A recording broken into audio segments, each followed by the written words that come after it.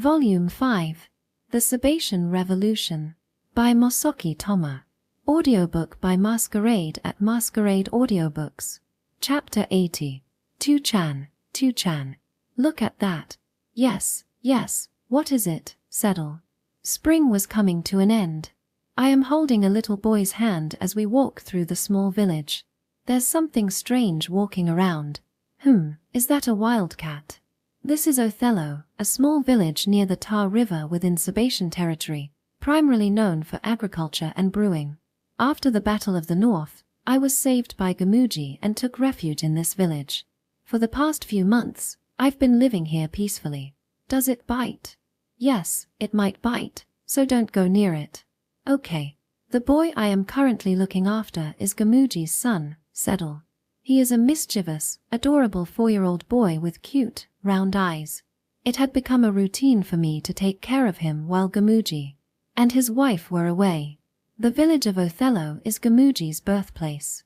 His parents were peddlers from Othello and lived a relatively affluent life. During his childhood, Gamuji accompanied his parents on their peddling trips, helping them with their business. However, during their stay in Austin, the East-West War broke out, and the Gamuji family was unable to return to the Sabbath. After the war began, Gamuji led a marginalized life in a rural village in Austin.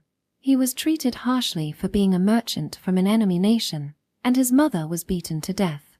His father also contracted severe pneumonia, but was left to die because there was no obligation to treat a Sabatian. For these reasons, Gamuji harbored intense hatred towards Austin. He even considered using his father's inheritance to commit acts of terrorism. Even though you seem to have a lot of money, you look like you're about to die, old man. Who the hell are you? If you're going to die anyway, give me that money. You'll be happier if a pretty girl spends it.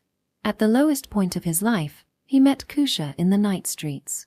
Kusha was a prostitute from the eastern country of Heim, who had been sold by her parents and forced to work in Austin. With that money, I could buy my freedom. That's none of my business. Then, let me tell you about myself first. Apparently a lot happened after that. Gamuji was embarrassed and refused to talk about the details, but Gamuji fell in love with Kusha and spent a large sum of money to buy her freedom. Kusha, in turn, also had feelings for Gamuji, and they became husband and wife. Hey, Gamuji, let's keep it a secret that you're from the Sabbath and live quietly. Yes, let's do that.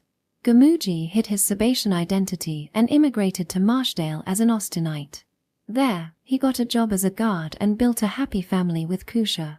They were also blessed with a healthy baby boy and were at the peak of happiness. What? I'm being conscripted. The Sylph offensive brought the fighting all the way to Marshdale. From there, you know the rest. After being forcibly conscripted, Gamuji escaped from Garbak platoon and managed to reach Marshdale, despite losing both his legs. Being injured and discharged from the army, he used his retirement money to buy a horse-drawn carriage in order to start peddling.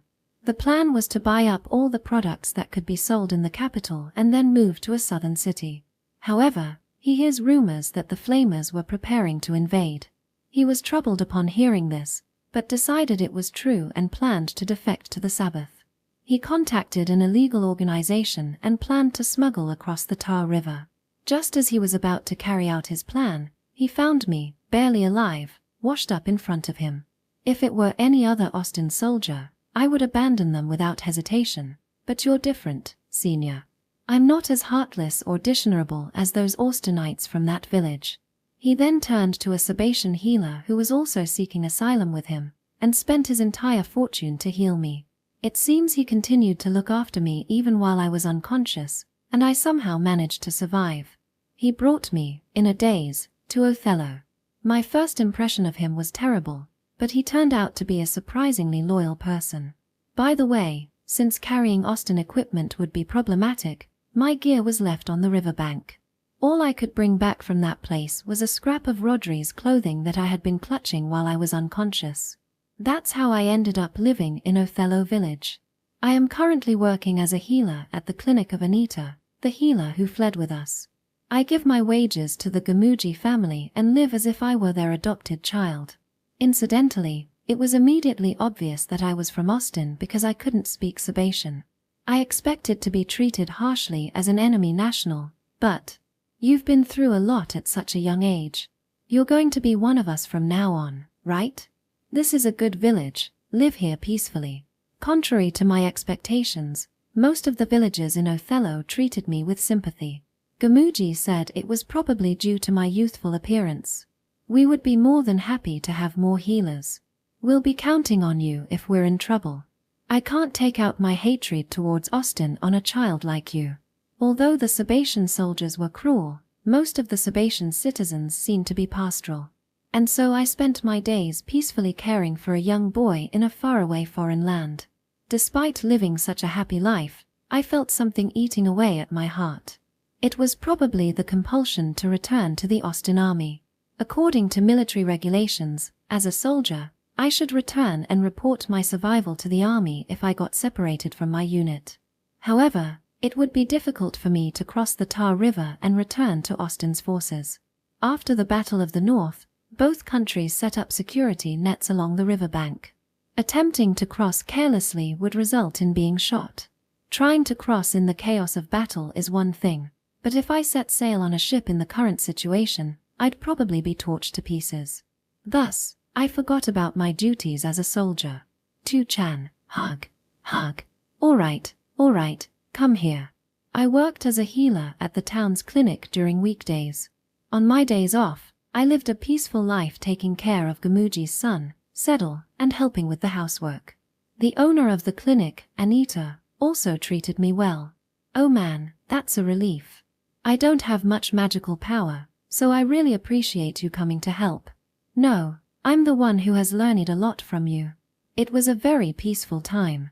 A sweet and seductive life that made my heart ache. It was a peaceful life without the fear of losing my life or loved ones, which I had always longed for on the battlefield. Your consultations are quite well received. People say you're thorough. That's wonderful to hear. Touri, why don't you stop thinking about returning and just live here forever? The more peaceful my life became, the more I felt something inside me diminishing. Austin's predicament is still ongoing. I'm sure Sergeant Dolman and Kale are working hard in the medical department. Arya, Verdi, and Major Renville might also be standing on the battlefield, risking their lives. Despite that, is it really okay for me to be the only one living this kind of life? You've done enough. From now on, just live happily. If I return to the army, I'll have to go back to the days of risking my life. Gamuji said he confirmed Rodri's death. He said a lump of flesh with his dog tag attached was found hugging me protectively. Even after his death, Rodri was still trying to protect me. He truly loved his comrades. Yes, that might be true. Right. This is the life Rodri protected. Maybe I should live peacefully and not waste it by putting myself in danger. Even if I return to the Austin army alone, it's not like the war situation would change. Then, wouldn't it be better to cherish this peace I've found? As long as that river exists, you can't go back to Austin. Either way, I don't have a choice right now. Even if I decided to return to the army, I don't have the funds nor the courage to cross that river. In that case, I think it would be best for me to work at the clinic and earn money to repay the favor to Gamuji, who spent a large sum of money to help me. Convincing myself that, I sighed as I chased after Settle, who was running around. Sorry for leaving Settle in your care today, Senior. Welcome back, Gamuji. Did you enjoy your date with your wife? Of course, we might have a second child soon. Gamuji started his peddling business based in this village. Using the cart he brought from Austin, he disappears for a month or so, and then returns with his stock of goods. How is Settle doing? He's tired from playing and already asleep. He's become quite attached to you. Kusha was complaining that her son has been taken away from her. Ha ha ha. While staying in the village, Gamuji often went out with Kusha. He couldn't make time while working in Marshdale, so now they go on dates almost daily. It's good to see them so close. Your Sabatian has improved a lot, Senior. Well, I've been working at the clinic for 3 months now. The basic grammar is the same. Once you've memorized the vocabulary, it'll be easy. I learned Sabatian from Gamuji and Anita. Since the grammar is similar, I was able to speak everyday conversation in no time. Soon, I'll be heading out again to procure goods. I see. I'll leave the house to you again. With you here, there's nothing to worry about. Gamuji is a friendly, caring man who values honor and family. It's said that war changes people, but here, he was like a different person, compassionate and considerate. During the retreat from Marshdale, he must have been cornered and desperate. It seems that people can show entirely different sides of themselves in different places. I wonder if my impressions of my other comrades would have been much different if we had met in a peaceful place. I'm a little curious how Platoon Commander Garbak would act in such a setting. While many villagers accepted me as a foreigner, I don't want you touching me. Just give me the medicine and I'll handle the rest myself. Some people were still hostile. I can't determine which medicine is effective without an examination. Shut up. If you come any closer I'll punch you, Ostpig.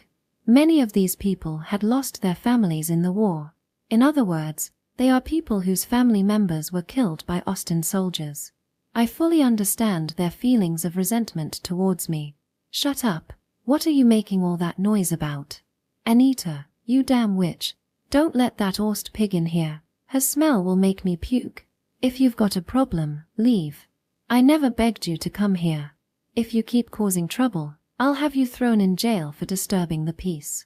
The only healers working at this clinic are Anita and me.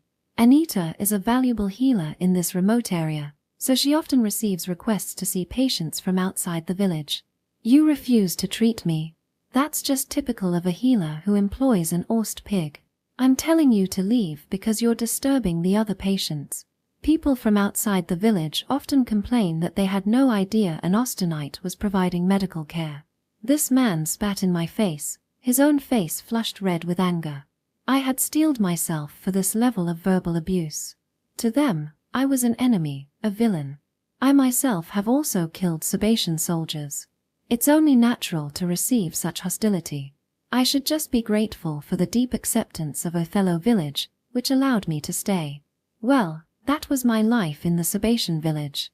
Although I received harsh abuse from a few people, I was generally able to live a peaceful and quiet life. Despite the verbal abuse, no one resorted to physical violence. To someone like me, accustomed to corporal punishment, such insults were nothing. I hear there are a lot of thieves these days. Be careful, Gamuji. Ah, don't worry about me, senior. However, after Gamuji set out on his peddling journey again, the thing I had feared finally happened. It happened after I had finished my usual work at the clinic while I was playing with Gamuji's son. Why are you doing this all of a sudden? Ah, while watching Sedal playing in the sand, I was suddenly elbowed and slammed to the ground. The severe ringing in my ears and the intense pain almost made me lose consciousness. Don't run, kid. Please stop. When I stood up unsteadily and looked around, I saw 3 men kicking the 4-year-old Sedal. I instinctively grabbed one of the men's back, trying to pull him away from Sedal, but instead I was grabbed by the throat and slammed to the ground again. The bones in my arm made a nasty cracking noise. Who are you guys? Why should we answer you? I had never seen their faces before they suddenly attacked me. However, from their physique and facial features, I can get a rough idea of their identities. We just came to get rid of the pigs.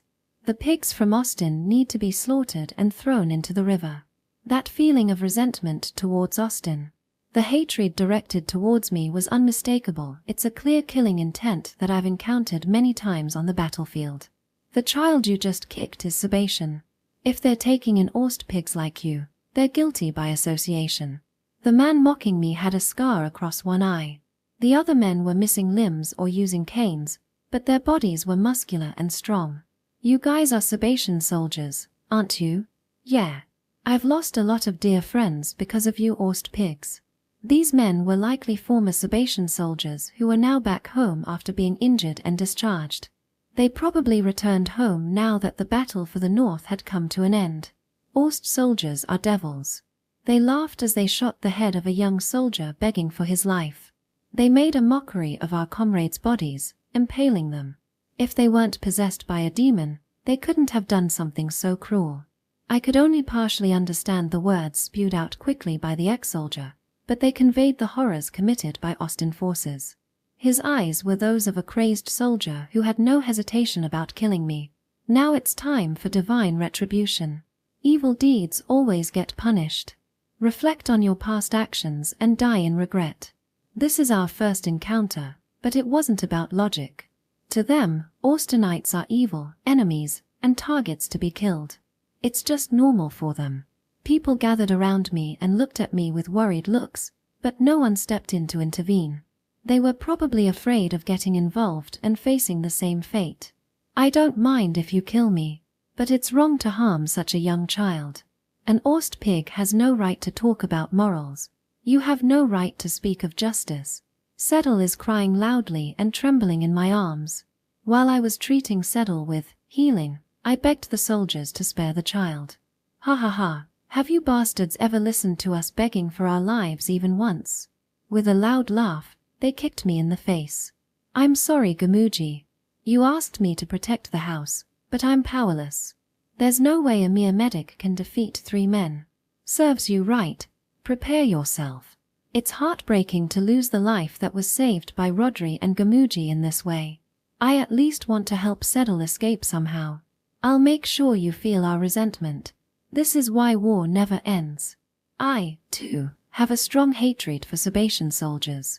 Every time I think back to the scenes of massacres in the villages, my blood boils. However, I don't know the full extent of the atrocities committed by Austin soldiers in the Sabbath. The military doesn't publicize its own brutal actions. From their words, it's clear that Austin must have also done terrible things. The military's way of fueling fighting spirit is to only widely report the enemy's inhumane actions. This is why we continue to hate each other. I won't let you die easily. I'll make you regret ever being born. They continued to kick my stomach, causing me to vomit blood. The violence showed no sign of stopping. It's an endless cycle of hatred. The soldiers' deep and intense hatred, cultivated from years of fighting against the Austin army, is clear. So much so that they're trying to settle their grudge in a place outside the battlefield. Interesting. Mind if I join in? Maybe he was drawn by the deep hatred. Or perhaps he stepped in to protect me. A large, striking blonde man who had been quietly watching the situation until a moment ago suddenly stepped in. Let me join in on this too. What? The man was a huge man, perhaps 2 meters tall, hairy like a bear, and had a quiet voice. He was shirtless, covered in old scars, and missing his left arm, but he exuded a tremendous presence. Chemph. He glared at me piercingly through his untrimmed blonde hair. So you're in this village too. It's an honor to meet you, hero. Stop it. I'm just a villager now. The moment I met his eyes, I felt my hair stand on end. I had seen him somewhere before. That's right. This blonde soldier's name was surely Lightning Spear Demon, Kamakiri. Ah, yes. He was the Sebastian ace whom platoon leader Garbak had failed to kill in the Western Front. A spear-wielding soldier who charges forward clad in lightning. Why do you know that name? Are you a former Aust soldier? He turned towards me with eyes full of anger and resentment. The Sebastian hero slightly curled his lips, glaring at me like a predator. Chapter 81.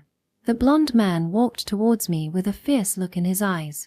Even the soldiers who had been assaulting me earlier were now recoiling at his presence.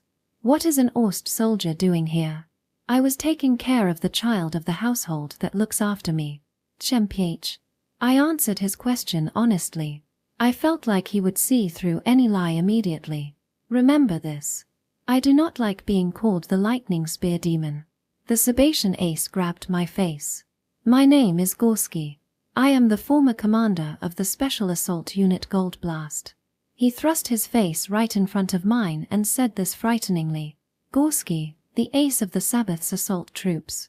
He was said to be an ace who had overcome numerous trenches on the Eastern Front. This is what the Sabbath called the Western Front. However, he lost his left arm and retreated to the capital before the Sylph offensive began. He hoped to return to the front line and was rehabilitating to fight with only his right arm. But after the Battle of the North was settled, he was informed that he no longer had a role on the front lines, and so he apparently chose to retire. He had received offers to take command positions but returned to his hometown, wanting to make a living from his love of alcohol. My apologies, Mr. Gorski. I apologize for my rudeness. Very well. The moment I saw him, I felt goosebumps. I instinctively knew that he was an opponent I could never defeat. If I offended him, I was sure I would be killed. Ost soldier girl, I'll ask you again. Why are you here? I fled for my life, trying to survive. What a shameless person. I tried to answer as calmly as possible to not provoke him. I didn't know why he intervened, but I had to find a way to keep Settle from being involved. At worst, I had to ensure that only I would be killed. You abandoned the army, you abandoned your comrades, and you are now surviving pathetically all by yourself. I won't deny that. Then it's simple. Gorski slowly raised his right fist, so big that his fist seemed as big as my own face.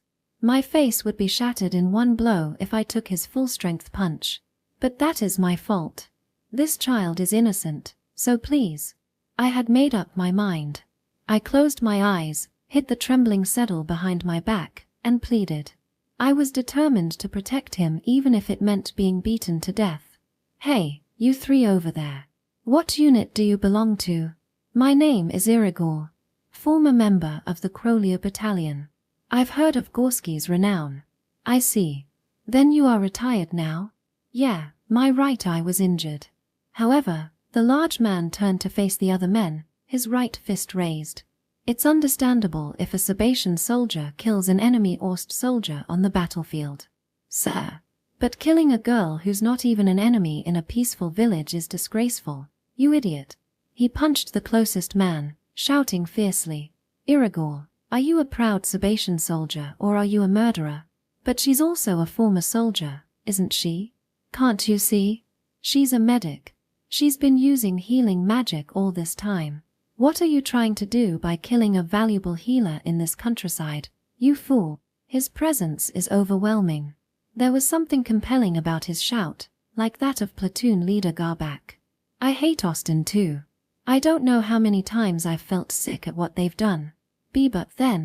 But killing someone out of personal grudge makes you nothing but a murderer. At first, Mr. Gorski shouted harshly at the soldiers, but gradually his voice became gentler.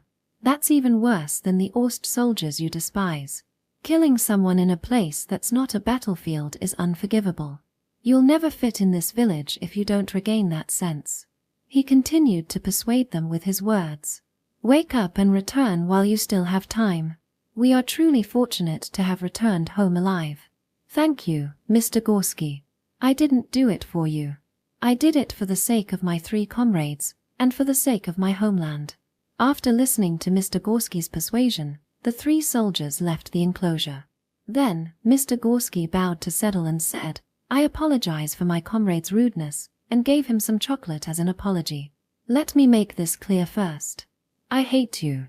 Talking to an Ost makes me sick. Yes. But, you were the victim in this recent commotion. I would like to apologize to you as well. Mr. Gorski then turned to face me and lowered his scarred face to the ground. I'm sorry for my comrade's rudeness. Seeing this honest attitude made me feel indescribable emotions. In my mind, I had the impression that the Sabbath soldiers were a group of cruel, inhumane beasts. I never expected to be apologized to in such a dignified manner. Please raise your head, Mr. Gorski. I'm the one who was saved. No. By lowering my head, I can demonstrate justice. But when you think about it, it makes sense. Both the Sabatian army and the Austin army are groups made up of humans. A proud Sabatian soldier is impartial, selfless, and upright. It's an officer's duty to correct their comrades if they do wrong. Just as there are cruel and tyrannical people among the Sabbath soldiers, there are also those who are pure and proud. I shouldn't generalize and hold prejudices against all Sabatian soldiers just because they're Sabatian soldiers. Girl, how old are you? I'll be 16 soon. I see. In that case, this will be my apology to you. And of course the Sabatian soldiers harbor hatred towards Austinites. Even I wouldn't want to be friendly with the Sabatian soldiers who killed Rodri and Senior Allen. And yet, Mr. Gorski, who had once been called an ace on the battlefield, bowed to me. This shows his character as a person. Even though he is a Sabatian soldier, He is someone I should show respect towards. Just as I was thinking that. Here, some vodka. Drink. I was handed a small, heavy bottle of liquor. It's in Sebastian, but it's clearly alcohol. Mr. Gorski, I'm well, still a minor. You three over there, come here too. I'll share my vodka with you, let's drink. Well. As my cheeks twitched at the sudden turn of events, Mr. Gorski called over the 3 men who had attacked me earlier and handed them bottles of liquor as well. Why alcohol? In the Sabbath, when soldiers have a dispute, they drink vodka and talk through the night. This way, they usually learn to get along. Really? I see, that does sound like an effective way to make amends. The issue is that I'm still underage. Well, I think I'm a bit too young for this. Here, we empty a bottle on our 12th birthday. Is it different in Austin? It seems our cultures differ in regard to alcohol as well. It appears this country's drinking age is lower.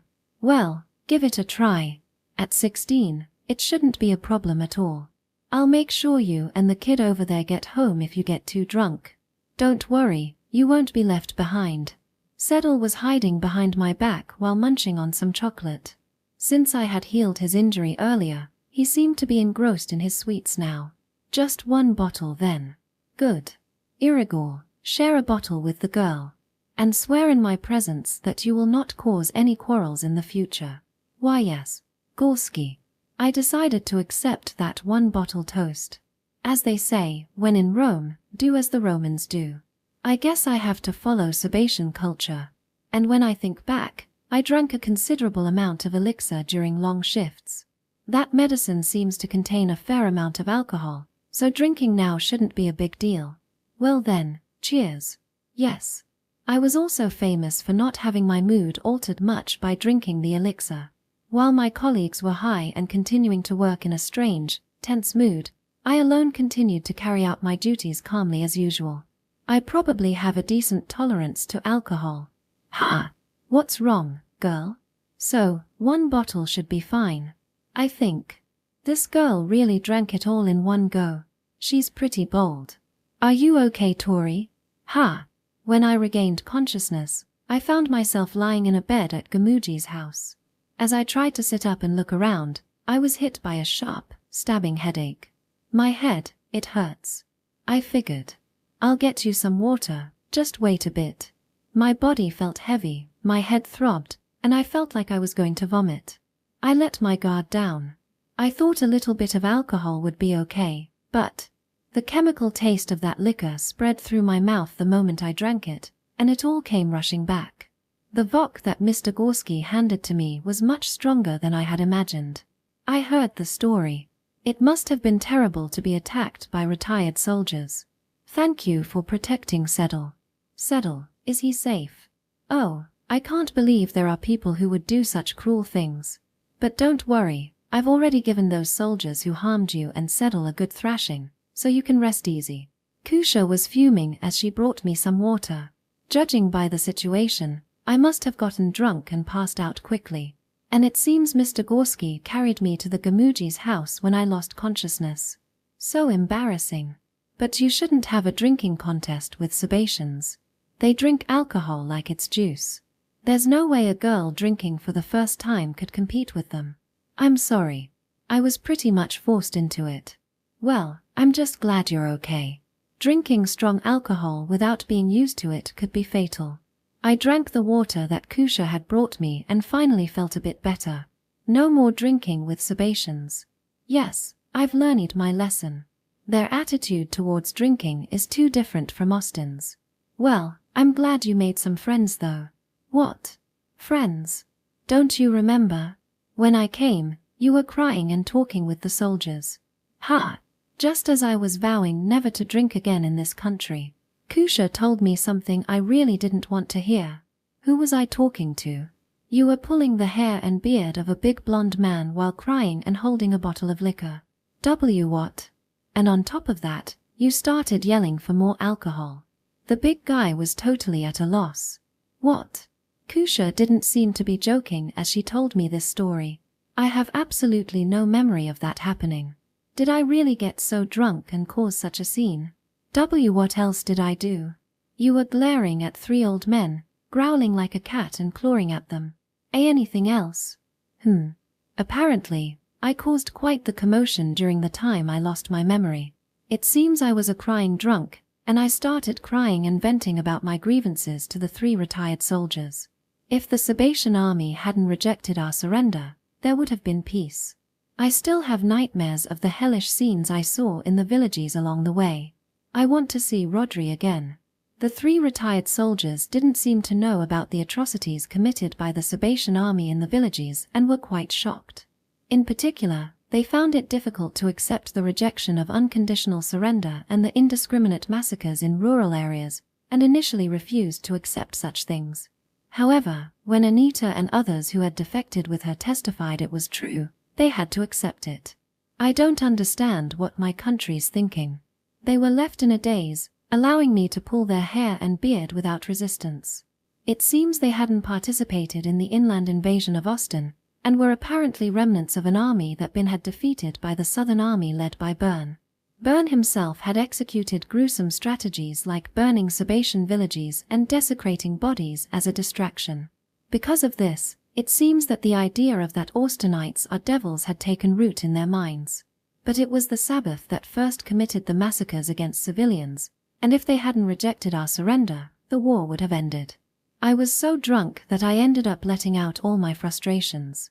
My hometown is gone. Even my comrades who were like family to me were all killed. What more do you want to take from me? Apparently I cried and wailed one-sidedly, snatching bottles of liquor one after another from the 4 stunned Sebastian soldiers, including Mr. Gorski. Eventually, I downed 4 bottles of vodka and passed out. What on earth was I doing? Touri, it seems you might be a bit of a violent drunk, so it's better not to drink. Why yes, I think so too. Drinking 4 bottles of that strong liquor would definitely cause a hangover. My head is pounding, and my ears are ringing. I don't think I'll be able to move for a while. But once I feel better, I must absolutely apologize to Mr. Gorski. Oh, are you going to puke? If so, do it in the sewer outside. Oh, okay. When I walked toward the sewer, I saw Seddle, covered in mud, smiling at me. Chapter 82. It's you. I'm sorry for the trouble I caused you the other day.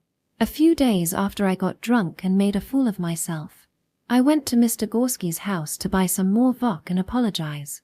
I've spoken rudely in many ways. That's fine.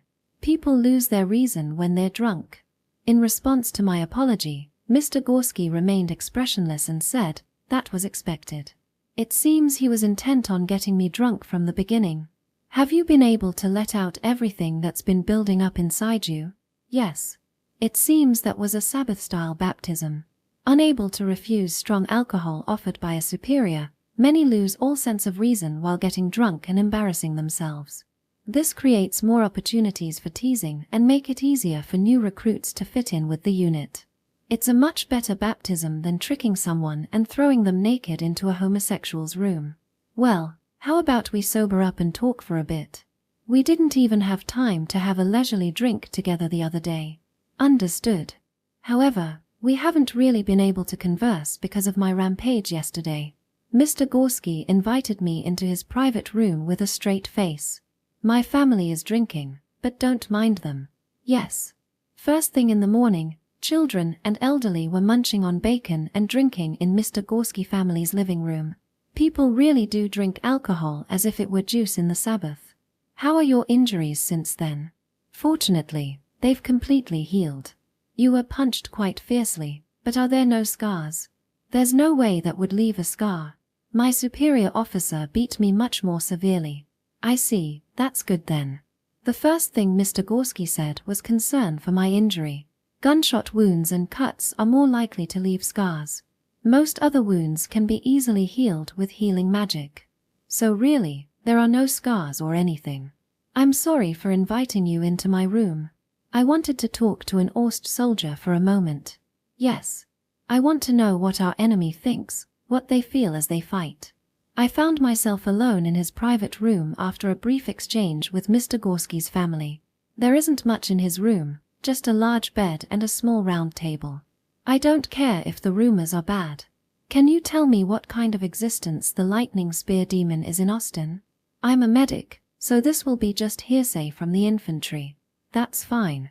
I was asked to sit in a chair at the round table, facing Mr. Gorski. He pulled out a box of chocolates from somewhere, opened it, and held it out towards me. Kamakiri, the lightning spear demon, as the name suggests, is a golden-haired spear user who charges with lightning. I heard your charge in the rain is breathtakingly powerful. I see. Well, that's about right. Mr. Gorski looked a little amused as I told him the rumor about the lightning spear demon while munching on the chocolate that was offered to me. It's quite a valuable experience to hear the enemy's internal evaluations. Actually, I've been attacked by your unit once before. I was hit by a grenade and suffered severe burns, losing one of my comrades. I see, you were lucky. I remembered this Sebastian ace very well. This is because his unit was the cause of the death of Salsa, my comrade and fellow recruit. You are very lucky to have survived the attack of my troops. You would normally be wiped out. Yeah. Because I had not obtained permission to use the shield beforehand, Salsa was killed in battle. Even now I still have nightmares and regret that I didn't receive proper training in using shield from my platoon leader earlier.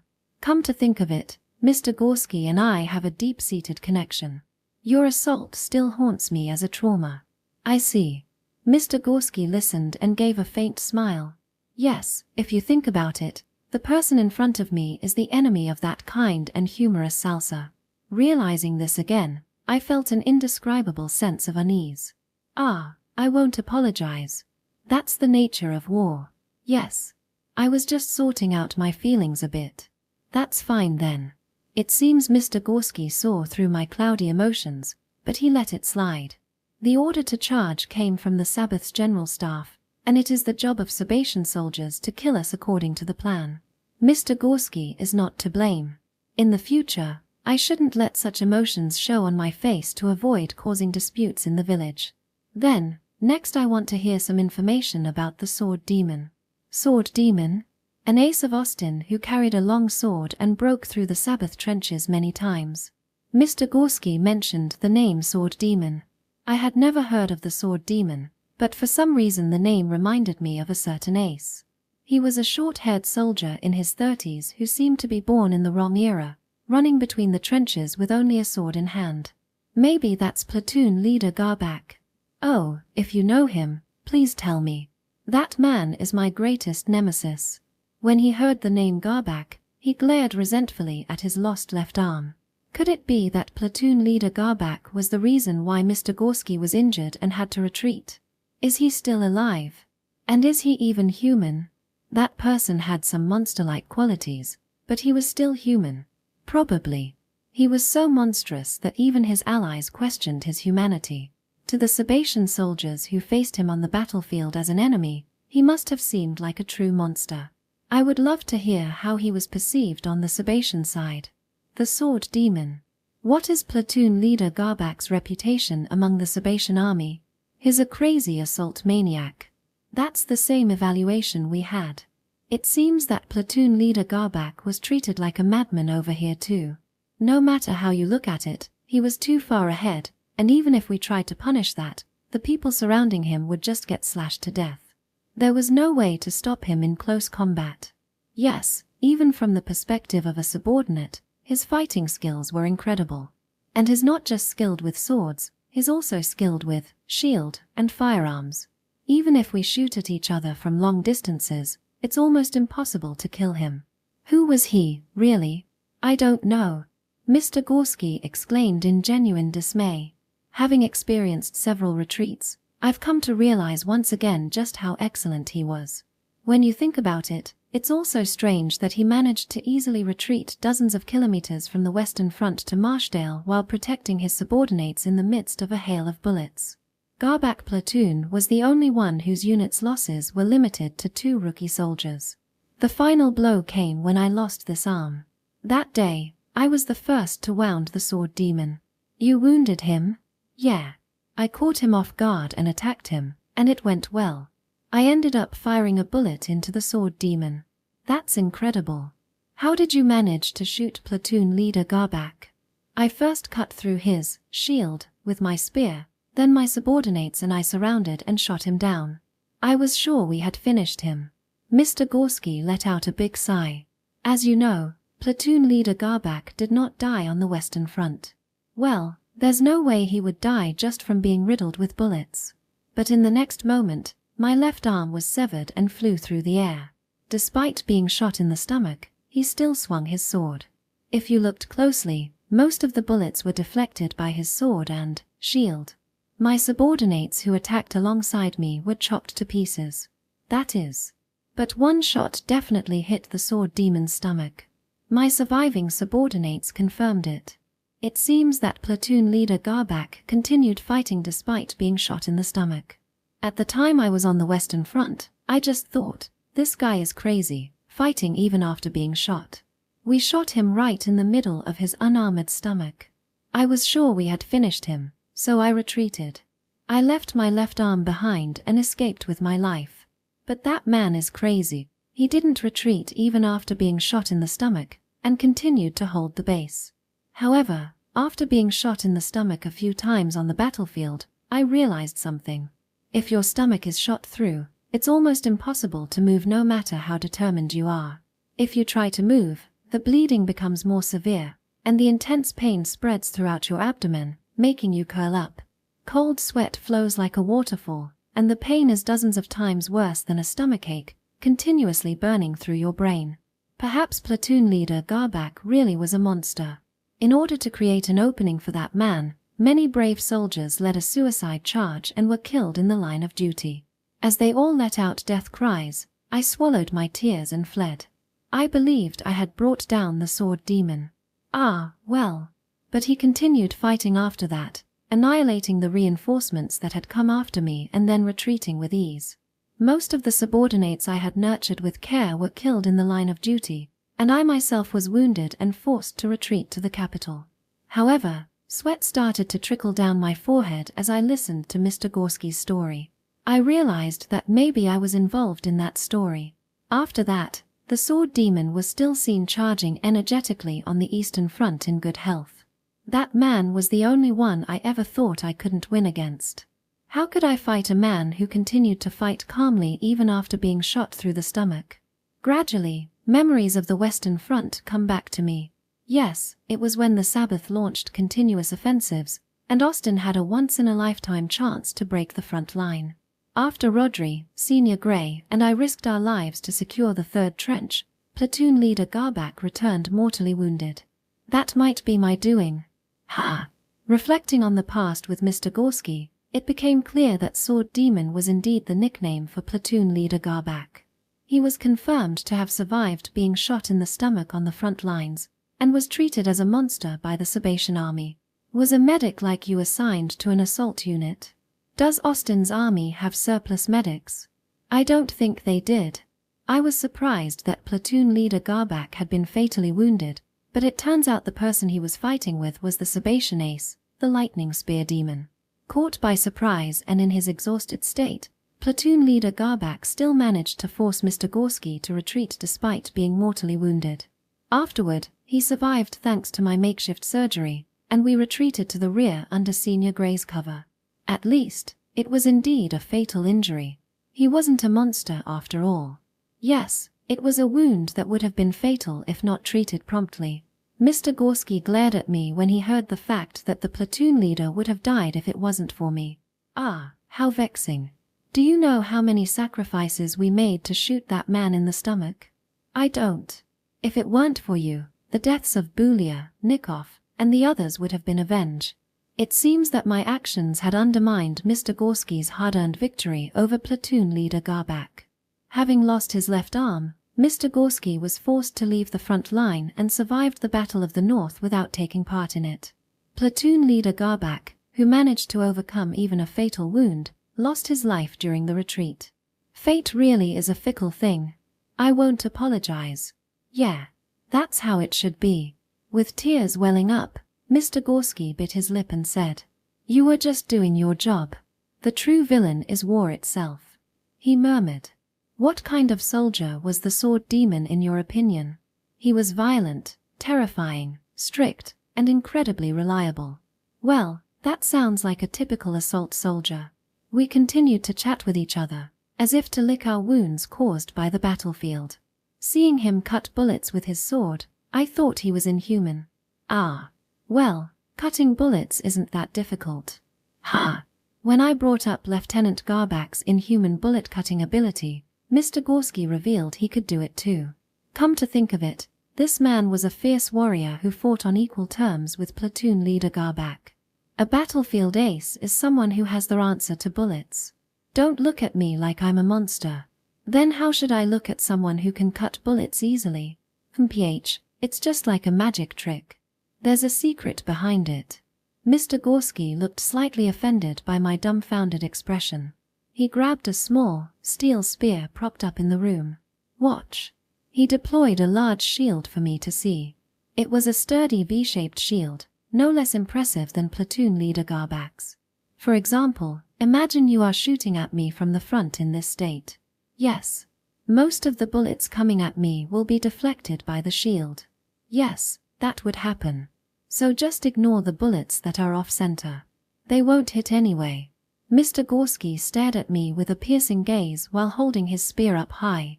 I felt a chill as if I was facing off against the Sebastian ace.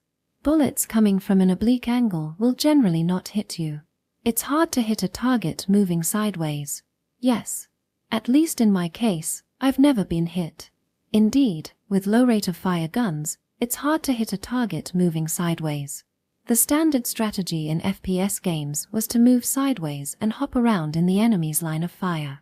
In this world, where bullets tend to be deflected to the side due to the presence of a shield, the standard strategy is to shoot at enemies in front of you rather than aiming at enemies at an angle. The problem is a bullet coming straight at you, aimed at your torso. A bullet aimed at the center can't be deflected with a shield. Right. To counter this, you simply need to slice straight down the center ridge of the shield, in line with the gunfire. If the bullet is off-center, there's no issue, and if it's coming straight at you, you can deflect it.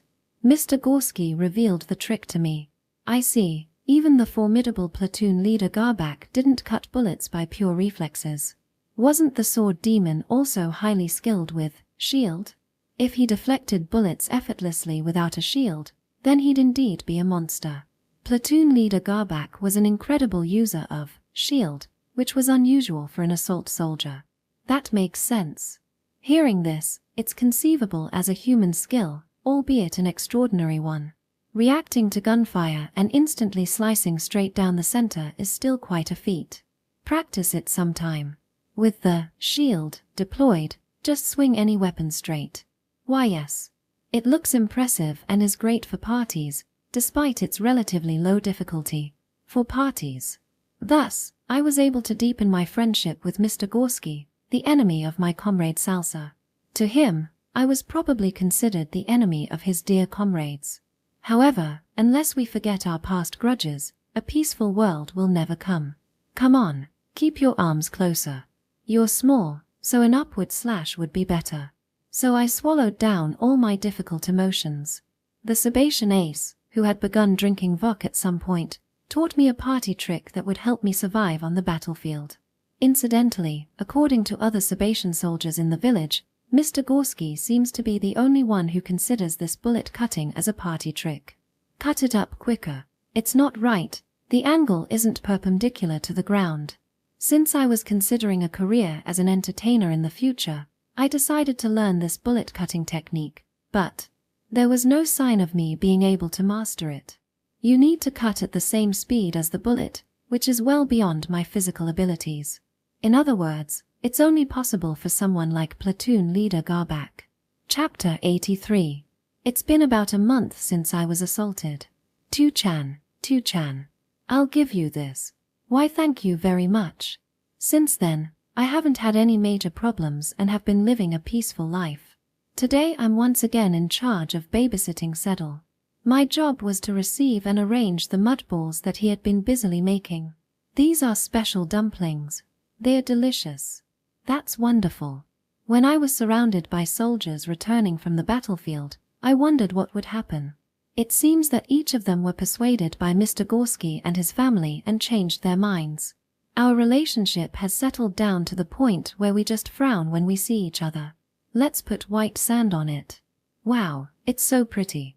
However, since then, just to be on the safe side, Settle and I have made sure to play only on the grounds of the house.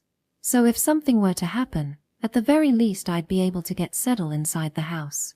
Their hatred is directed at me. They won't chase Settle if he hides in the house. You're really well liked, Touri. Oh, Kusha. Hello, is the shop okay? I've sold almost everything, so I'm going to close up shop for now. I'm waiting for my husband to get some more supplies. Kusha arrived as Settle was playing in the dug-up ground near the house. She looked cheerful, carrying a bag likely containing the day's earnings. Mommy, do you want a dumpling too? Oh, thank you, Settle. Did you have fun today? Yeah. I love Tu-chan. Since this isn't a battlefield, the clinic isn't always full. So I get plenty of time to play with Settle.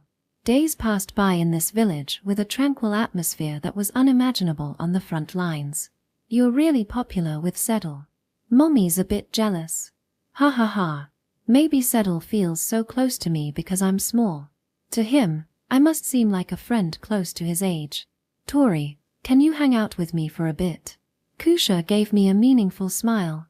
I wonder where she plans to take me. Where are we going? Just nearby. I thought I should introduce you to the villagers. I don't want dangerous things like before to happen again. Oh, I see. She frowned a little as she told me that. It's true that until now my social circle has been limited to those who speak Austinian. That is, only the Gamuji couple, Mr. Gorski, and Anita from the clinic. Now that I'm beginning to understand the Sabatian, I should start communicating with the other villagers. Please, Kusha.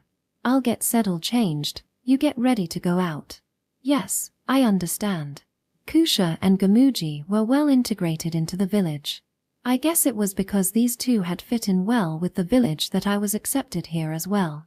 In a small village community, smooth interpersonal relationships can be a protection.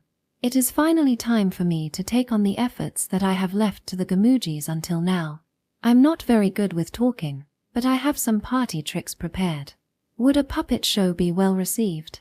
I don't think you should bring puppets. Just talking will be fine. When I got excited thinking it was my turn to perform my special party tricks, Kusha scolded me. It seems that kind of thing isn't well received in Sabatian culture. Okay, so what about bringing some vodka or some sweets instead? Some people drink it, but it's dangerous now, so you shouldn't bring that. That's true. She's right. That liquor is so strong it's dangerous. No one would drink something like that unless they were someone who mistakenly believed that the stronger alcohol the better it tastes. Just bring a change of clothes and a towel. You're not on your period, are you? I'm not. Kusha advised me and went back to the house. A change of clothes and a towel? Oh, since men will see you naked, make sure to trim your hair down there too. What? Kusha, I do have a partner. It may be an old-fashioned way of thinking, but I believe I should still maintain my chastity, even though my partner has passed. What's with that weird look on your face, Touri? It seems I was underestimating Sabatian culture. Is this country's sexual customs that lax? I didn't think it was a country so depraved that you have to show your naked body as a greeting. You seem to have a strange misunderstanding. It's probably not what you're imagining. Misunderstanding? While I was trembling in fear at the unknown culture, Kusha grinned and stroked my head. It was the face she made when she was teasing me. In the Sabbath, it's called having a naked relationship. If you want to become friends with someone, you should show everything and talk. Oh, and for that, we're going to. Kusha smiled mischievously. A place called Vonya, which is essentially a steam bath. Following her lead, I was guided to a large wooden building. We took off our clothes inside the crowded building, and then Kusha and I went into a sauna-like steam bath. Tu-chan, it's burning over there. It's burning like crazy. That's the furnace, Settle. You'll get burned if you touch it. Okay. The steam bath was a large room that could accommodate about 20 people. Hot steam billowed from the central furnace, and someone with a large branch broom stirred it, spreading the hot air. People in the room were already chatting away, from older men and women to elementary school-aged children. Completely naked, without a stitch of clothing. This is the village's social hub. If you get embarrassed and try to hide with a cloth, you'll be teased and have it pulled off, so be careful. I see. Kusha stood boldly, completely naked, without even trying to hide her voluptuous body. It seems that hiding your body is considered bad manners here. This bath is good for beauty and your skin, you know. Vanya is a place similar to a public bathhouse in Japan. It's a long-standing popular recreational facility in the Sabbath, with rules for mixed-gender bathing. Though it looks like a sauna, it's not as hot as a sauna. It's more like a slightly hot day. Make sure you step outside to cool off and drink water from a bottle if you get too hot. Yes, I understand. Taking a child into a sauna is very dangerous, but this temperature should be fine. Settle was excitedly patting Kusha's thigh. I'll keep an eye on him to make sure he doesn't get heatstroke, just in case. Oh, it's the Orst girl. She's here too? Yeah, I brought her along to introduce her. Let us join in on the conversation. Kusha was used to this, so she didn't try to hide anything and went to talk to an elderly couple who seemed to be acquaintances. I followed her and bowed my head. This old man knows everything about the village and is like the village chief. Touri, come here. Why yes, it's nice to meet you. I was quite surprised at the culture of open nudity, but the villagers in Vanya were so open about it that I started to feel less self-conscious. I should accept it as it is. In a place like this, feeling embarrassed is what's truly embarrassing. What do you think, Touri? Vanya is nice, isn't it? Makes you feel 10 years younger. Yes, it's a very pleasant space. Right, right. Even an Orst can understand the goodness of it. It makes you feel like your heart is cleansed. For the people of the Sabbath, this place seemed sacred. On holidays, they come to Vanya to wash away their fatigue and sins, and then go back to work with renewed energy. Isn't it inappropriate for men and women to be naked together? Oh, such behavior is strictly prohibited. If anyone tries anything in this sacred place, they'll be kicked out of the village. So, any improper behavior in Vanya is forbidden even though men and women are naked together. Apparently it's an absolute taboo because it traps strange smells and makes the room dirty. Though it seems like a place where single men and women might meet. Well, I suppose so. While such acts are taboo, it's quite common for people to fall in love with someone they meet at Vanya. Orst girl, you had a terrible experience before. There are still many who can't forgive Austin. Yes, I understand. But once you bathe together in Vanya, you're comrades. Try talking with those rough men here once. Not when they're drunk, but sober. The older man spread his legs wide and made no attempt to hide himself. This is the only place in the world where we can talk without hiding anything. He said so with a charming smile. How was it, Touri? It was great. In conclusion, I really enjoyed this steam bath. I'm sure Vanya would be considered a pleasant spa experience even in Japan. In essence, it's a health spa where you can communicate easily. Since it's not as hot as a sauna, you can stay inside for a long time and talk to many villagers. All the villagers casually talk to each other in Vanya. This is the kind of place it is. After the bath, washing away your sweat and quenching your thirst with a glass of water is pure bliss. I didn't expect to experience such a refreshing feeling in this world.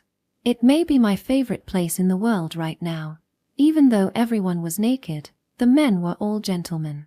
Well, there are some perverts who come, especially after work hours in the evening. I see. In broad daylight, it's usually old couples with time on their hands, or housewives with children like us. If you're going to Vanya, do it in the daytime. Got it. From now on, I'll visit Vanya more often on my days off. It's a great place to make new acquaintances and feel good, killing 2 birds with 1 stone. Apparently, if you can become best friends if talk to someone over a glass of vodka in Vanya. If you know a girl your age, try inviting her out. Friends my age, Kusha gave me this advice.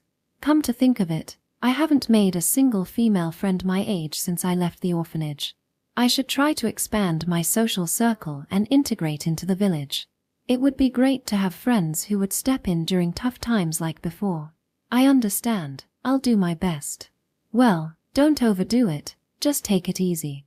So, I started visiting the steam bath frequently. It seemed that almost everyone in the village used Vanya. Oh, you came too? Hello, Mr. Gorski. One day, I ran into Mr. Gorski, who was in Vanya with the retired soldiers. They say that if you converse in this steam bath, you can become comrades. I'm an Austin soldier and they're Sabatian soldiers. Even if we can't fully understand each other, I thought it was necessary to establish at least a minimal relationship, so I greeted them. Thank you for your guidance the other day. Don't mention it. Mr. Gorski is a very magnanimous person and doesn't show overt discomfort at my presence. The 3 returning soldiers look away from me uncomfortably, but that's fine. Irigor, at least give us a nod if you're a soldier. Hey, little girl. Yes, hello. I don't have any intention of actively becoming friends with those 3 people. I just wanted to make sure that such incidents wouldn't happen again. But you're quite confident, aren't you? What do you mean, Mr. Gorski? For now, I'll consider it a success just to have exchanged nods with the returning soldier Irigor. As long as I'm going to live in this place, I have to make compromises.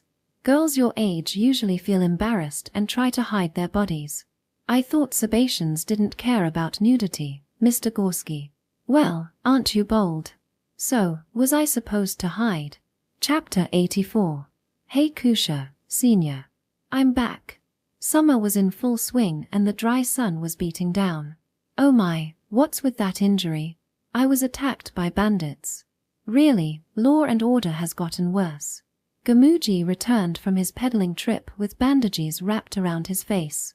The bandages were still stained with red-black blood, and the wounds visible through the gaps looked painful. Bandits? Are you okay? Yeah, the guards drove them off. I guess I should spend money on safety after all. Kusha ran over in shock, and Gamuji returned a bright smile. Since Gamuji was unable to move from his carriage, he hired a trusted mercenary group to escort him while he was peddling. This guy is really astute. Didn't you ask those guards for treatment? Oh, apparently there's a treatment fee. In that case, it would be cheaper to have Senior heal me, right? It will be a big problem if it becomes infected. Please get treatment next time, Gamuji. Yeah, sorry about that. However, this stubborn man seemed to have refused treatment, relying on my healing magic instead. You have a decent amount of money, so please get proper treatment on the spot. Did anything trouble you guys? Yeah, we had a bit of a problem.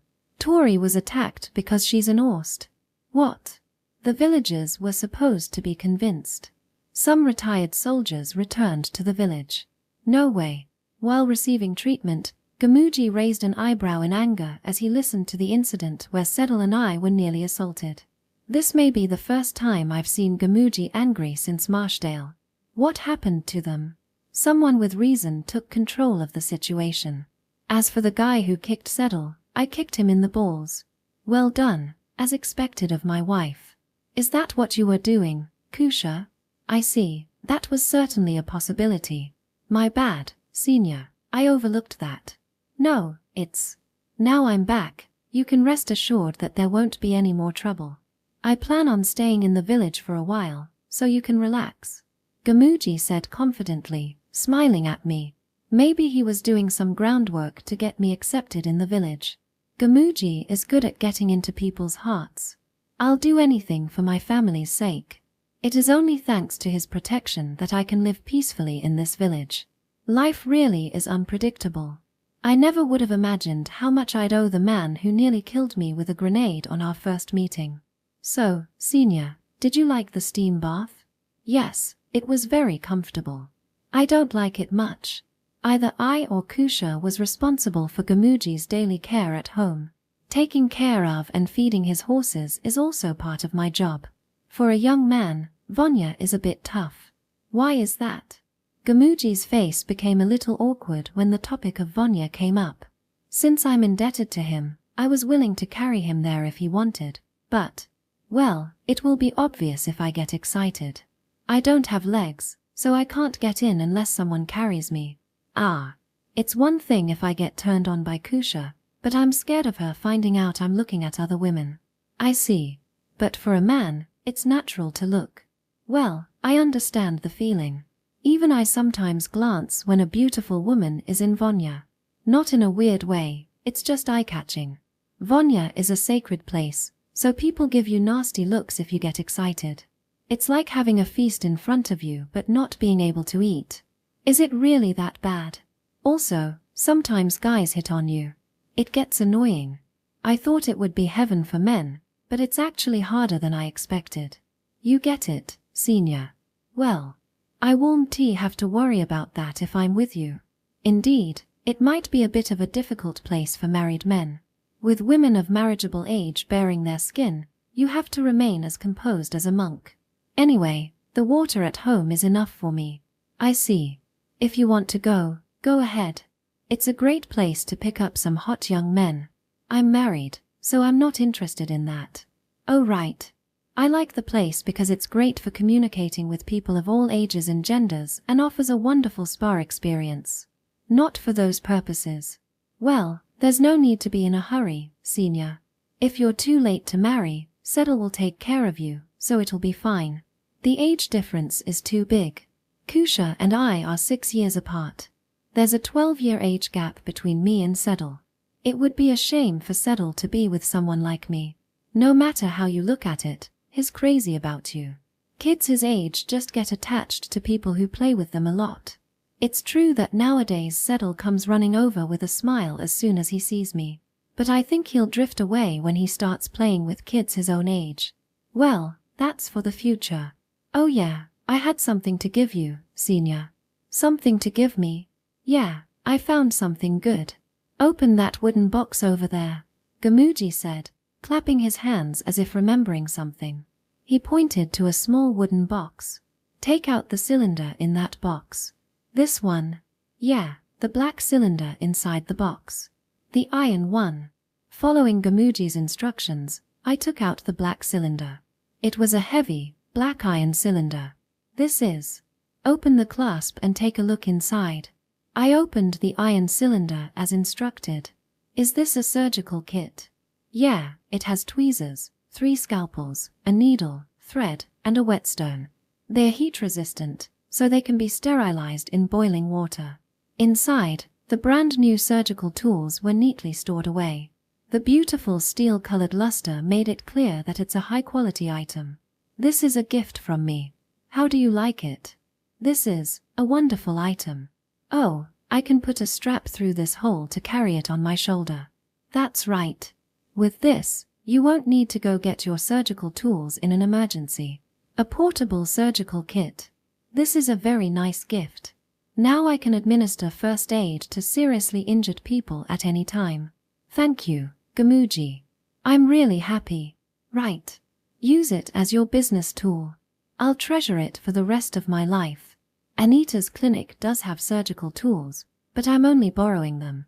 Having my own surgical set is great. And being portable is the cherry on top. I remember you using an army knife for treatment back in Marshdale. You've never had your own first aid kit, have you? Yes, my medical supplies were blown up by a certain someone back then. You don't have to bring that back up, senior. In reality, an army knife can be quite handy for emergency treatments. Even in the medical department, we used them when we were short on scalpels. It's surprisingly useful for debridement. Yeah, medical tools suit you better than weapons after all, senior. Thank you. I hope you can live without having to hold something so dangerous anymore. To be honest, the army knife was a bit too large for my hands. The scalpel he gifted me today fits my hands much better. Yes, I hope so too. Receiving the surgical set from Gamuji, I thought it might not be bad to spend my life as a healer in Othello using this. Maybe I could forget being a medic, mourn my lost comrades like Rodri, and live as an ordinary citizen. Looking at the iron cylinder in my hands, I felt such sentimental thoughts. I know it's a betrayal to my comrades. Yet, compared to the terrifying daily life on the battlefield, life in this village is so peaceful and happy. What is this? What's wrong, Gamuji? Maybe this was punishment to my indulgent self. A special edition newspaper was delivered to Othello. It was sign that everything was about to fall apart. What does that paper say? Hosegrad. It says that the Sabbath's capital was burned down. The capital? By whom? The Austin Army? No. The extra edition was printed by a newspaper company in the capital. The date is about a month ago. Information travels very slowly since Othello is on the outskirts of the Sabbath. People calling themselves the Workers' Council. The Workers' Council? I had never heard of that organization. If this is true, it's a huge deal. Until we can verify the authenticity of this information, it would be best for Gamuji not to go out peddling. Yeah. I thought the security situation had been strangely bad recently. I knew Remy, but I didn't have any detailed information about her. I had only heard from Byrne that Remy was a terrorist who didn't care about other people's lives. I have a bad feeling about this. I hope that hunch turns out to be wrong. So, I had no way of knowing what was happening in the Sabbath at that time. Unfortunately, Gamuji's bad feeling turned out to be true in the worst possible way. Soon, a major civil war, later called the Sabatian Revolution, would erupt, dividing the Sabbath Federation in two. The gates of hell, beckoned open by the demon Byrne, were beginning to creak wide open. What was happening in the capital at this time?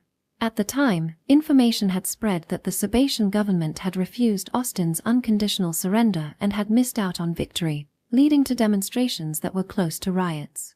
Citizens flocked to politicians' homes and government offices every day, demanding explanations and compensation from the government.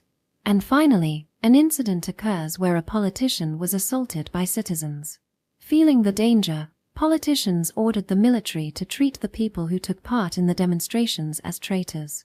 They tried to subjugate the citizens through military force. Why should I shoot my friends and family? This was the wrong move. They had forgotten that soldiers were citizens too. That's my sister over there, don't shoot. But we've been ordered. I'll kill you if you shoot. It's obvious, but most of the soldiers stationed in the capital were from the capital. To them, it is like being ordered to shoot their own family and friends. Sorry, but I might have accidentally missed the order. Well, it can't be helped then. Few troops carried out this order, and many decided to sabotage it. Moreover, I heard that some soldiers even deserted and began to guard the demonstrators. As a result, the military's chain of command became disorganized and stopped functioning. Now, the Sabbath must be reborn. To become a nation that hates war, loves peace, and can live together with family and strength. Amid this chaotic situation, the Workers' Council led by Remy Ulyakov rapidly gained influence. The Workers' Council became a refuge for the deserters and began various activities to protect the demonstrators. They set up huge barricades throughout the city, where they brought in wounded civilians for treatment and loudly protested against the war. Their activities garnered the support of many citizens and received substantial aid. Remy Uryakov's overwhelming beauty and charisma also played a part in their expanding influence. Their influence grew daily and citizens began to follow the Workers' Council more than the government. And the day the Workers' Council surpassed the government in influence, military power, and popularity, the Sabbath Federation effectively collapsed. This country has become distorted because money-hungry people have power. In order to weaken the power of the former government, the Workers' Congress raided the homes of high-ranking government officials and assassinated them. Their targets also included military corporations that allegedly wanted to continue the war. Remy incited the people in her speeches, leading to the burning down of many corporate headquarters by the masses. The notion that corporations were evil gradually spread. We should all be equal. Corporations that hoard and monopolize wealth are evil. This sentiment turned into indiscriminate hatred towards the wealthy among the populace. In her speeches, Remy spoke of this ideology. If the people could share all wealth, the gap between rich and poor would disappear. And this frightening idea, which can also be rephrased as the government will manage all the wealth of the people, was accepted by many impoverished workers. They believed that if it could be realized, it would make the country wonderful. I am sure Remy herself believed the same. But this new ideology threw the Sabbath into chaos. Using this ideology as a justification, indiscriminate plundering of the wealthy became rampant throughout the Sabbath. Just to clarify, Remy never condoned looting. She only targeted the corporations that were profiting from the war, and merely called for donations for overthrowing the government from merchants. Remy did not intend to exclude merchants. Rather, she wanted to actively incorporate them for logistics. She targeted corporations to create a clear enemy and strengthen unity among her allies. In fact, in her speeches, Remy said, "Merchants are essential for the prosperity of the people," and many town merchants became her patrons. However, the people who heard her speech interpreted it in a way that was convenient for them. They misunderstood sharing wealth to mean theft was permissible, and thought attacking merchants was justified because corporations are the enemy. Remy's ideas were too new, leading to many misunderstandings among the masses. To deal with the rapid deterioration of public order, Remy organized her own security forces. This was a private army formed primarily by military personnel who had defected during the protests. It punished bandits who had misinterpreted the ideology and committed atrocities. However, her reach only extended to the capital's surroundings, leaving no room to handle the outskirts. The fuse of war was slowly being laid in the peaceful village of Othello. Horrifyingly, the number of casualties in the Sabbath this year was several times that of the war. Most of the deceased were not soldiers but ordinary citizens who lived peacefully. Thus, the collapse of the Sabatian federal government marked the beginning of the worst year in the Sabbath's history. How much of this tragedy was part of his plan is unknown. However, it is certain that the one who created this hell was none other than Austen's hero, Bern Valou. Chapter 85. I've left Kusha in charge of the store all this time. As a token of appreciation, it's good to let her dress up occasionally. Oh, that's nice. That morning, while watching the couple getting cozy, I was helping Sedal get changed. It's a beautiful necklace. Really, that's quite thoughtful for Gamuji. I want my wife to be beautiful. Gamuji had also bought a gift for Kusha. He placed a very expensive-looking necklace with a red jewel around Kusha's neck. According to Gamuji, he splurged a bit on it. Thank you, I'll treasure it. Keep spoiling me, darling. Yeah. Gamuji gave a wry smile seeing Kusha caress the necklace and dance with joy. Sedal was blankly staring at the two of them. Don't you want any accessories, Touri? No, I don't really. If you don't mind hand-me-downs, I'll give you some of mine. They say women love accessories, but the way Kusha's eyes lit up was incredible. It's probably because it was a gift from Gamuji that made her so happy. Touri, you seem like you'd look better in blue than red. Wait a moment, I'll share some happiness. Well, I don't really have any interest in dressing up. Even putting on makeup feels uncomfortable to me because of my profession. So even if I receive accessories, to be honest, it would just trouble me. Just leave her alone. Senior isn't into that kind of stuff. Oh really? I still don't quite get it. Gamuji, sensing my distress, came to my rescue. This guy seemed to realize that I had no interest in accessories from the start. Perhaps this way of sensing the subtleties of such things is what makes him a good merchant. What a waste. Touri always wears unfashionable clothes. It would be nice if she dressed up. It suits my modest lifestyle. It's fine. That's one of your good points, Senior. Well, I guess my sensibilities differ from the average woman. After giving me a slightly puzzled look, Kusha kissed Gamuji in thanks. Gamuji returned the kiss, so I silently covered Sedal's eyes. As usual, the morning's love-filled atmosphere was almost overwhelming. Today is a work day, so I'll be off first. Have fun, Touri. Bye-bye Tu-chan. I decided to retreat to work before I got exposed to their heat. As if to escape from that happy, dazzling scenery. That day, Gamuji was supposed to take care of Sedal at home. I went to Anita's clinic to help with emergency examinations as usual. Kusha, as the poster girl of Gamuji's general store, was scheduled to work cheerfully today as well. It was the usual, peaceful and quiet day. I smiled back at Sedal, who had been waving at me from outside the front door, and headed out to Anita's clinic. Without knowing, I would never see that smile again. Gamuji's general store was originally a warehouse that had been renovated. The location is right next to Gamuji's house. It was only a 1-minute walk away. The system works like this. A cash register is placed at the entrance to the warehouse. Kusha goes to pick up the ordered items and exchange them for payment. It might seem risky to have a woman alone minding the store, but there was always a lot of foot traffic in front of the store. If a robber showed up, someone would likely come to help. Kusha closed up shop early when the traffic was low.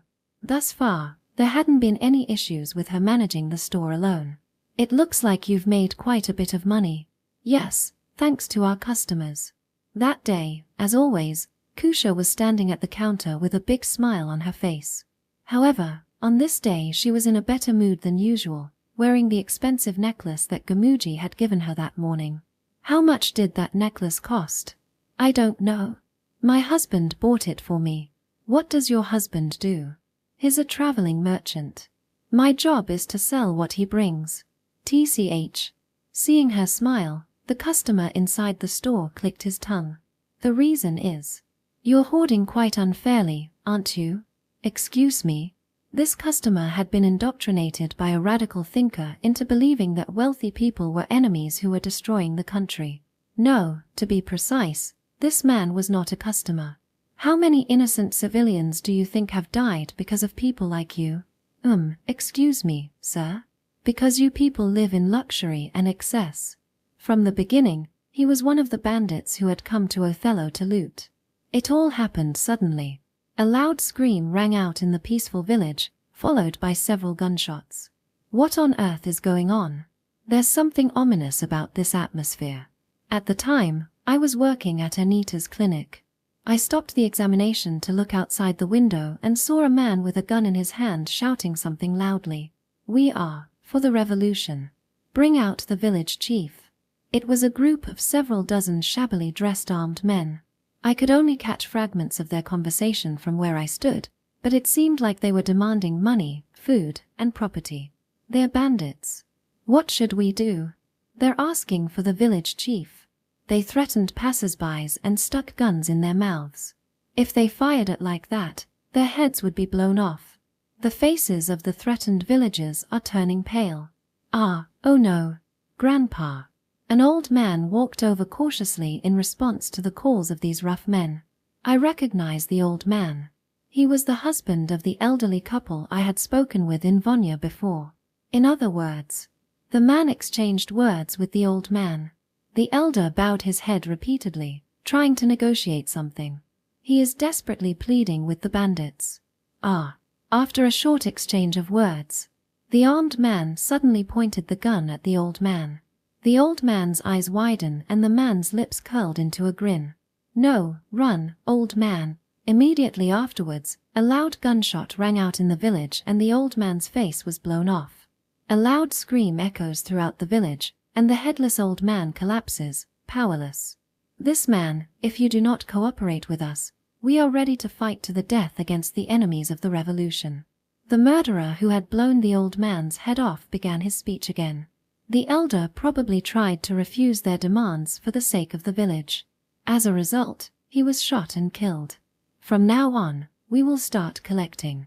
The rough men, still armed, began to scatter and go around each house. They then point guns at the residents and begin taking possessions from the houses. They burned down houses that pretended not to be home, and shot and killed anyone who came out anyway. We will not tolerate cowardly people. It was unmistakably looting. By killing the old man, they showed they were serious and quickly plundered the village. Judging by how familiar they were with their methods, they must have looted many times already. I'll handle it if they come here. Touri, gather the patients and hide them in the back. Anita's face is pale, but she said this and headed towards the entrance. She intended to stand at the forefront as the head of the clinic.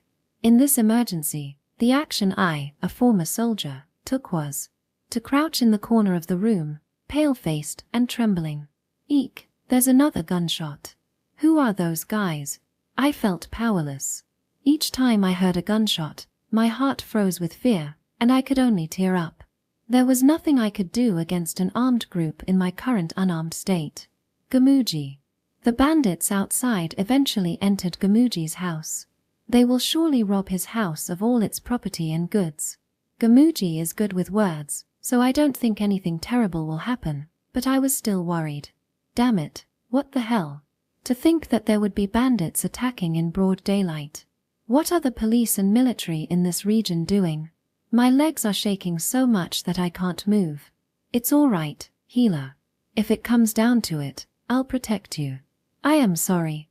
My complexion must have been very bad, because the other patients are worried about me, even though I should be used to dangerous situations as a former battlefield medic. I should be the calmest one here. It should be okay. No, that's wrong. Perhaps it is because I'm a veteran of the war that I'm so afraid of the sound of guns that I can't stop trembling. Knowing the horror of guns makes me overwhelmed with fear. As a former medic, I know all too well how easily a gun can take a person's life. Oh, how pathetic. With such self-deprecation, I closed my eyes and cried. Then, bang! Suddenly, a loud gunshot rang out from the direction of Gamuji's house. Touri, I definitely heard it. A loud gunshot from his house. Someone in that house may have been shot. The moment I had that thought, my hips stopped shaking and I stood up. Sorry, Anita. What is it, Touri? I'm going to go and check on Gamuji. Hey, wait a second. I have a bad feeling and my heart is pounding. A chill ran down my spine, as if something irreversible had happened. I won't cause you any trouble. Hey. I slung the black iron cylinder that Gamuji had given me over my shoulder and ran out the clinic through the back door. This is no joke. Smooth talking is Gamuji's forte. Why was there a gunshot? I ran. If anything were to happen to him, it was my responsibility to help him. These peaceful months were thanks to him. He's the one person I absolutely cannot abandon. I ran behind a residential area while checking the enemy's position. It's only been a few minutes since the gunshot. If it wasn't instant death, there might still be hope. I kept my footsteps quiet so no one would see me. I ran slowly to the back door of Gamuji's house. At the entrance of Gamuji's general store, I saw the familiar severed head of a woman, blood splattered everywhere. It was Kusha. Chapter 86. Even if a wealthy person kills someone, they will not be held accountable for their crime. They are villains who have been indulging in luxuries without doing any work and living off the benefits. As retribution, their assets should be confiscated and shared among everyone according to the new Sabatian law. That was what the bandits who attacked us at the time claimed. The necklace that Gamuji had splurged on as a token of appreciation to Kusha, who had supported the family for so long, struck a chord with the bandit. According to witnesses, Kusha was overpowered without a chance to resist and had her neck sawed off with an army knife. The first scream to echo through the village was Kusha's. The atmosphere in the village that day was something I've never experienced before. On a normal day, the smell of fragrant bread and stew wafts through the village's residential streets, mixed with the scent of grass and soil. At this time of day, the place would be bustling with the sounds of children playing, housewives chatting, and the rustling of swaying plants. I loved the idyllic and warm atmosphere of Othello village. This time, however, the air was filled with the acrid smell of gunpowder, blood was splattered onto the exterior walls of the house, and motionless chunks of flesh were scattered all over the place. The only sounds were the roars of the bandits and their guns, with the occasional scream and death cries for help. I can barely bear the nausea. Is it really that easy for the gates of hell to open? Can people shatter peace so effortlessly, without hesitation? Gamuji. Kusha is staring blankly at me with lightless eyes. I desperately tried to steady my breath and went around to the back door of the main house where I had heard the gunshots. Gamuji might have been shot as well. Now is not the time to lose composure. At the very least, I must save him and settle. As I looked around the wall to see what was going on inside, I could hear the voices of multiple men. Because of Settle's loud crying, it is difficult to hear what they were saying. So I listened carefully for any signs of the enemy. Multiple footsteps moving through the living room. Senior Alan has taught me many times the importance of listening to footsteps. Even if you can't see them, you can sense their presence and determine their approximate location. It sounds like two bandits. I could tell Settle was crying near the living room and that two enemies were moving around inside. There may be other enemies lurking, but that's all I can tell for now. The loud gunshot from earlier means the enemy is probably armed with a gun. On the other hand, I am unarmed. The only thing I can use is my scalpel, which can be used as a throwing weapon.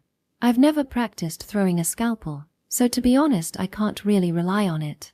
There's a high chance there will just be more dead bodies if I charge in now. Even if I somehow manage to take down one by surprise, I won't stand a chance if the other points a gun at me.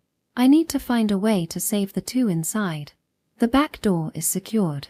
If I don't have a weapon, take one from the enemy.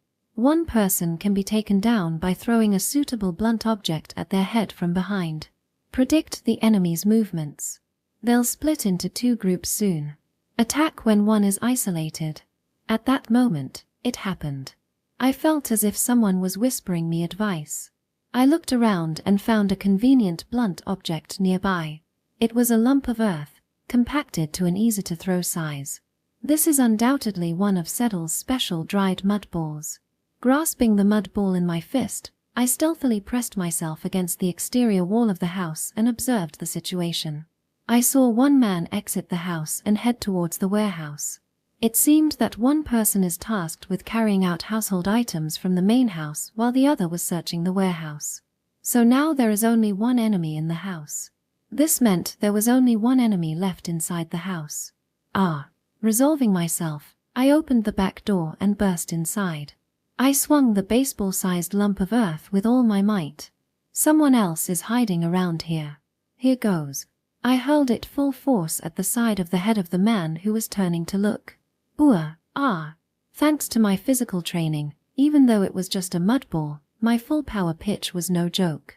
The man's right face caved in, and blood spurted from his ears and nose as he collapsed unconscious. "2-chan. Settle, please hide somewhere." I picked up the rifle the man had been holding and immediately aimed it toward the entrance. What happened? Immediately afterward, the other bandit charged out of the house with his gun drawn. "Who the hell are you?" "Shield." We fired shots at each other almost simultaneously the moment we saw each other. Ouch. I deployed the shield immediately after firing. The enemy's bullet shattered the shield, but its trajectory veered off and only hit my calf. I couldn't help but twist my face in pain.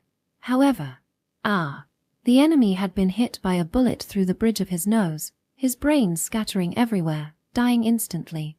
I'm glad I practiced shooting simultaneously with the enemy. I would have been shot in the lower abdomen and seriously injured if I hadn't been able to instantly put up a shield. My injuries are minor. Treating it can wait. Gamuji, is Gamuji safe? Here, I am. Holding my injured leg, I searched for Gamuji. He was under the table, alive but coughing up blood. Gamuji, thank goodness you're okay. I'll check your injuries now. No, it's fine. Senior, you go ahead and fix your leg. My leg isn't a fatal wound. You're much more seriously injured. I know that much. I hurried over to Gamuji, internally shaken by the severity of his wounds. He is lying on his back, clutching his abdomen where he had been shot. Judging by the amount of blood, it was undoubtedly a fatal wound. His body was on the brink of bleeding out, and several organs seemed to have ruptured. This is a situation where immediate surgery might barely save him. Do you really have time to treat me now? Yes, if you can muster the strength to hold on, I'm sure I can manage the treatment in time. That's not what I mean. I'm asking if more bandits might come to check on the noise from the gunshots. The moment I was about to start treating Gamuji, with his face completely blue, his pale hand stopped me. Take Settle and run away, Senior. Calmly, I consulted my intuition. Would I be able to treat Gamuji here without being discovered? Multiple organ ruptures. Even if they cut corners and limit it to first aid, the surgery would take nearly an hour. In the first place, there is a high possibility that he will bleed to death during the operation. The chances of completing the operation are less than 30%. And the probability that the bandits wouldn't come to check on us during the surgery was nearly zero. Saving Gamuji is practically impossible. Gamuji, I was saved by you. Don't make that face. You saved me too, so we're even. Gamuji said with a smile, using his last bit of strength to call Settle over. Settle, hiccuping, slowly walks over to his father. Settle. Daddy, I'm sorry. I can't be with you anymore. From now on, listen carefully to what Kusha and Senior say and live your life the way you want. Gamuji smiled fondly and stroked his beloved son's face. Settle, from now on in your life, you need to be careful who you trust. Never betray someone who repays their obligations. If someone tries to deceive you, deceive them thoroughly in return. It's fine if you don't understand now. Just remember it when you grow up. First and foremost, never betray Senior. She will definitely always help you. Tu-chan will? Yes.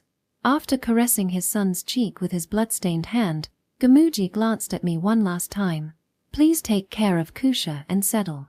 I know how amazing you are, Senior. Gamuji. That was his final request. But Kusha is all ready. I understand. I will leave this village with Kusha and settle. Thank you. I'll feel reassured if you're with them. I will protect your family even at the cost of my own life, Gamuji. I grasped Gamuji's weakening hand and vowed. There was nothing else I could do. Tell Kusha. I'm sorry for being a pathetic husband till the end. With bloody tears in his eyes, he turned to Settle and said, Damn it. I had finally found peace. With those words, he passed away.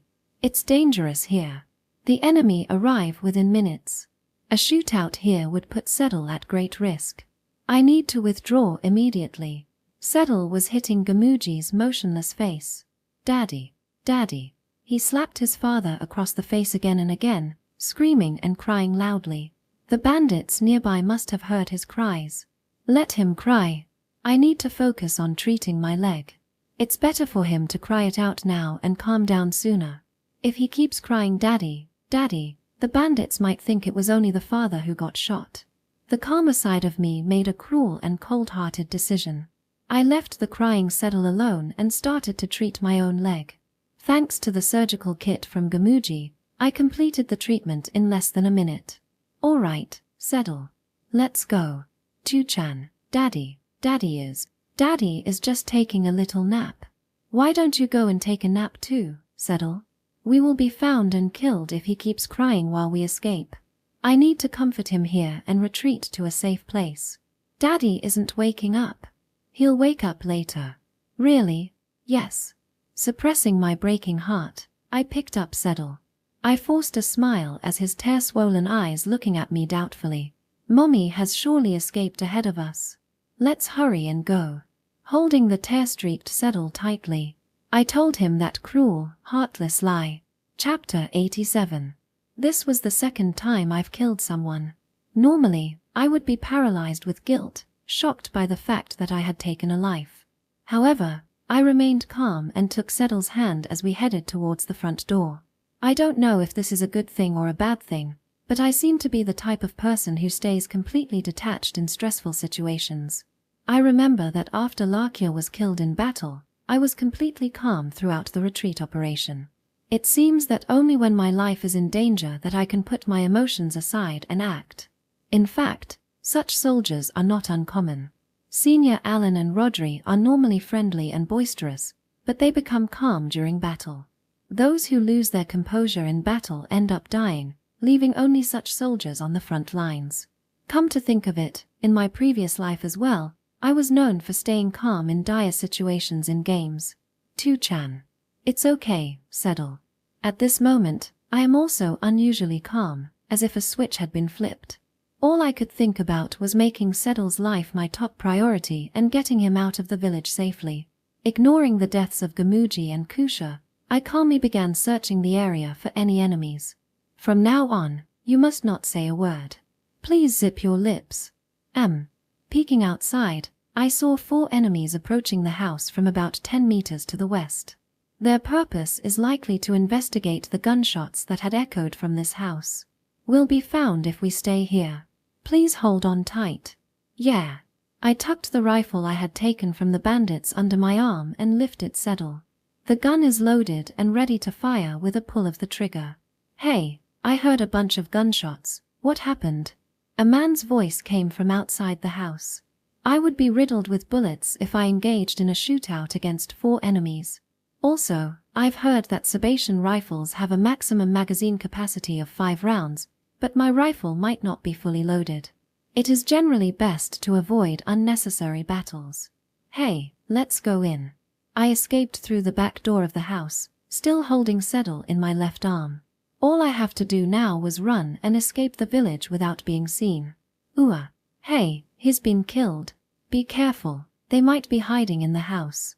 Holding Seddle in my arms, I observed the situation around the front entrance from the house's outer wall. A few patrolling bandits were walking along the street in front of the entrance. I'd be spotted immediately if I ran out the front door. If that were to happen, I wouldn't stand a chance in a chase while holding a child.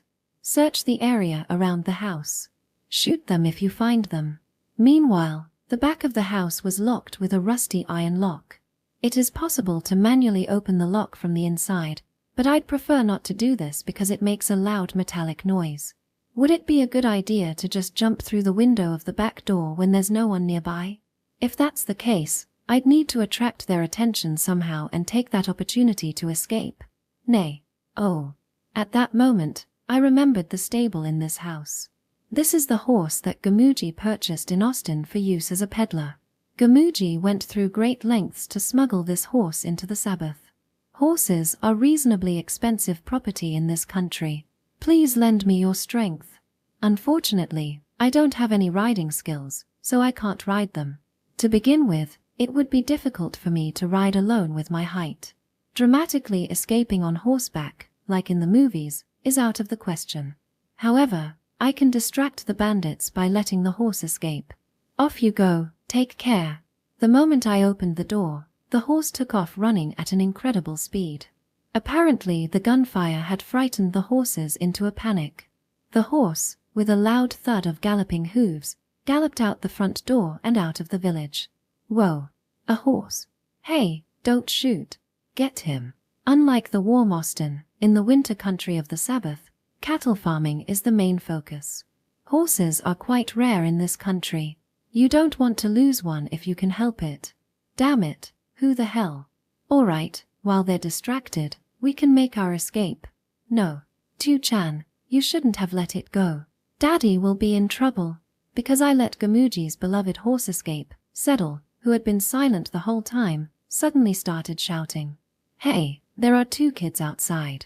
She's armed. Kill her. Reacting to his voice, men started to gather. Should I have told Seddle about the plan first? Shield. Soon, 4 men came out of the house and started shooting at us as we fled. I braced myself for death and used shield to defend us. Fortunately, not a single bullet hit us. The enemy's aim is pretty sloppy. Chase them, don't let them escape. They're armed, we don't know what they'll do. In desperation, I made a loud noise as I flung open the back door and ran. 4 men were chasing me as I carried Seddle on my back. They were faster, and it seemed like they would catch up eventually. Tu-chan, I'm sorry for shouting. It's alright, but be more careful next time. Seddle clung to my back, crying in a frightened voice. I can feel the presence of someone aiming a gun from behind. Seddle could get hit at this rate. Is there any place suitable for a shootout? Somewhere like a trench, where I can hide and fight back. Seddle, I'm about to jump in there, so please hold on tight. Okay. It smells a bit, but running through the sewers like a trench to fight back might be a good idea. It's a waterway for draining sewage, but it looks like it would make for a perfect trench to me. Alright, we've got the kid cornered. However, the enemy was not going to let us escape so easily. A large, obese man suddenly appeared from behind the corner where I had taken refuge. Ambushed at the corner, I can't avoid the first shot. Immediately, I need to dodge to avoid a fatal wound and counterattack by turning and shooting. Alright, now surrender quietly. What? Bang. A single gunshot rang out on the street. The only gun that fired was mine, and the obese man stared blankly at his shot neck before collapsing in a spray of blood. Shit, Freed's been shot and killed. That brat. Why did this person talk to me instead of shooting? I feel a little guilty, but I'll try not to think about it. I have used 3 bullets. The max number of bullets remaining is 2. I wanted to take a slight detour to retrieve the obese man's gun, but I gave up because the enemy was approaching. There's no time to take a detour. In fact, it looks like they'll catch up with me before I can even jump into the saw. Assess the situation. Currently, there are 3 enemies behind us. My destination is the saw across the street. However, it looks like we might get surrounded on the way, so I need to buy some time. Damn it, that brat shot at us. Take cover. I immediately switched to backpedaling and fired a warning shot at the enemy. I missed since I hadn't practiced this way of shooting, but that didn't matter. The goal was to make the enemy take cover, buying time for our escape. The bullets are precious, but it's better than getting surrounded. 2-chan, I'm scared. I'll give you a big hug later, just hang in there for a bit. Seeing my warning shot, the enemy hid in the corner of a house and returned fire. I deployed a shield to protect myself from the counterattack, then I put Settle on my back and ran. It seems the enemy aren't soldiers, but amateurs. Their aim is too rough. So far, the enemy's bullets have not even grazed my shield. This should buy me enough time to jump into the saws. Bad luck, little girl. Taking advantage of the enemy's reloading, I sprinted towards the saw. If I could just dive into the saw, I could engage in my specialty, trench warfare. Even though I'm low on bullets, I could escape the village by running through the saw. That's what I was thinking. Goodbye. An enemy hiding in the saws fired a gun straight at me. He was a middle-aged, lean man I hadn't seen in this village before. He hid until the last moment, and the moment his head popped out of the saw, he took aim and shot at me mercilessly. It was the movement of a professional soldier, not an amateur. Shield. My body moved reflexively before I could think. Just as Sergeant Safqua had taught me in his training, I bent forward as soon as the gun was pointed at me. But that was a bad move. The enemy's aim was too precise, and the bullet didn't deflect even though it hit the shield. A bullet that hits the center of the shield will continue going straight. I should have jumped to the side to dodge the moment the gun was pointed at me. 2CHA. With a crack, my shield shattered mercilessly. The bullet didn't veer anywhere, but went straight towards my forehead. That ex-soldier must have realized I was heading for the saws. He took advantage of my blind spot as I was running backwards. He got to the saw first and ambushed me. What an unreasonable death. Well, it was my own fault for not anticipating it. How to kill the enemy unreasonably. That was the skill in that game. Death. Time slowed down, the world started to turn dark. I can't die yet. My right hand grabbed something. It was the black iron cylinder. Although the iron cylinder is cold, I felt warmness from the gift given to me by Gamuji. I must keep the flame of the life Gamuji saved burning. I can't die when I still have to protect Settle. He is the precious legacy of the person who saved my life. With the thought that I had to protect Settle, I thought back on the party trick I had just learned the other day. Immediately, a sharp sound exploded above my head. A dull, tingling pain resonates in my raised right arm. My eardrums throbbed from the loud noise, and the smell of gunpowder filled my nose. Then I heard Settle crying loudly from behind and the sound of someone gasping in front of me. No way, did she slice it? Leaning forward, I stepped firmly on the ground and charged into the saws. I can't let him take a second shot. I'm sure I won't be able to prevent it next time. You little brat. Don't point that gun at Settle. The man pulled the bolt handle smoothly with the motion of an expert. He is undoubtedly a former soldier. Certain of that, I instinctively threw the iron cylinder into the saw. The dry clang of metal echoes through the saw. Ha! The man immediately jumped and ducked in the saw. Yes. Anyone who has experienced trench warfare knows that horror. There's no way that you wouldn't react when something like that is thrown at you if you're a soldier. It's just a metal pipe. Yeah. 1 second of distraction was enough. I aimed at the enemy trying to get up while jumping into the saw. Glad it wasn't a grenade, right? A close-range shootout. Normally, there is no way that a medic like me could win against a professional infantryman. Stop. The Sebastian rifle needs to eject the shell after each shot. Before he could prepare for the second shot, the man who had fallen can't even fire back. There was a dry thud as the gunshot echoed throughout the saw. The bullet pierced the man's chest. That brat must be running out of bullets soon. Don't be afraid, just go for it. Soon after, I heard shouts from behind. Someone must have been counting my bullets. But even if this gun is out of bullets, I can take the gun from the man I just killed. Shield.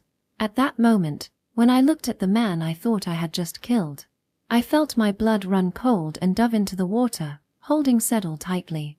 The former soldier, realizing his impending death, had an explosion, used his remaining strength to pull the pin of a grenade and slam it into the ground. I would have died if I had been even a little slower in deploying my shield. Tony blew himself up. Damn it. Kill that brat, no matter what. This is a dire situation. I can't imagine his gun is intact after the explosion. I've lost all means of attack. Settle, are you okay? I bit my tongue. Settle was crying in my arms. His life doesn't seem to be in danger.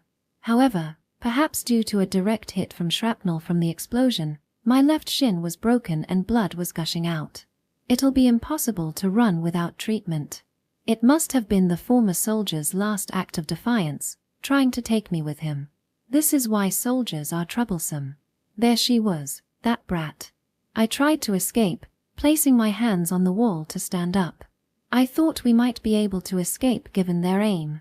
Even if I can't, I want to at least save Settle. Hurry up and heal yourself, Orst pig. Just as I was preparing myself for death, a gunshot suddenly rang out above my head. Immediately afterwards, the bandit groaned, vomiting blood, and collapsed to the ground. Who wants to be shot next? Shit, another one? When I looked up, I saw a one-eyed man glaring at me from the top of the saw with a stern face. The bandits panicked and took cover. It seems someone had come to my rescue. That someone is a man I recognize very well. A young, muscular man without a right eye. He was one of the assailants who had previously tried to beat up Settle and I. Irigor. Thank you. HMPH. After thanking him, I limped over to retrieve the iron cylinder I had thrown earlier. It was the important surgical set Gamuji had given me. With it, I could at least perform some basic first aid. That's useless now. Throw it away. Unfortunately, the iron cylinder was badly bent from the impact of the bullet. The scalpel inside was broken, and the needle and thread were torn. It was unusable. Geez. Here, take my army knife. Thank you. Tell me when you've finished your treatment. Yeah, medical tools suit you better than weapons after all, senior. A voice from the past echoed and then faded in my mind. After receiving the army knife from Irigor, I cut open the left part of my pants to expose the wound and proceeded to treat it. With practiced hands, I made an incision in my lower leg to let the blood out and cast a healing spell to stop the bleeding. Finally, I wrapped the torn piece of my pants around my thigh as a makeshift bandage, completing the treatment. Finished. Yes. Let's move. You focus on looking after the kid. I left the emergency surgical set Gamuji had given me in the saw. After securing Settle to my back with the iron cylinder strap, I gripped the oversized army knife and ran, following the former Sebastian soldier Irigor. Chapter 88. At this time, there were about 50 bandits in total who had come to plunder the village of Othello. It turns out that the bandits were actually farmers that lived nearby. They were also victims of looting, and had lost everything and were in a difficult situation when they came across Remy's ideas. Oh, what a great idea.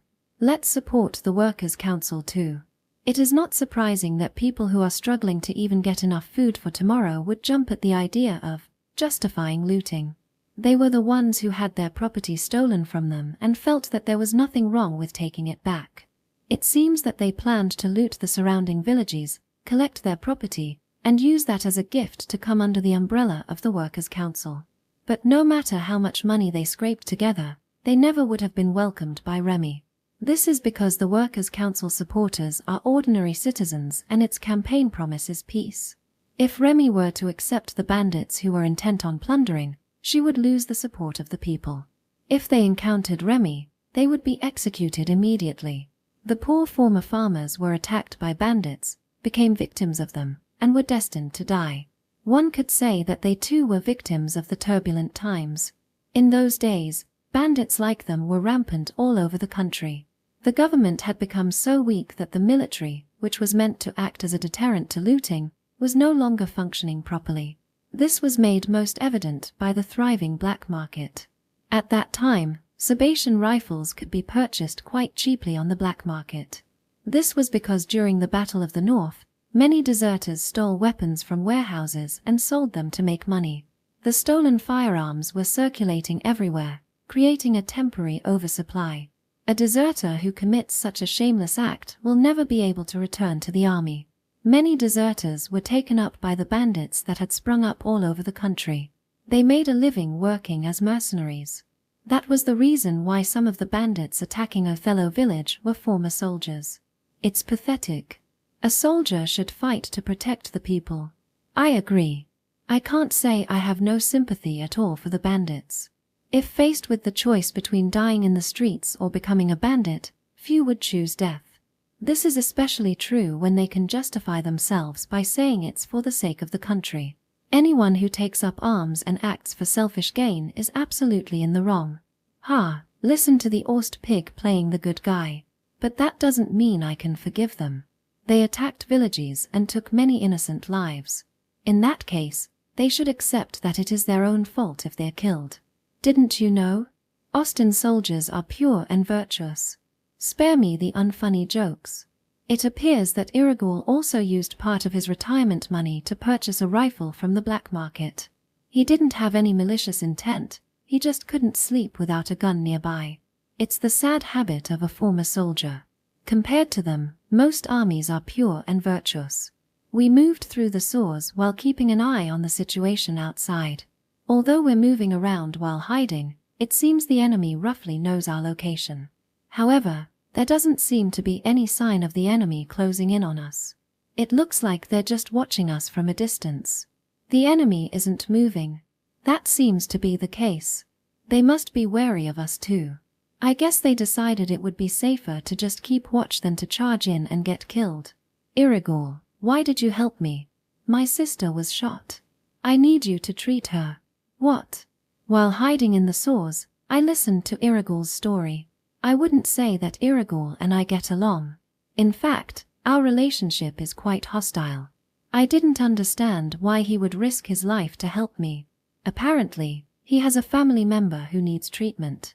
If you save my sister, I'll help you guys escape. How's that? I'd never refuse anyone who asks for treatment. I see. Irigul told me his sister is a young woman who had almost been assaulted by lust-driven bandits. His older sister, who was about to get married, resisted violently and was shot.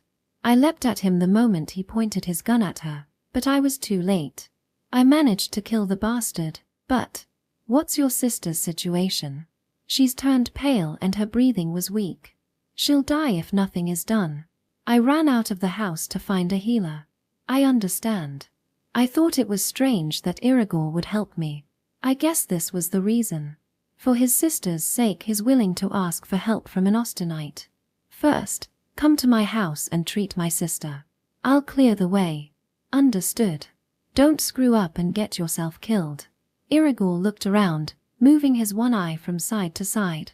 Settle has been fussy for a while now, so I hug him to calm him down and ask him to be quiet for a little while longer. Over here. Yes. Irigul beckoned, instructing me to follow. His house seems to be in the west. But over there. Don't stick your head out of the saw, we're going straight through here. The enemy is watching us from higher up. Irigul was about to run straight into the enemy's line of fire. There are no enemies within sight, but they may be hiding in the shadows of the houses. Let's proceed carefully. No, Irigul.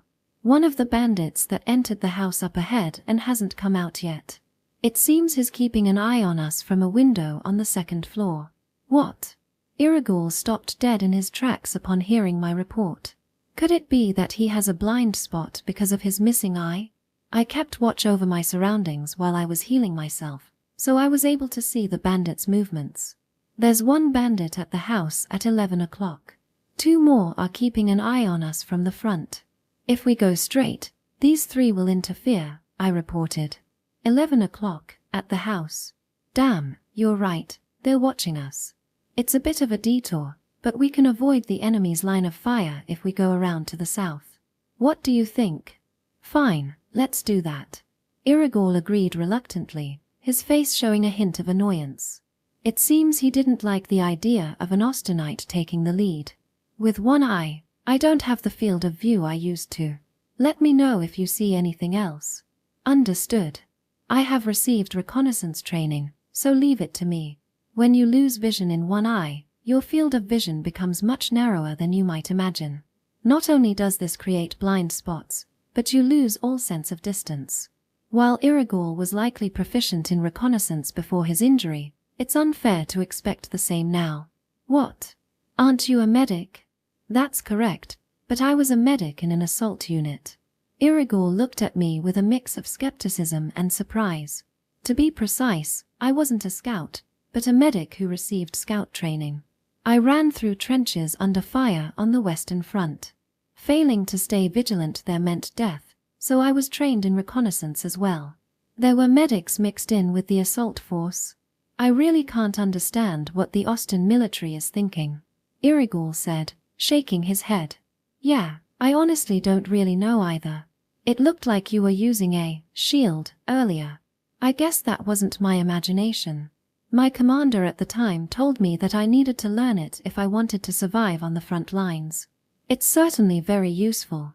Irigor listened to my story and thought for a moment. And after some hesitation, okay, you go first. I'll cover you from behind. I'm carrying Settle on my back. Then choose the safe route. I need my hands free to shoot. I can't carry the brat. He ordered me to take the lead while he covered me. In fact, this was the correct formation. He was a former assault soldier, skilled with a gun, and well-versed in hand-to-hand combat. However, his reconnaissance ability has decreased because he'd lost an eye. He's far superior to me in direct combat, but he won't be able to handle many other tasks. On the other hand, although I have poor combat abilities, I can perform basic reconnaissance and can use shield. It's actually common sense for soldiers who can use shield to lead the charge. It will be much more effective to leave the assault and suppression of high-risk areas to him and take charge of reconnaissance myself. My shield isn't particularly well trained. Don't expect too much. I never had any expectations from the start. For most soldiers, it's just a consolation. We discussed the route to Irigor's house, which was about 300 meters away. Using the saws, we could get reasonably close. However, the plan is to adjust the route as necessary based on my own reconnaissance. Tuchan. Settle. The responsibility is heavy. If I fail to spot the enemy, Settle will be killed as well. Then, we'll take the southern route. Settle, please keep your mouth closed for a while again. Oh, okay. It's all right, don't worry. I felt my emotions gradually cool down when I realized this. If I were the only one who would die from making a mistake, I wouldn't be so burdened. A 4-year-old boy is clinging to my back, trembling with fear. He was the only son of my benefactor and the symbol of peace that had been with me these past few months. How I can let the bandits have their way and kill such a young child? A group of 3 people on an escape mission. One of them is a child, utterly useless in combat. This is not a game. If you're shot, you die, and even a grazing explosion can put you out of commission. This is a real battlefield. But it doesn't change what I have to do. Ha ha ha. What's with you all of a sudden? Right now, I don't have any bullets. But if I don't have a weapon, I can just pick one up. That's basic. Fortunately, there are heaps of guns on the battlefield. Irigor, 2 bandits are emerging from the house to the south. One's carrying a barrel of liquor, the other has a leather pouch. Yeah, I see them. Confirmed. Ah, there are some foolish bandits over there. Are they on their way back after looting? There they are, walking unarmed and defenseless, carrying with a barrel of liquor. In about 10 more meters, they'll pass right by us. When they turn their backs to us, shoot one of them dead. I'll rush in and take down the other one, so please cover me. Hey, There's no need to take such a risk. We should hide and make it to my house. I gestured for the somewhat panicked Irigul to stay quiet and crouched as I advanced through the saw. Even if we make it to Irigul's house while hidden, we'd be finished if we get surrounded and the house is set on fire. Weapons are absolutely necessary to break through in such a situation. Considering what will happen after your sister is treated, we'll need another gun.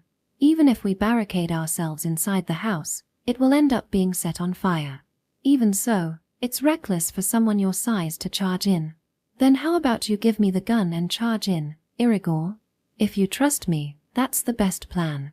I've had shooting training too. I assure you, I won't miss at close range. Damn it. Seeing my stubborn attitude, Irigul's eyebrows twitched before he thrust the gun he was holding towards me. Fine, I'll charge in. But don't you dare miss. Of course. You're one hell of a kid, acting so calm. Damn it. Checking the remaining bullets. Only 2 left. That should be enough. I'll shoot one of the enemies, and in the ensuing chaos, Irigul will strangle the other. We'll get 2 guns this way. After I shoot, we'll move quickly. The enemies will surely come running. Naturally. I've already predicted the enemy's movements after that. The enemies will surely close in once we start ambushing the bandits from the saw. After I fire, the enemy will. The enemy won't come straight down the main street. They'll likely use the back alleys with more cover to get ahead of us. In that case, after taking their gun, we should move and lie in wait for an ambush in an alley. After killing the 2 bandits, we'll get out of the saw and hide in the alley at 2 o'clock. We'll ambush the enemies there, then head straight to your house, Irigul. What? Why the back alley? Because that's where the enemy will go. Ah, today seems to be a good day. My field of vision is so wide that it even frightens me. I can predict my enemy's movements with ease. In my previous life, there were a few days a year when my mind would feel strangely clear like this. What are you talking about?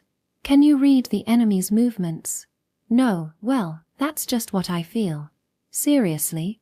In such cases, I can usually hit my target with pinpoint accuracy.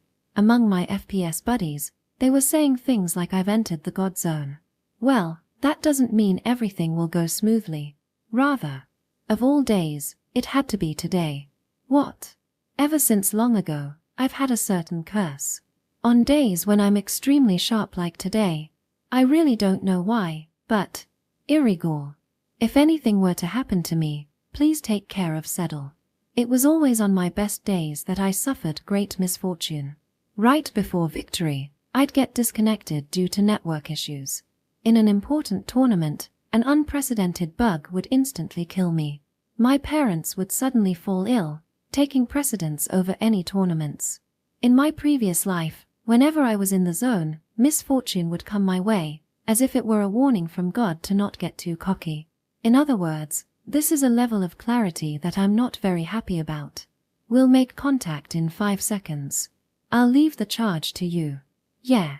Despite this ominous feeling, I aimed at the defenseless enemy as planned. My hands aren't trembling at all. It's easier to aim at the enemy than ever before. I'm definitely in the zone right now. If possible, I'd like the misfortune to hold off at least until Sedal can escape.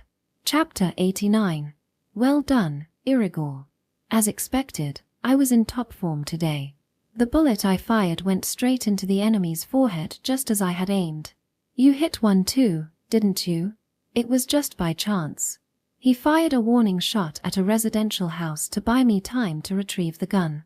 It was right at the edge of his range, so he wasn't expecting to hit.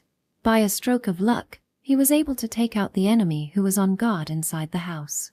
This made managing the line of fire much easier. This is a good position. Let's hide behind this trash can. Will the enemy really come down this road? We managed to take down 3 people in one go. As expected, they couldn't ignore us anymore. Just as I had predicted, the enemy started advancing through this saw. They're coming. Sedal, shush. So far, things have gone as planned. All that's left to do is ambush the enemy coming towards us and kill them. Or at least that's what I thought. I can't believe they passed us by. They didn't even look behind the trash cans. The enemy didn't even notice us hiding behind the trash can. As we were holding our breaths, we saw 3 men run loudly by us. It seems like they don't have the concept of careful clearing. This works out better for us. It'll be easier to sneak in. Indeed. It'd be best if we can avoid being noticed altogether. Sneaking in becomes significantly easier. Let's run through this alley quickly. Right now, we can get to your house before the enemy spots us. All right. After passing by the enemy, we ran straight to Irigul's house. Fortunately, we made it to Irigul's house without being spotted. We'll go in from the back. Understood. Irigul's house is an old mansion. Settle and I entered the house through the back window following his lead. How is Kano's condition? Oh, Irigul. Kano hasn't been breathing for a while now. What? Entering the house, I saw a woman lying on the floor clutching her chest. Her lips were pale blue, and she was barely moving. Irigul, give your sister artificial respiration. Irigul's mother, do you have any clean, boil water? No, we don't. I'll start boiling some now. Please do. After giving instructions to someone who seemed to be Irigul's mother, I pulled back the fallen woman's clothes and cut the wound open with an army knife. There was no time to lose, so I decided to check her condition while performing surgery. What's wrong, healer? This is very serious. Prepare for the worst. As soon as I stabbed her chest, a huge amount of jello-like coagulated blood spurted out along with fresh blood. It seems that the bullet had grazed her heart, tearing the inner membrane. A large amount of blood had accumulated in the pericardium.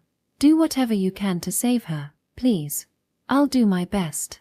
In the previous world, an operation to open the heart's inner membrane would be a major surgery. However, with heal, I can approach it more aggressively. Fortunately, the heart itself was unharmed. The bullet only grazed it. The bullet had penetrated her back, but it was possible to heal by scraping out the blood and using heal. Small wounds from gunshots can be healed with heal, as long as there is no internal organ rupture. Even though her heart has stopped, it started beating again with a massage. Her heart has healed. Is she going to make it? No. However, this was the limit of what I could do. Indeed, I was able to get her heart beating again. My sister is not waking up. Yes, she will never wake up again. But it seemed unlikely that this woman will ever regain consciousness. She is brain dead. What does that mean? Blood is sticky like glue, and it easily clots if the blood flow is blocked. When it clots inside the blood vessels, it forms substances called blood clots. Blood clots block various blood vessels, causing the organs beyond to become necrotic. For example, as with this woman, a hardened blood clot traveled to her brain, causing it to become necrotic. Her reflexes are not responding. She will never speak or walk again. Irigul grabbed me by the collar and punched me when I calmly conveyed this. Settle cried loudly in shock, the old woman wailed in grief, and the house is filled with pandemonium. I was the only one who remained calm.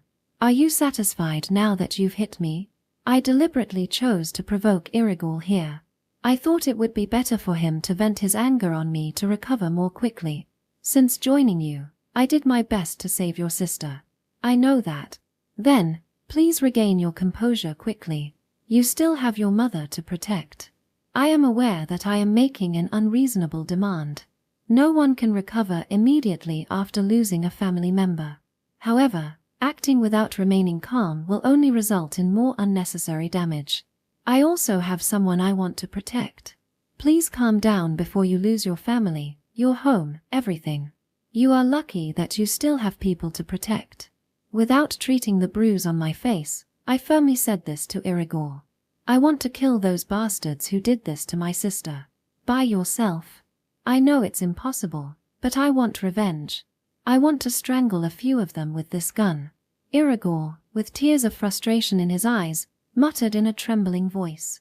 The reason I turned down the job as an officer and returned to my hometown was because I wanted to see my sister get married. Damn it, they made a fool of us. What revolution, what grand ambition. I understand that feeling very well. The hatred I harbored for the murderers of the Gamuji couple, who treated me like family, still smolders within me. After getting settled to a safe place, I'll probably break down and cry. But is that more important than your mother's life? No. We still have things we need to do. For his sister's sake, Irigul strangled the bandit who came to their house to death. Because he killed him without using a gun, the bandits outside didn't notice. However, they will soon come to investigate if their comrades don't return. In other words, we must leave this house as soon as possible. Mother, the 4 of us will escape from the village now. Kano. Oh, Kano. Let's lay her down on the bed. While Irigul laid his sister on the bed, I scouted around the back door. It seems our disappearance from the saw has been noticed. They've become increasingly vigilant. I could see bandits running around frantically searching for us. Some houses were set on fire, possibly to flush us out. What's the situation outside, Orst? It's going to be tough to escape now. They've become more alert. Then what should we do? If we stay holed up here, we're finished once they find out we're hiding in this house. We'll have to wait for the right timing and force our way through. You want us to force our way through? It's too dangerous with my mother's physical condition. Perhaps because we had caused quite a stir on the way to the house, the bandits' eyes were bloodshot as they searched for us. They were starting to search houses, and they would soon come to this house as well. I'll figure out the timing. We'll try to escape from the village if they lower their guard. That's reckless. It's too dangerous. It's better to hide in this house and wait out their search. They are already setting houses on fire. It seems they don't care about appearances anymore. Seeing the burning houses made my heart beat faster. The bandits probably started burning houses because we were hiding with guns. We have involved the other villagers. If you refuse to accompany me, I will carry Settle on my back and leave alone. Damn it. I don't think it's a good idea to continue barricading ourselves here. Having caused more damage to the village, we absolutely must survive no matter what. Right now, instead of feeling down, I must look ahead. But with my mother's legs, there's no way she could escape. Then why not just kill them? The gun I had stolen from earlier has 4 bullets remaining. With this much, we can fight adequately. If we kill a few of them, they'll be scared and won't come after us. Their goal is not to subjugate us, but to loot us. Settle, please be quiet again. Okay. Also, please keep your eyes closed. The 4 of us left the Irigul's house a few minutes later. I waited for a moment when no one was looking and jumped out the back window. There they are. They found us. As expected, we stand out. I thought we had slipped out through the back door, but we were quickly spotted by the enemy. It seems the back door of this house was also being watched from a blind spot. They're armed. Fire, fire. Shield. From where the enemy's voices came, a group of about 5 bandits aimed their guns at us. Deploying the shield, we managed to avoid the first shot and immediately fired back. The third one from the right has military training. Be cautious. Got it.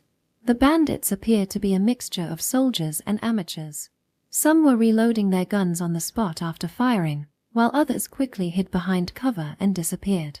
The amateurs who didn't hide were hit by our return fire and fell right there.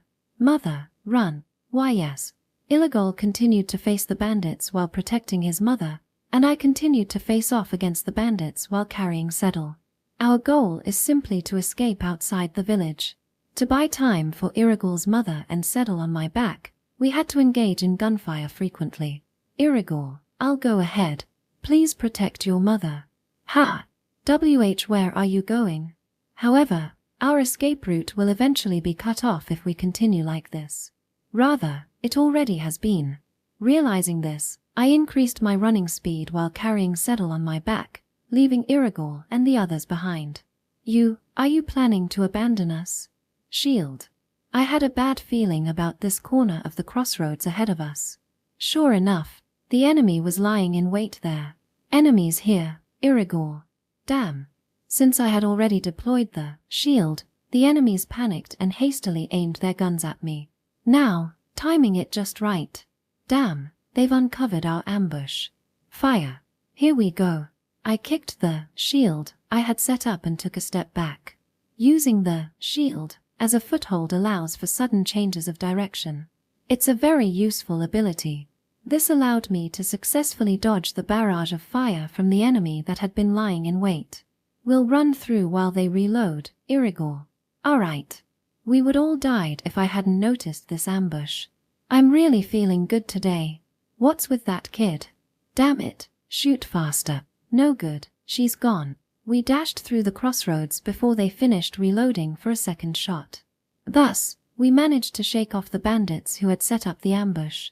There's no sign of the enemy anymore. There are only those chasing us from behind. Got it, then let's run.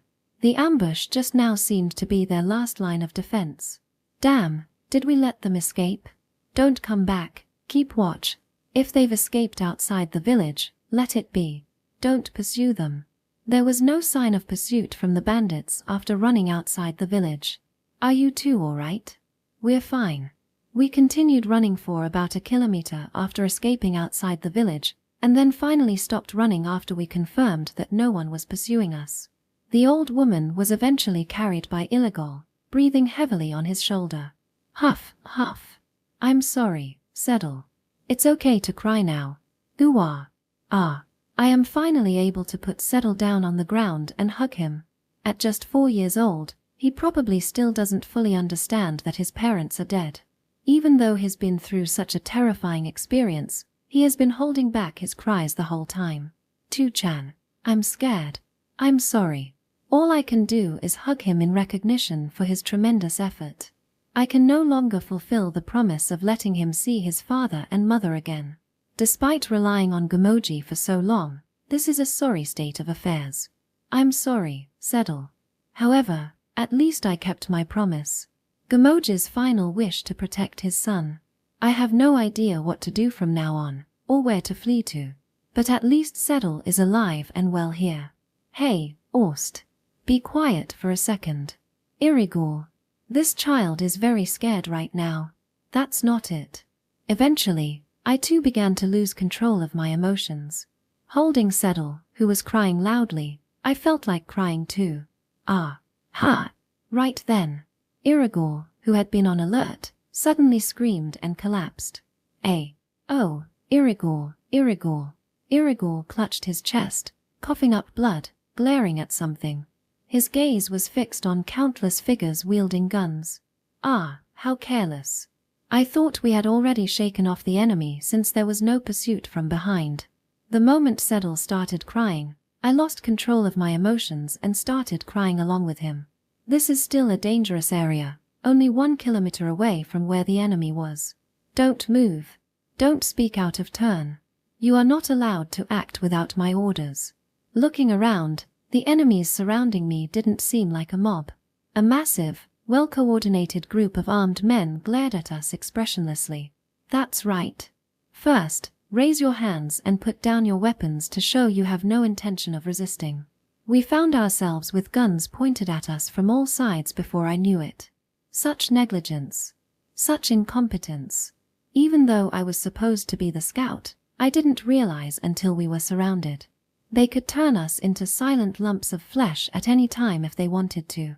While protecting Settle, who had burst into tears, I dropped the gun and raised my hands as instructed. Now then. Who are you guys? After we disarmed ourselves, a figure who seemed to be the enemy commander slowly appeared.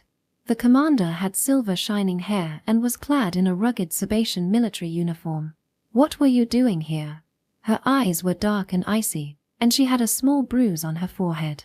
The moment I saw that girl, answer quickly, do you want to be shot? I felt an intuitive, indescribable sense of fear and hatred. She's someone I never should have met. Section. Audiobook by Masquerade at Masquerade Audiobooks. Chapter 90. Sylph Nova, a captain in the Sabbath Federation Army. Her name was widely known within the Sabatian Army as a symbol of miracles.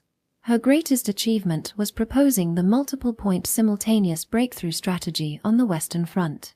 Using this strategy, General Brustov inflicted severe damage on Austin. As a result, Austin was forced to issue a statement of unconditional surrender. There is no doubt that Sylph was a figure who changed history. If the war had ended there, her fate would likely have been drastically different. Sylph is the wisest in the Sabbath. The future military will likely be structured based on Sylph. Unfortunately, the war continued and Sylph was recruited into the military as a staff officer. Her father, Brustov, had touted his daughter's excellence, so she was highly regarded even though she had only just graduated from the military academy. She earned the trust of her father, who was the commander-in-chief, and participated in various operations as a staff officer, continuing to achieve excellent results. Even during the battle near Noel where Lakia lost her life, her strategy was highly praised. Sylph continued to prove her worth amidst the ongoing war. However, from Burstov's point of view, his daughter Sylph had a major flaw. Many of her proposed strategies were overly risky and speculative. Brustov had this belief: military operations should be based on careful calculations, and gambling with people's lives should be avoided. There was something brilliant about the plans the young Sylph came up with, but at the same time, there was something risky about them. Brustov often admonished her daughter about this and advised her to minimize uncertain elements. "Ah, my father doesn't understand." Sylph outwardly nodded to her father's words, but she harbored a complex emotion deep down. She was well aware that her strategies were often risky gambles. Ideally, you wouldn't need to gamble, and the enemy will act exactly as you predicted. But that's just an ideal. Her father, Brustov, was a highly accomplished commander. He was skilled at implementing systematic strategies and was known for his stable command, which allowed him to safely choose the best course of action in any given situation. Sylph respected her father for this, but his principle limits the strategies he chooses. He may never lose to ordinary men, but surely he would be read by a genius. Observing the enemy's movements in the Battle of the North, Sylph had a persistent bad feeling about her father's command. Sylph proposed several strategies for the Battle of the North, but most were rejected by her father. The only tactic employed was the unsuccessful double trench tactic. Since Brustov had the advantage in terms of military strength and production capacity, he avoided aggressive operations and instead went on the defensive.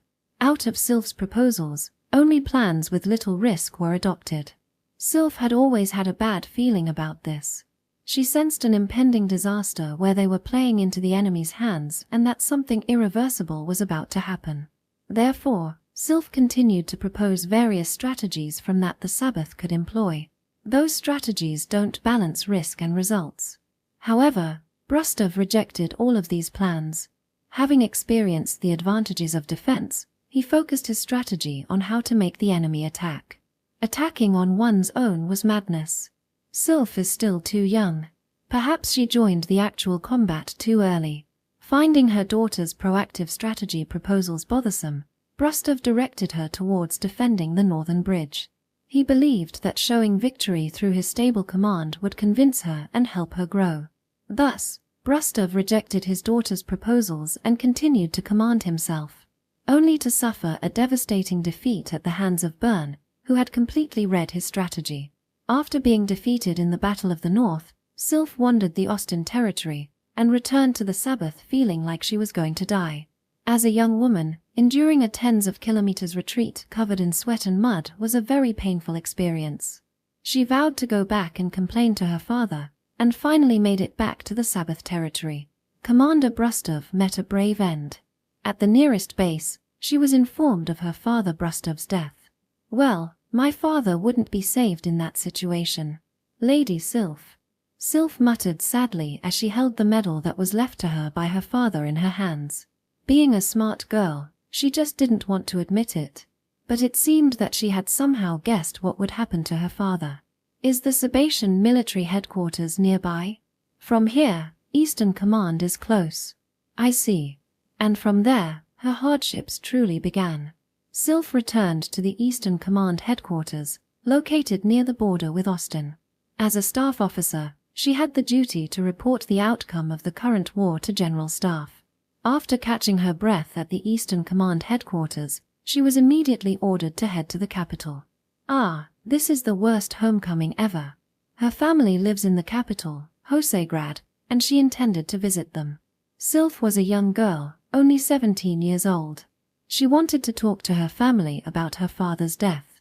However, what she saw upon returning to the capital was The populace had erupted into riots, and her hometown had been taken over by a mysterious extremist organization.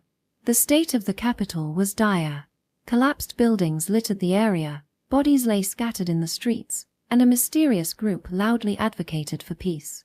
The headquarters and the General Staff headquarters was destroyed by the hands of the people. The Workers' Council led by Remy was burning down influential government figures. The headquarters had been burned down in order to kill the prominent figures belonging to it. But that's not all. Sylph's father, Brustov, was not a high-ranking government official, but my home. As a military figure known for his alignment with the government, his own family had also suffered. There were also rumors circulating that Brustov had unilaterally decided to reject Austin's unconditional surrender. His mansion was burned down and his family missing. The capital, Sylph's homeland, was now under the control of something else entirely. Sylph returned to Eastern Command and reported what she had seen in the capital. She learned that even the Eastern Command headquarters had lost contact with the General Staff headquarters a week ago and had apparently used Sylph as a pawn for reconnaissance. Eastern Command began investigating the Workers' Council as an anti-government force, and Sylph became affiliated with Eastern Command. We can't contact either Western or Southern Command. The communication bases have been destroyed. The Northern Command headquarters is overwhelmed dealing with large-scale riots in the vicinity and is unable to move. Communication hubs seem to have been destroyed all over the country, making communication between headquarters almost impossible. Military supplies were stored in these communication hubs, attracting looters seeking weapons. While they wanted to coordinate with all command headquarters to suppress the riots, it proved impossible. Furthermore, during this time, there are a large number of bandits emerging in this area too. Several groups have declared that they support the Workers' Council, and they seem to be committing robbery all over the place. What a mess. The Eastern Command headquarters began receiving numerous requests for assistance from villages near their location, keeping them occupied with response efforts. Captain Sylph, I have reservations about leaving this task to a young lady like yourself. I don't mind. The commander must also be short-staffed, so I'll take charge. Eastern Command housed reserve forces for the Battle of the North, so there were a fair number of troops. However, the veteran soldiers had been mobilized to fight in that battle, and the only commanding officers remaining were inexperienced officers who had graduated from military academies. There was no room for Sylph, who had actual combat experience and was said to be the wisest in the Sabbath, to just sit around idle. Returning from the front lines, Sylph took on the role of commander, racing across various regions to suppress bandits. What were you doing here? For this reason, Sylph was running around almost every day to hunt down bandits.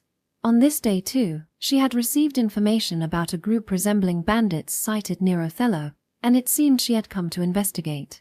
The equipment you're currently holding appears to be standard Sabatian military gear. Where did you acquire it? This was taken from bandits. They received a report that a group of 4, armed with Sabatian rifles, was approaching. Sylph Nova seemed to mistake us for bandit scouts. So they shot Irigor, surrounded us, and began questioning us. Listen. Othello village is under attack by bandits. And are you not these bandits? If you have any doubts, you can detain us. If you ask the villagers in that village, they can prove that we are residents. Sylph was skeptical. She made a complicated expression as she looked at our group of people. Many bandits disguised themselves as villagers, making it difficult to distinguish civilians from criminals. Even if they were accompanied by children and the elderly like us, there was still a good chance they were bandits.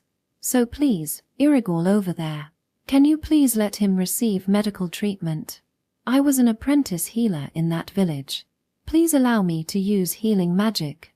Irigor, who had just been shot, could only glare at the young girl in military uniform with a demonic expression. The old woman clung to him, emitting voiceless wails. It seems that Irigor no longer has the strength to even speak. There's no need for that. H. I've instructed to avoid vital points from the start. Please. Let him be treated. Do you think I'll allow you to use magic in this situation? Elijah, provide first aid. Sylph Nova gave orders to a female soldier who appeared to be older than her. It seemed the medics over there will be able to treat him. Well, fine, we'll keep you all in custody. If what you said is true, that you're villagers, you should feel relieved. I'm going to go and check out this Othello village now. Thank you. From what I can tell, there are several dozen bandits, some of whom are ex-military personnel. I see. Thank you for the information. The medic on the other side maintained a stern attitude as she began to treat Irigor's abdomen. She seems like a fairly experienced medic. I think I can trust her with his medical treatment. Now that the military has arrived, I can relax and leave the rest to them. Just as I was thinking that. More importantly, hey, you there, woman. Me? Yes. Sylph suddenly walked up to me, who was holding Seddle in my arms. What's with your Sabatian accent? And Sylph Nova, hatred still burning in her eyes. Are you really a Sabatian? Pointed her gun at my forehead. Right now, there are 3 things I hate. The first is the shabby paprika in the rations. That's not something people should eat. Her tone was light, as if she was telling a joke to a friend. However, the glint in her gaze was as cold as an Arctic snowfield. The second is disobedient subordinates. I've never had any good subordinates until now, and they've ruined my plans so many times. I've even made up my mind that I'll shoot them if they make another mistake. Her words sent a chill through her subordinates. Contrary to her appearance, Sylph seemed to be an extremely ruthless soldier. The third is the Orst people. Despite raising a white flag once, they continued to resist and ultimately killed my father. Sylph's fingers tightened on the trigger. Facing the gun pointed at me, all I could do was close my eyes and hold Seddle. Now, answer me. Where are you from? Why is your Sabatian accent so pronounced? I understood it intuitively. The moment I mention I'm from Austin, she will pull the trigger. I'm sorry, Seddle. Please close your eyes for a bit again. Tu-chan? How should I answer? Anyway, if they ask around the village, they'll find out I'm from Austin. But if I honestly say I'm from Austin here, I'll be shot on the spot. Worse, Seddle may also be mistaken for an Austinite. This boy's name is Seddle. He is a proper Sabatian child. I didn't ask about that. I'm asking where you're from. His Sabatian. That's not a lie, you can go around and ask the villagers. Didn't you hear what I said? This is the only way I can think of to protect Seddle. I will not lie. I will tell the truth and ensure Seddle's safety. I'm from Austin. Ha ha. Ha ha ha. With that, I was honest and didn't lie about my nationality. If I were to lie here, Seddle's nationality might be called into question. I hate the Orst. Even breathing the same air with you is disgusting. If only you guys didn't exist. Muttering something under her breath, Sylph's eyes lit up with murderous intent. Then, she showed a smile that was like a mixture of crying and laughter. I'll avenge my father. Slowly, she put strength into the finger pulling the trigger. Chapter 91. In the end, there was no place for me in the Sabbath. As an Austinite, I am nothing but a hated enemy to the Sabatians. This is also true for Sylph, who had lost her father. Anything else you want to say? Seddle, please take care of yourself. Live a long life for both your mother and father. Pch. I was prepared to be shot from the moment she pointed the gun at me. If these people are from the Sabatian army, there is neither reason nor obligation for them to keep me alive. Tu-chan? Yes, please look over there for a moment. I feel the dense, inescapable sense of impending death. I turned Seddle's face so that he wouldn't see the moment of my death. At the very least, I hope his trauma will be reduced even if just a little. Are you ready, Orst pig? Yes. I hug him tight, praying that his future might be a little brighter. I slowly close my eyes. Wait, please, Pchem. However, just before the trigger was pulled, a man stepped in between myself and Sylph. It was him. Irigor? Commander, please don't shoot this girl. A former soldier, who had been shot earlier and had only received makeshift treatment. It was Irigor, the retired soldier. Who are you? Former Corporal Irigor, from the Assault Infantry Unit of the Crowlier Battalion. I retired due to injuries before the Battle of the North. Sylph raised an eyebrow at Irigor's introduction. It seemed his name rang a bell. You're one of Crowley's soldiers? The ones who were thoroughly defeated by Austin, as I recall. It's quite embarrassing. You and your comrades must have been extremely incompetent. Ah, if only you had held your ground, the Sabbath would not have had to end up in such a predicament. I have no words to return. Despite swallowing his words, Irigul desperately bowed his head to the arrogant girl. Even though his comrades were being insulted, Irigul just bowed his head and didn't move an inch. So, why did you intervene in the execution of this Orst?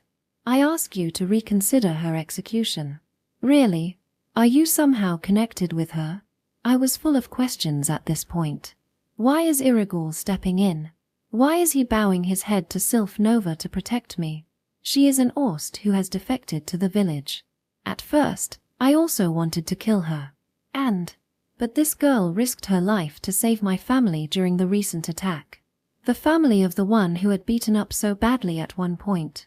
So, the country of Austin is at fault, not this girl. The person you are pointing your gun at right now is an innocent member of our village.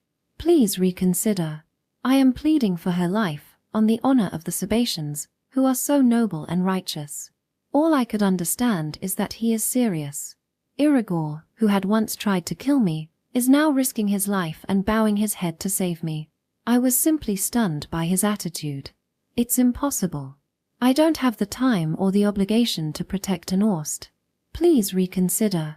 Moreover, what guarantee is there that she isn't a spy? An Orst who has defected to a Sebacean village in this situation? It's natural to think of her as a spy from Austin. She's not like that at all. Absolutely not. Please ask the other people of the village besides me. Ha ha ha, people who can fool simple-minded people like you become spies.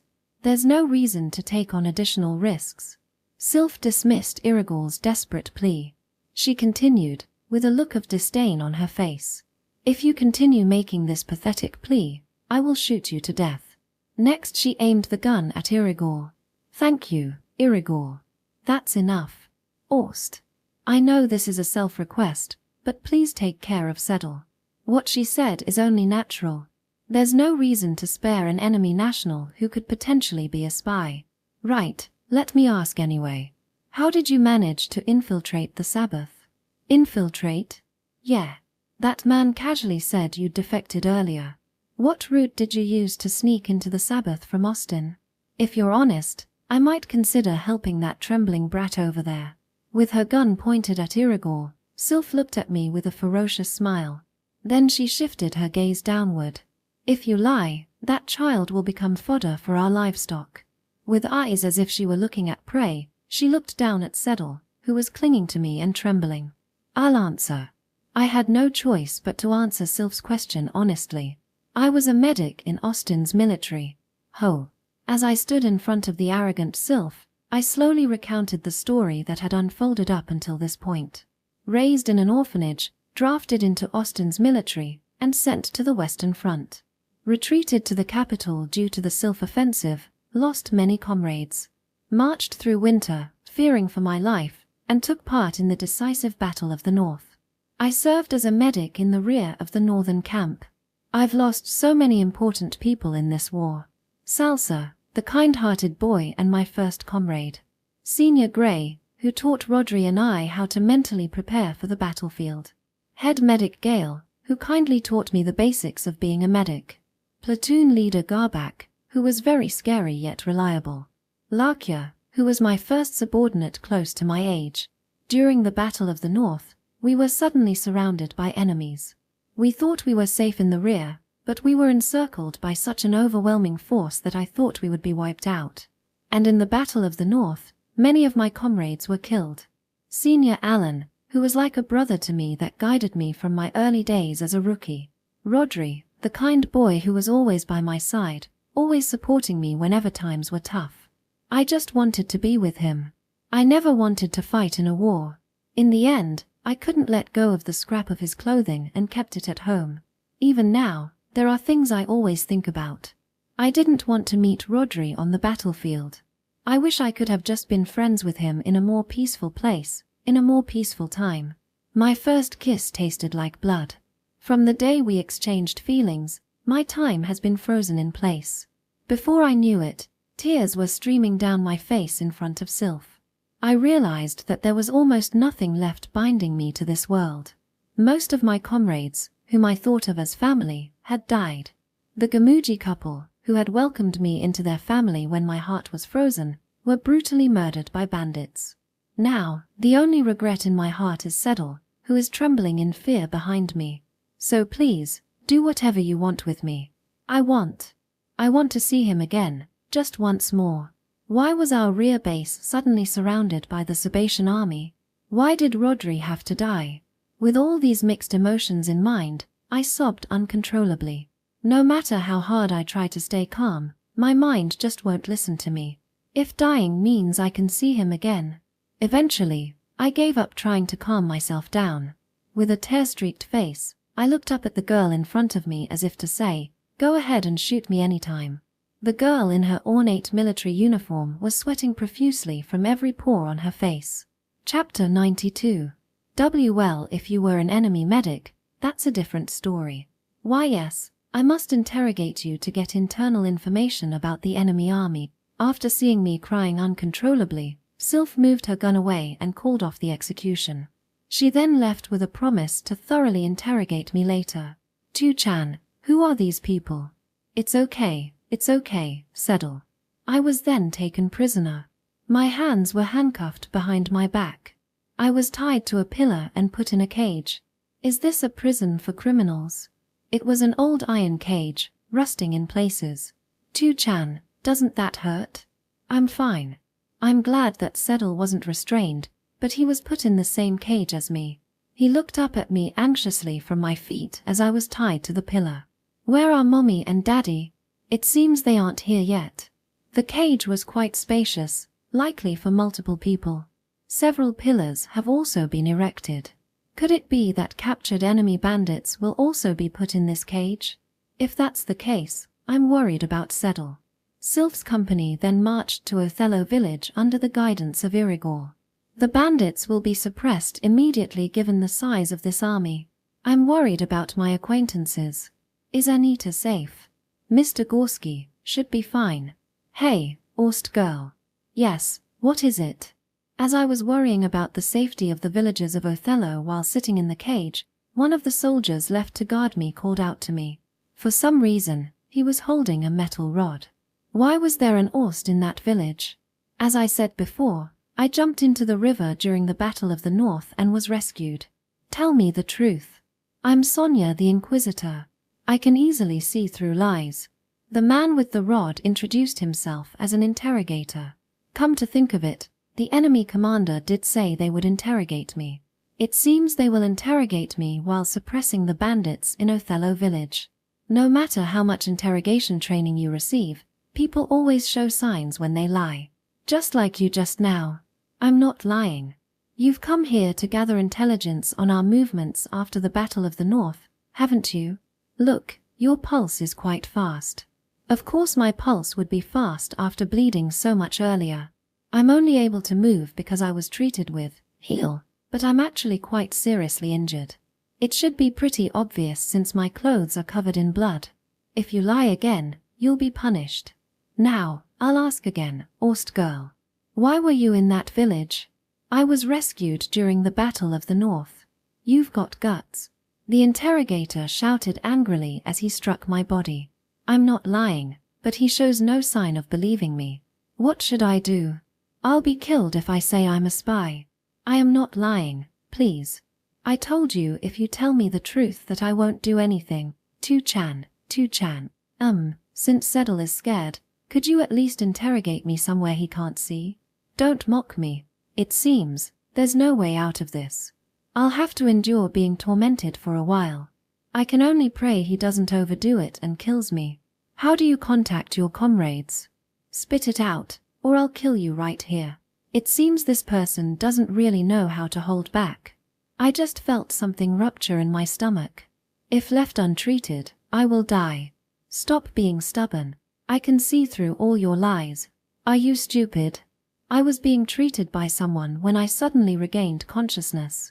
Right in front of me was a serious-looking young female soldier with short hair using heel on me. Is she the medic who treated Irigul earlier? This is an interrogation to obtain internal military information. What's the point of assuming she's a spy and attacking like a fool? But this girl is definitely a spy. I acknowledged that this woman is an enemy medic. I'll question her with things only a medic would know to draw out information from inside the enemy's ranks, and then I'll punish her if there are any contradictions in what she says. Even a monkey could punch her, you idiot. Someone nearby was yelling, very nervously, with a hysterical voice. First of all, I didn't order you to interrogate her. I intended to get the information myself. But earlier, you said to think and act on your own without being ordered. You idiot, you have to wait for orders from your superiors to carry out your duties. Last time, I just told you to clean up even without waiting for orders. The ringing, noisy voice gave me a headache, but I slowly raised my head. Turning towards the voice, I saw a furious girl with a twisted face of anger and disbelief, kicking the interrogator. In the first place, the fact that an interrogator nearly killed a prisoner shows that you can't even fulfill your duties properly. This incompetent fool. Sorry. That's enough. I will never entrust you with an interrogation again. Get lost. Seeing the enraged girl again, I felt she had a mysterious and mystical aura. With smooth white skin and shimmering fluttering silver hair, she had light blue eyes. However, her eyes are ice-cold and lifeless. Are you awake, Orst girl? Yes, I have regained consciousness. I will personally conduct the interrogation later. Lock her up in the cage for now. Understood. She took one look at me, then snorted and turned away. With those words, her subordinates tied me up again and fastened me to a pillar. Though, I felt like the rope seemed looser than before. Ah, that's right. Throw that idiot in a cage and tie him up as punishment. Understood. I really don't have capable subordinates. I can't find anyone who understands my intentions and can be trusted to do my job. At the same time, the interrogator was tied to the pillar in the same way as me. Well, it was indeed a poor interrogation, so it can't be helped. There are smarter ways of getting information out of someone. Oh, give that child a proper meal. He's at an age where he needs nutrition. Leaving that behind, the young Commander Sylph walked away in a huff. Her subordinates returned to their posts one by one. All that was left there was Seddle, hiding in fear from Sylph's loud voice, the restrained Inquisitor with a dissatisfied look on his face, and me, covered in bruises. Tu-chan, thank you. Officially, both the interrogator and I were deprived of meals. Because I am a prisoner being interrogated, and the interrogator as a means of punishment. However, the meal served to Seddle was not the amount a 4-year-old can eat. It was about the size of an adult meal. Is it good? Yes, it's delicious. This is a very roundabout way to do it, but is this their way of preparing a meal for me as well? The guard hasn't said anything even though Seddle has been feeding me for a while now. Oops, I spilled it. I'm sorry, Tu-chan. It's okay, Seddle. I'll wipe it off for you. Thank you. However, Seddle is a bit clumsy, so my clothes got dirty. Well, it doesn't matter because these clothes are already bloodstained and were going to be discarded anyway. Hey, Orst girl. Sylph is calling for you. Come out. All right. After I finished my meal and took a breather, I was summoned by the girl from earlier. It was only at that moment I learned her name, Sylph Nova. Sylph is a captain and the commander of this company. If you show any disrespect, you will be shot immediately. Yes. Seddle was told to stay inside the cage and was crying loudly. It pains my heart, but I'm relieved that he's not involved in my interrogation. At worst, I would be shot. Come inside. If you make any unnecessary gestures, I will shoot you, so be careful. Understood. I was led by the soldiers to a large tent. Apparently, Sylph is inside there. Her eyes were like ice earlier. I couldn't read much emotion from them, but she's probably quite a terrifying person. I must be careful not to provoke her as much as possible. Excuse me, Captain Sylph. I have brought the Orst girl. Wait, don't come in now, idiot. Ha! The soldier who led me in raised the tent flap with a serious expression, and, "Oh, you're safe too. Hurry up and let go of me, you muscle-brained idiot." For some reason, Mr. Gorski was playing with Sylph by giving her a piggyback ride. Pant, pant. Listen, Gorski, I called you here to make sure the girl is really a villager. Don't mess with me, you idiot. It's an honor to see you after such a long time. You've become quite the beauty, Sylph. Shut up. The scene was more heartwarming than I imagined, leaving both me and the soldiers dumbfounded. The two of them apparently knew each other. I was on friendly terms with her father, Brustov Nova. I met Sylph when she was a child. I see. I outrank you now, Gorski. Don't you think you're being disrespectful? I'm just a civilian now. Isn't it unbecoming to bring up ranks? Yeah, damn it. Contrary to my first impression, Sylph had quite an amusing personality. She seemed to be neurotic and quick to anger, yet at the same time, she had a playful side. So, can you confirm that this girl indeed lived in Othello, Gorski? Of course. We even shared a bond forged through Vonya together. Well, you've really adapted to our customs, haven't you? Come to think of it, Gorski and I went through Vonya together too. From my point of view, I don't think she's a spy. She's been living here for at least a few months now, and I've never once felt anything suspicious. I don't know how reliable that is. She's not one to lie. If you have any questions, ask her anything. I'll ask even without your suggestion. Sylph kicked Gorski in the shin and plopped down at the round table. She then poured some liquid into a cup. Judging by the smell, it must be Vok. Hey, Orst. Take a seat at the table. Understood. The child thrown in the cage with you shared his food with you, right? Seems like he's taken quite a liking to you. Sylph stared at me as if assessing me after downing a cup of Vok in one gulp. You should be grateful for your usual behavior. Children are sensitive to malice, so you must have earned a certain amount of trust. Thank you. She smiled wryly. I see. So they gave Seddle all that extra food to test my character. Well then. You said you were a medic on the northern front and threw yourself into the river during our attack. That's correct. Then you should know about the strategist from Austin named Verdi. Tell me everything you know about him. About Verdi? Yes. She asked. He is my sworn enemy.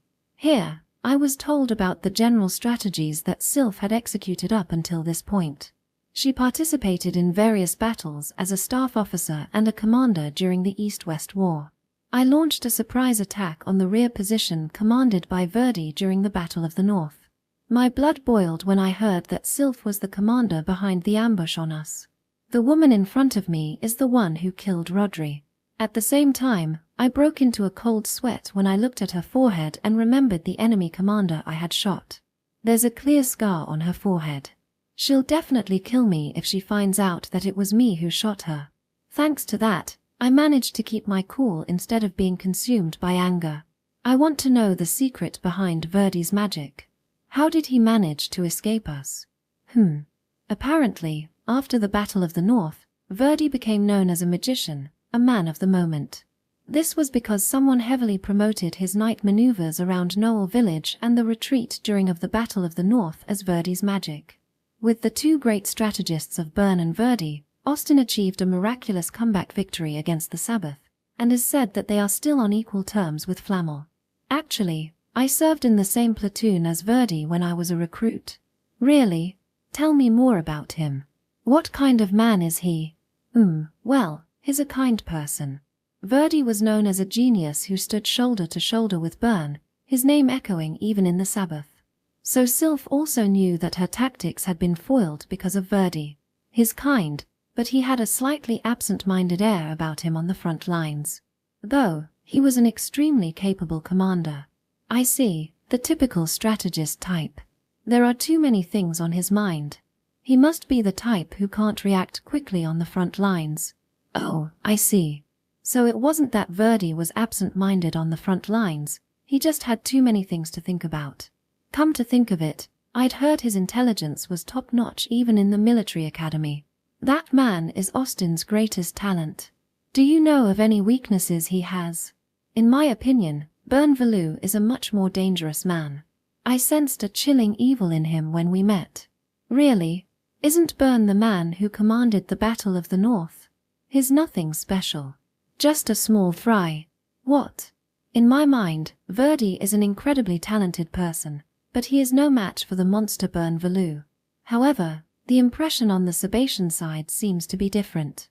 My father rejected my strategy, which led to our defeat. If I had full authority, the Sabbath would have won since we were superior in terms of military strength. Honestly, Bern's tactics were transparent. I advised my father several times before we fell into his trap. You know how that ended. It seems that Sylph Nova holds Verdi in higher regard.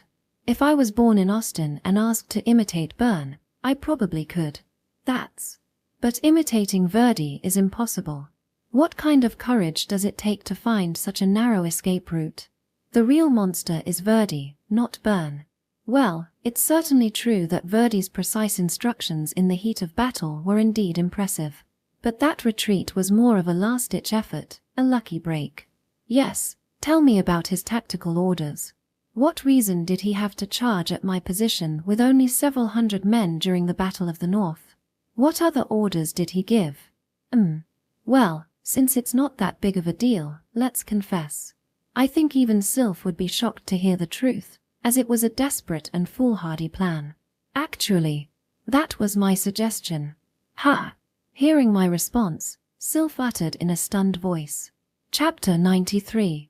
In a situation where a straightforward retreat would have resulted in total annihilation, I merely proposed a strategy that offered a slim chance of victory.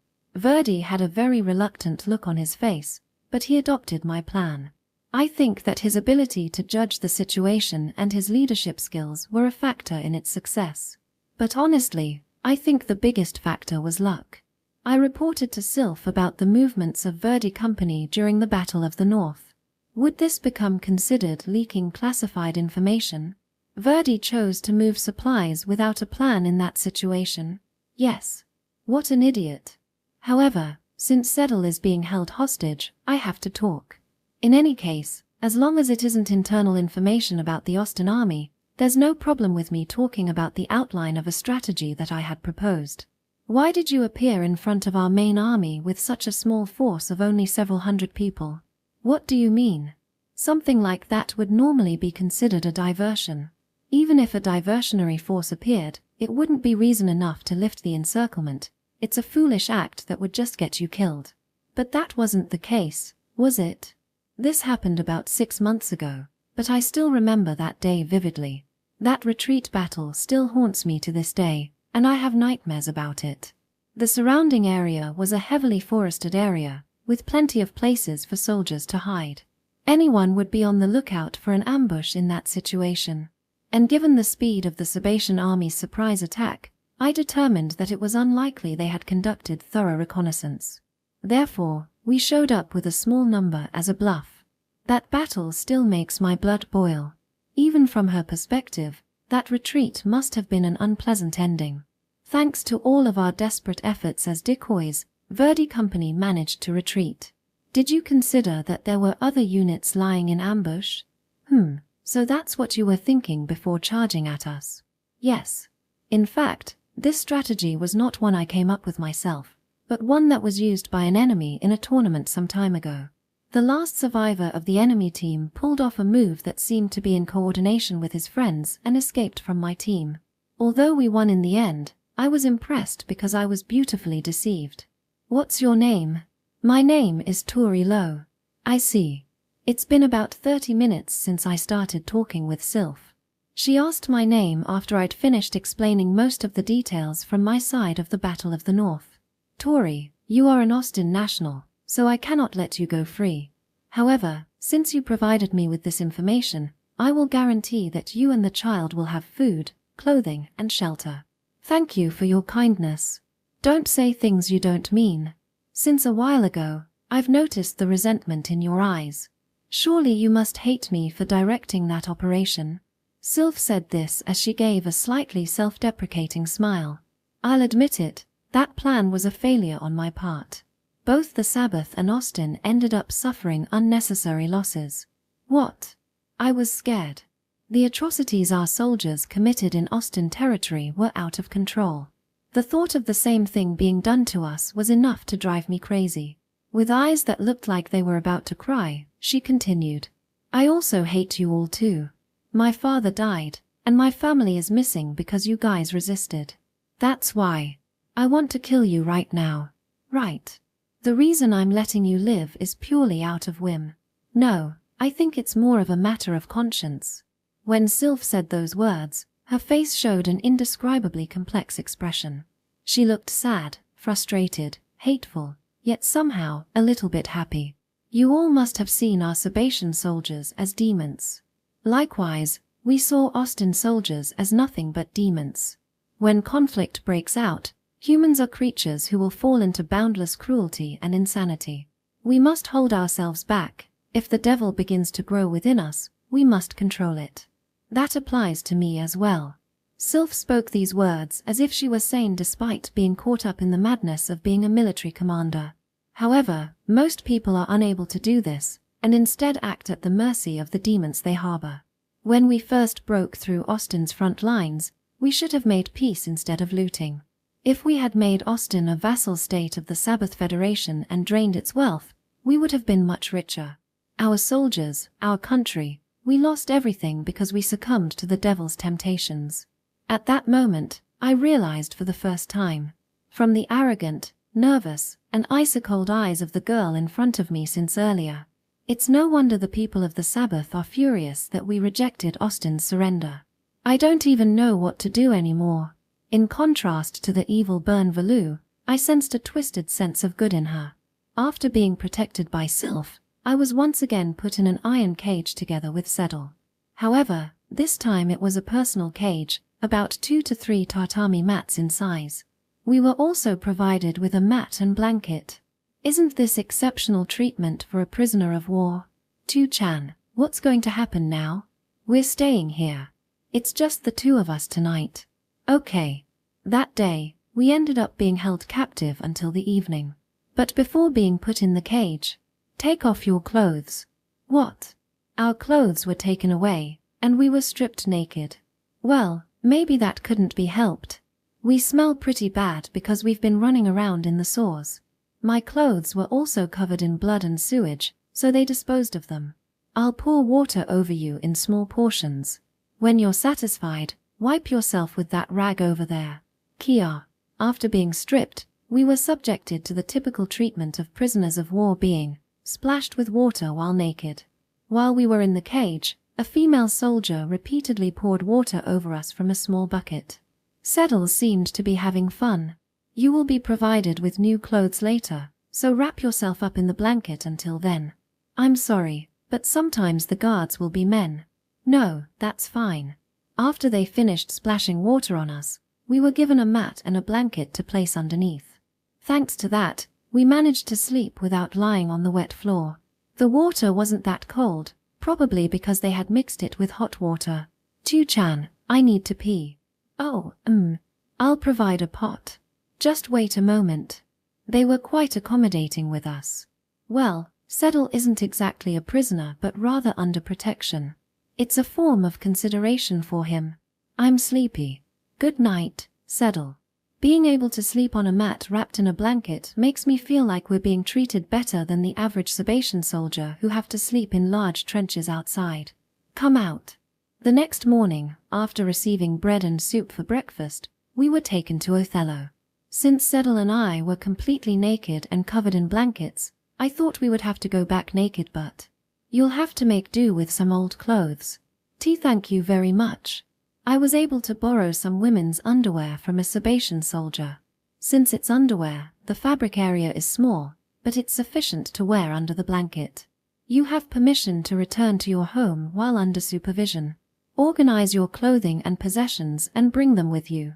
What will happen after that? We plan to take you to a refugee camp set up by headquarters. You will be left there if your suspicions of being a spy are cleared. Refugee camp. Apparently, there are too many bandits around here, so we'll have to temporarily evacuate to a refugee camp. Although I am currently under surveillance on suspicion of being a spy, It seems that arrangements are in place for me to be released at a later date. This is the kindness of Captain Sylph. She is really kind to ordinary citizens. What kind of person is Captain Sylph? She's a moody adolescent with wit that shakes the battlefield who possesses a childlike sense of justice. The female commander I met yesterday, who is also Rodri's enemy. However, unlike Bern Valou, I didn't feel any evil from her at all. She's a genius, which is why she's unfortunate. What do you mean? Adults like us are controlled by rigid preconceptions and are unable to choose bold strategies. She is free from such constraints and can continue to choose the best option from an infinite number of options. But every time someone dies, Captain Sylph's heart is worn down.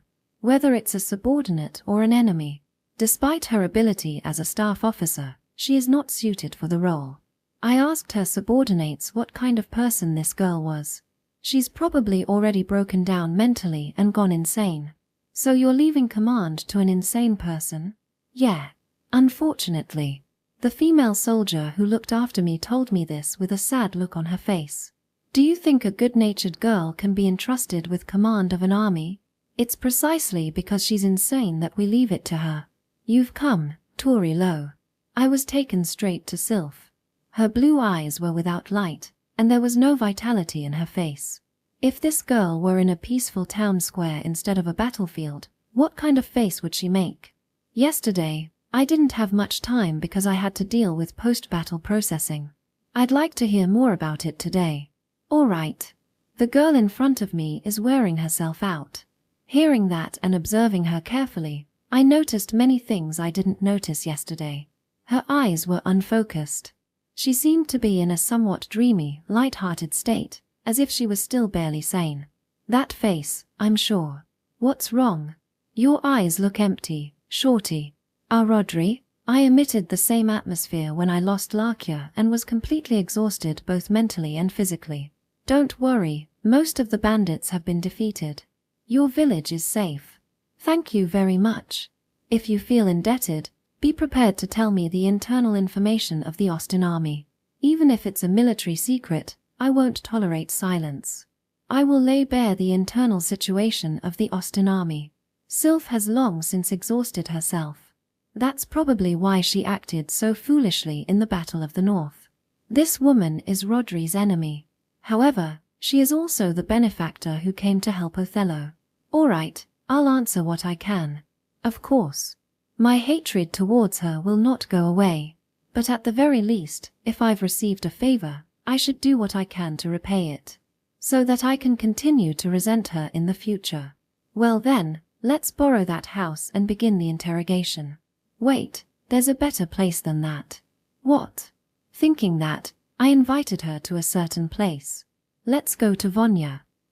Why? So, that being said, Sylph and I made our way to Vonya while accompanied by a few guards. Captain Sylph, you must be tired from your long journey, right? Why don't you get some rest? Well, I do feel like bathing in Vonya after such a long time. Fortunately, Vonya seemed unharmed, untouched by the bandits. Even the bandits refrained from burning the sacred Vonya. Tuchan, I want to be the one who fans the leaves.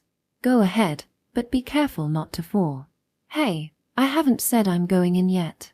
Don't just start taking off your clothes. I didn't want to get the underwear I'd borrowed from the soldier dirty, so I quickly adapted into Vonya style. All that's left to do is fill a jar with water and light the fire in the furnace. Vonya, let me join you guys. Good day, Mr. Gorski. I told you not to just go ahead and do what you please. The golden hero, Gorski, came along as well. It seemed like Sylph knew him, so I thought it was a good opportunity to call him out. Why do we have to go into Vonya to interrogate you? Hurry up and get dressed. Let's change the location. But Sylph, Vonya has been a sacred place for the Sabatian people since ancient times, and it's a place where nothing can be hidden. Isn't this the best place for interrogation? Why does an Orst know so much about it? At that time, I was able to regain my sanity by getting plenty of sleep and refreshing myself. Vonya will be a good breather to alleviate Sylph's current madness. It will probably take time to capture all the bandits and assess the damage. How about taking a break, Sylph? Gorski. But showing skin, it's... Don't be embarrassed, Sylph. You're still a kid. Who's a kid? Don't treat me like a child. Rather, why is Touri Noel able to take off her clothes so casually? Aren't you embarrassed? I'm surprised a Sebastian would feel embarrassed about Vanya. Even Sebastians hide their bodies unless they're married. Are you a slut? Really? There was such a culture. I see, so that's why Kusha was so confident. In that case, I'm married, so it's fine.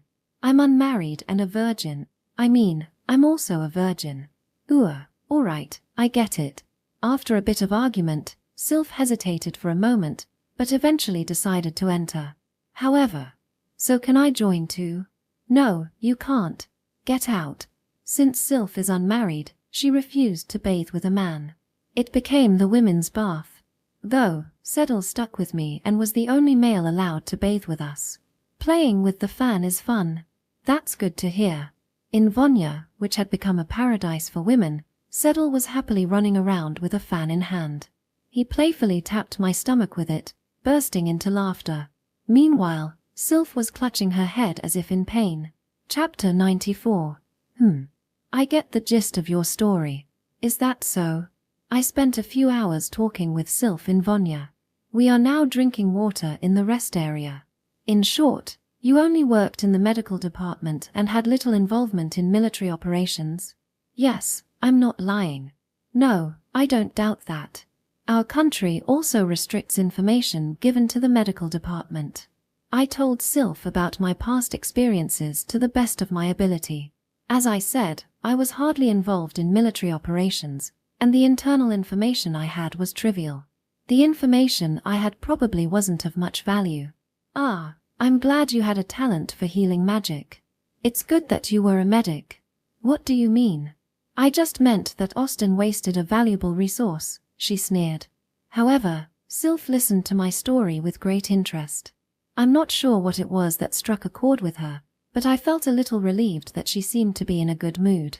Very well, I believe the information you have just given me. I will release you from captivity due to the value of that information. Thank you. However, you'll still be under surveillance while living with the troops for a while. You should at least accept that much. Yes, I understand. Sylph said with a smile that she's releasing me. It seemed she believed I wasn't a spy. Then go. Elijah, you keep an eye on Touri. Understood. Let her sleep in your squad's tent. Make sure she doesn't escape. Yes, Sylph ordered the female soldier who had entered Vanya with us. Elijah is a tall woman with a slightly expressionless face. Touri, Elijah is the only medic in our company. Since you're both women, I'll leave the supervision to her for a while. Understood, Captain Sylph. Oh, Touri Noel, I have no intention of letting you remain idle. In order to make sure there are no lies in your background, I plan to have you help our unit alongside Elijah. I see. In return, you'll receive minimum compensation. If you're truly a healer as you say, I won't let you waste your talents. With that, Sylph Nova smiled and said, I'll make the most of you. Leaving those words behind, she walked away. Tu-chan, where's Daddy? Where's Mommy? It seems they're lost. I don't see them. Hey. After leaving Vanya, we went to Gamuji's house to sort out his belongings. A day had passed since the bandits attacked Othello. The bodies that had been scattered throughout the village had been cleared away, with only the smeared bloodstains remaining. Gamuji. When we got home, it was already in a miserable state. The safe at Gamuji's house was broken into, the artworks and food were taken, and the household items were ransacked. The bandits took most of Gamuji's possessions, a neighbor said. Thank you. According to the neighbors, all the assets stolen by the bandits were confiscated by the military. It seems that the assets include the Gamuji family's fortune. I didn't know how much of it was his property, so they refused to return it when I asked them. I'm going to look for Mommy and Daddy. After returning to Gamuji's house, Sedal was terribly confused and cried loudly. Apparently, he believed that he would be able to meet his parents when he returned home. Because of the lie I told him. Tu-chan, you look too. All right. Sedal ran around the Gamuji mansion crying and screaming. He cried and called out for his mother and father until his voice was hoarse. And at this time, in the town square, "I think I know where your parents are. Come with me, Settle." Really? Many bodies were laid out for the farewell. There was the option of not telling Settle anything and instead misleading him into believing that his parents would come back someday, avoiding the town square altogether. He would continue waiting for his parents who will never return and maintain peace of mind. Perhaps that was the correct choice. Daddy. I hesitated until the last moment. But when I put myself in Settle's position, denying him the last chance to see his parents' faces at the farewell ceremony seemed too cruel. Mommy. Cremation was the common practice for the dead. Gamuji and Kusha's bodies would only retain their current form until this afternoon. Settle will eventually find out that his parents are dead even if I don't bring him to the funeral today. When that time came, how would he feel? I think he will live the rest of his life regretting not even being able to see his parents' faces one last time. Mommy's face is coming off. Kusha's body had her head placed back in its original position and covered with a white cloth. Lifting the cloth revealed her closed eyes with traces of bloody tears and lips that bore marks of being bitten hard. Daddy won't wake up. Gamuji lay motionless, his eyes wide open, frozen in the same expression he had when he died. His body was chillingly cold and had become as hard as earth. Why? I started to regret bringing him here. Was it truly the best option to show such a scene to the still young Settle? A young child cannot comprehend death. It is said that children begin to clearly understand and accept the concept of death around the age of 7. Children younger than that, when faced with their parents' bodies, vaguely think that they will come back to life someday. Mommy and Daddy are dead, Settle. Dead. The look in Settle's eyes at that moment was neither sadness nor despair, but a blank stare.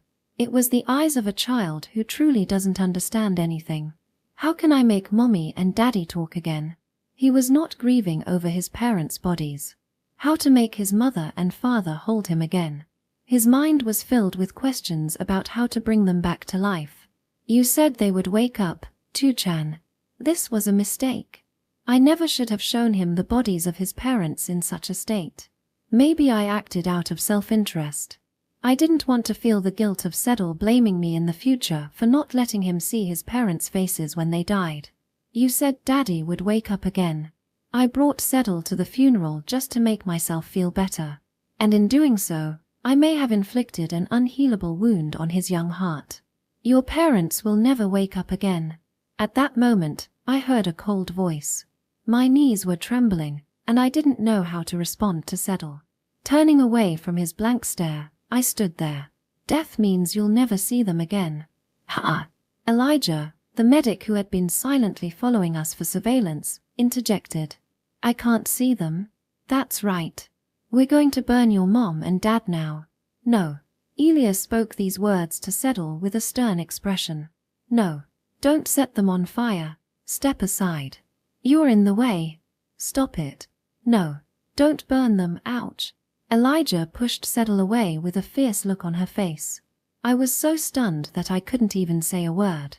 Stop it. Stop it. Stop it. See, you can understand that if they're burned, they'll never wake up again. She then carried the bodies of Gamuji and Kusha to the funeral pyre, kicking away Settle, who was clinging to her knees. What are you doing, Elijah? Don't interfere, Touri Noel. I tried to confront her, having snapped out of my stupor, but her cold eyes stopped me in my tracks. You are this child's guardian. You are the only one he must not resent. She said this and walked away. No. Soon, the villagers' bodies were covered in oil and cremated. Settle, firmly restrained by Elijah, cried out in anguish. Daddy, Mommy, they're burning, stop it.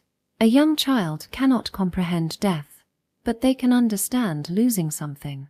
Just like when they break a toy or lose a treasure. War, war. Settle cried out in front of the blazing flames. Seeing his parents' bodies turning black in the fire, he panicked and screamed. Daddy, Mommy. The nauseating smell of burning flesh filled the village square. Settle desperately reached out, trying to jump into the arms of his parents, whose bodies were turning black. Ah, I made a mistake. I shouldn't have brought him here. I should have deceived him until he was old enough to understand death. I should never have brought 4-year-old Settle to such a cruel place. Your decision was not wrong, Touri Noel. Ha! I couldn't stop my tears in front of the frantic Settle and the deceased Gamuji couple. My heart felt like it was about to burst as I realized my selfishness had scarred the heart of a young child. As I was overwhelmed by regret and self-reproach. The more time passes, the more distorted the heart becomes. Delaying the problem will only lead to greater regret. You must support this child from now on. He is a precious child, isn't he? Elijah, whose arm was bleeding after being bitten by Settle, smiled at me. The village suffered 14 casualties in this battle. The bandits shot any villagers who showed the slightest resistance. Furthermore, they killed out of spite if someone had even slightly fancy decorations. To them, it was a righteous act. A total of 52 bandits were confirmed. Most were surrounded and either shot or captured by the forces led by Sylph. The captured bandits were to be interrogated and then executed. At the cremation site where the victims were engulfed in flames, the anguished cries of the grieving families echoed continuously. Chapter 95. Let me introduce her. This is Touri Noel, a medic from the previous village. By the order of Lady Sylph, she will be under our care starting today. I'll say this first, this girl is from Austin. I've been assigned the role of overseeing all her actions. It was around when the victims' farewells and the minimum necessary sorting of their belongings were completed. I left Settle, who had cried himself to sleep, in the care of the villagers. I was then dragged before the members of Elijah's unit. Introduce yourself. I'm Touri Noel. Ha! An Orst. You're going to assign an Orst pig to the Sacred Sabbath Federation's army? Is that brat mocking us? The surrounding atmosphere froze the moment it was revealed that I was from Austin. Well, I expected as much. I'm one of their sworn enemies after all. Is our great commander seriously telling us to treat an Orst as a comrade? No, her official position is that of a civilian collaborator, in other words, an outsider. In reality, Touri has been captured by us and is being forced to work. She has been stationed here since she can use healing magic. Oh, I see. So that's how it is. I'm the one tasked with watching her to make sure she doesn't escape. Since the atmosphere became frosty, Elijah read the situation carefully and made an excuse that would satisfy them. Well, it's true that this kind of explanation is less abrasive. In other words, this woman is our slave. He. I can finally let out all the resentment I've had up until now. However, I am a little worried about how I will be treated after hearing that. Welcome to our unit, Orst. We'll make sure to take good care of you. This unit is a mixed unit of infantry and rearguard troops stationed at the rear. They seem to manage infantry with difficult personalities or those unsuited for frontline combat. Her face isn't bad. One of the Sabatian soldiers began to appraise my entire body. Why does it always lead to this when they find a female prisoner? Hey, Sister Elijah, can we do as we please with her to a certain extent? What do you mean? You know what I mean, right? She's a bit young, but she'll save me a trip to the brothel. About that. That soldier completely sees me in that way. I can't exactly refuse given my position. What should I do?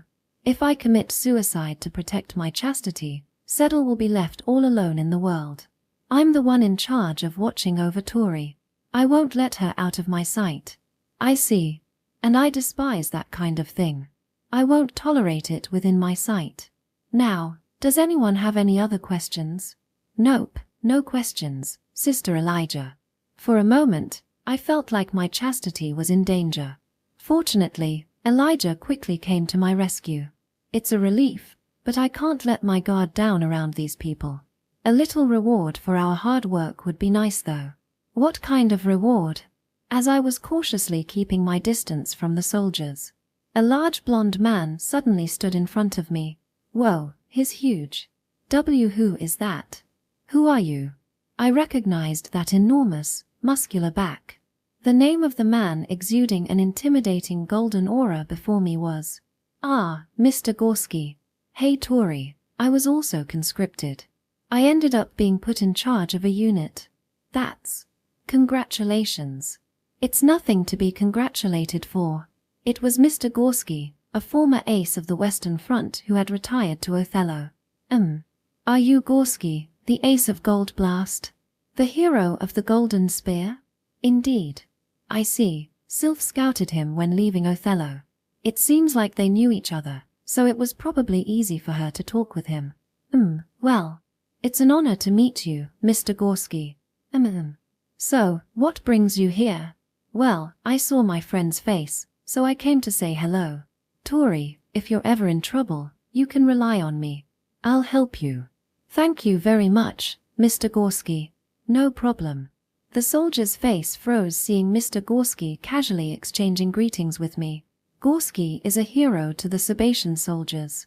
He still holds significant influence even though he had retired. No one here would fail to understand why he made the effort to emphasize me as a friend. I'm truly indebted to this person. Well, don't get any weird ideas. The previously aggressive soldier hung his head in defeat. Even the Sabatian soldiers didn't have the guts to oppose an ace. Damn. She's small and aloof, just my type. Can I at least buy a night with you, Orst? Sorry, but I have a husband I'm faithful to. I see. This soldier is that type of person. Elijah, I have been ordered to serve in the military, but I wonder how Seddle will be treated. If he wishes, he can share a room and meals with you. Naturally, I'd rather not bring him to the battlefield. Understood. After introducing myself to the unit, Elijah and I returned to the village. There, I asked about my future life with Seddle. From now on, you will be living in a refugee camp. We can't let an Orst into our command headquarters. We're living in a camp. Yeah. By the way, the refugee camp is always under military surveillance. Please don't try to run away or do anything strange, okay? Elijah lightly emphasized this point. Even without being told, I have no intention of running away since I have nowhere to go. You will be treated as a civilian collaborator for the Sabatian Army Medical Department. Austin nationals cannot be conscripted into the military. I understand. And in this company, I am the only medical officer. Therefore, you have no superior other than me. The only person you have to take direct orders from is me, and Lady Sylph, I guess. It appears that Elijah is the only medic in Sylph's company. How does she handle everything by herself? It surprisingly works out somehow. There aren't that many casualties when hunting bandits. Is that so? Basically, it's just treating minor injuries. Even if there are severe injuries, if we can stabilize them until they reach headquarters, it's good enough. She said it casually, but it must be quite difficult to provide first aid to seriously injured people. However, she seemed like a fairly experienced medic judging from the way Elijah treated Irigor yesterday. Given that she has been appointed as the unit's second-in-command, Elijah likely has a fair amount of experience. Have you been working here for a long time, Elijah? Yes. Despite my appearance, I'm from the same generation as Mr. Gorski. What? I looked up at Elijah again when she said that. I'm sure Gorski said he met Sylph when she was a child. Judging by appearances, he looks like he's in his late 30s to early 40s. Why are you so surprised? On the other hand, Elijah is a beautiful woman with short, black hair and sharp eyes. She looks like she's in her early 20s from the outside. So, do you also have experience on the Eastern Front? Yes. I've been fighting alongside Lady Sylph ever since her first battle. Could this be what they call a beautiful witch? I never imagined that Elijah would be more than twice my age. I thought she was closer in age, like a senior medic from the medical department. You still have reservations about Lady Sylph, don't you? Your tone and attitude stiffen only when you talk to her. Honestly, yes. This is a selfish request, but please try not to be too harsh on her. As I stared blankly at Elijah, she continued speaking as if she were talking about her own daughter. She is already disliked by the soldiers. You can tell by the way she treats her subordinates. I thought so. It's okay to be strict with your subordinates, but you must also praise them appropriately. Finding that balance is crucial. But Lady Sylph seems to find it difficult. That's understandable, considering her age, Elijah continued. I believe that Lady Sylph is the last hope remaining for the Sabbath. As the heir to the hero General Brustov, her strategic acumen surpasses anyone in the country. I've seen her skills firsthand by her side. Her strategic sharpness is probably superior to that of General Brustov. It's regrettable that when her orders were executed by her subordinates, they did so half-heartedly, thinking it's just the command of a young girl. Do you have any examples of that? Well, for example, when she ordered to maintain a siege, the units who were supposed to be on duty abandoned their posts to go party. That is, are they really soldiers? Despite having laid a perfect encirclement in the surprise attack at Noel, the Ost forces led by Verdi suddenly disappeared. I was stunned when I heard that Verdi had escaped from the hill. Dandelion Hill, right? At that time, I felt there was no other escape route. Yes, that retreat route was exactly as Lady Sylph had predicted. What? So the part about going down Dandelion Hill was read by Sylph.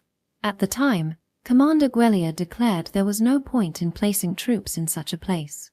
However, Lady Sylph, merely a staff officer, went beyond her authority to give orders to the soldiers. If you're determined to die, you can descend the hill, so make sure to set up a proper siege. Because of that, the morale of the troops stationed on the hill dropped, and they abandoned their posts to start a drinking party. When Lady Sylph heard this, words like furious would be an understatement for how severely she reprimanded her subordinates. However, the leader of the unit that abandoned their posts retorted, "We kept watch while having a party, but no one came. Maybe other units let them escape," and even Commander Gwellier supported that opinion. Relations with that unit at the time deteriorated as a result. That certainly explains why she dislikes her subordinates so much. If the siege had been carried out according to her instructions, Verdi Company would have suffered even greater losses. In the end, Lady Sylph was reassigned as a staff officer for another unit. I was transferred with her, but I can't forget the bitter look she had back then. She is too young to handle people. But if her command had spread throughout the entire army, Austin would have had no chance against her. Lady Sylph must wonder why she wasn't born 10 years earlier. One of the responsibilities of a commander is being able to handle their subordinates well. My superior, Verdi, was only a few years older than me, but he was an extremely skilled commander. That's true. Although I answered calmly on the surface, inside I was breaking out in a cold sweat. I imagined something very, very unpleasant. I suppose the gods do not give you everything after all. If Sylph had charisma and could rally her subordinates to support her, Verdi and I would have perished in Noel. Lady Sylph is always lamenting, "I'm trying so hard, why is no one responding to me? Why are all those soldiers, all older than me, so unreliable?" To her words, I couldn't say anything back. At that moment, the feeling budding in my heart was fear. From our earlier conversation, I could sympathize with Sylph in many ways. However, more than that. In other words, if Captain Sylph can grow and understand the nuances of human relationships, the Sabbath will be secure. The girl I spoke with in Vonya the other day, I intuitively felt that in the near future, she could become Austin's strongest and worst enemy. You're close in age and very rational. Maybe you could be someone who can listen to her complaints. Lady Sylph has been quite accommodating to you. If you feel even a little of that, please interact with her normally without keeping your distance. Sylph Nova, who dismissed Burns' command as insignificant. What would have happened in the Battle of the North if there had been no obstacle in her command? Alright, that's enough chatter. If we get any closer, the villagers might overhear. Yes. Take what you can and come back here quickly. Only take what you can carry with you. I'm sure Elijah told me that story because she wanted me to become a good confidant to Sylph. I definitely felt her love for Sylph from her. However, after hearing Elijah's story, I found myself becoming even more cautious of Sylph. Chapter 96. Where have you been, Tu-chan? When I returned near the Gamuji house, Sedal came charging at me in a rage. He was in tatters, crying heavily, and aggressively thumping his own stomach with rough breaths. Where were you? I'm sorry, I was called by an important person. No, you can't go. Having lost both his parents and then waking up alone, it seems he panicked. He must have been upset because he thought I was going to disappear as well. I've done something bad. I see you're safe, Touri. Anita. Taking care of that kid was tough. He went on a rampage. Right next to Settle, Anita was sitting with disheveled clothes. It seemed like she was taking care of him. I'm sorry to trouble you. He's a fellow villager, so don't worry about it. I also owe Gamuji a favor. I picked up Settle, who was crying loudly, and turned to face Anita. Anita was a neighbor of the Gamuji family and knows Settle very well. And having been together with her for a few months, I felt she was someone trustworthy. That's why, I've kinda been forced to join Sebastian Army as a medic. I see. This is a very presumptuous request, but I will give you Gamuji's inheritance and my salary, so please take care of Settle for me. Are you asking me to look after this child? I bowed my head and asked her to take care of Settle. This child seems to have grown quite attached to you. To be honest, I'd like to take care of him myself, but I can't bring a child onto the battlefield. Well, okay. If you ask me to take care of him, I'll do it. I've actually wanted a child. To be honest, I'm full of anxiety about leaving Settle. If I hadn't been conscripted into the Sebastian Army, I intended to take care of him myself. But now that I'm in the army, taking Settle around would only expose him to danger. But not now. Yeah. If you try to separate from Settle right now, the boy will think that you abandoned him and his personality will become twisted. I see. Just stay with him for now during his most difficult time. I can't take him with me if I have to go on a campaign. It would be safer for Settle to live under Anita's protection. Now that I have been drafted, it is my fate to part ways with him. Tu-chan. Yes. I gently stroked Settle's head, who clung to my shoulder and wouldn't let go. Settle, shall we sleep together tonight? Yeah. I gently reassured him. Have you finished sorting out your belongings, Touri Noel? Yes. I left everything with an acquaintance. I see. That day, I carried Settle on my back and returned to Elijah. Have you decided to take him with you? No, I'll leave it with a friend. Well, I suppose that's how it goes. After causing quite a stir, Settle tired himself out from anger and fell asleep again.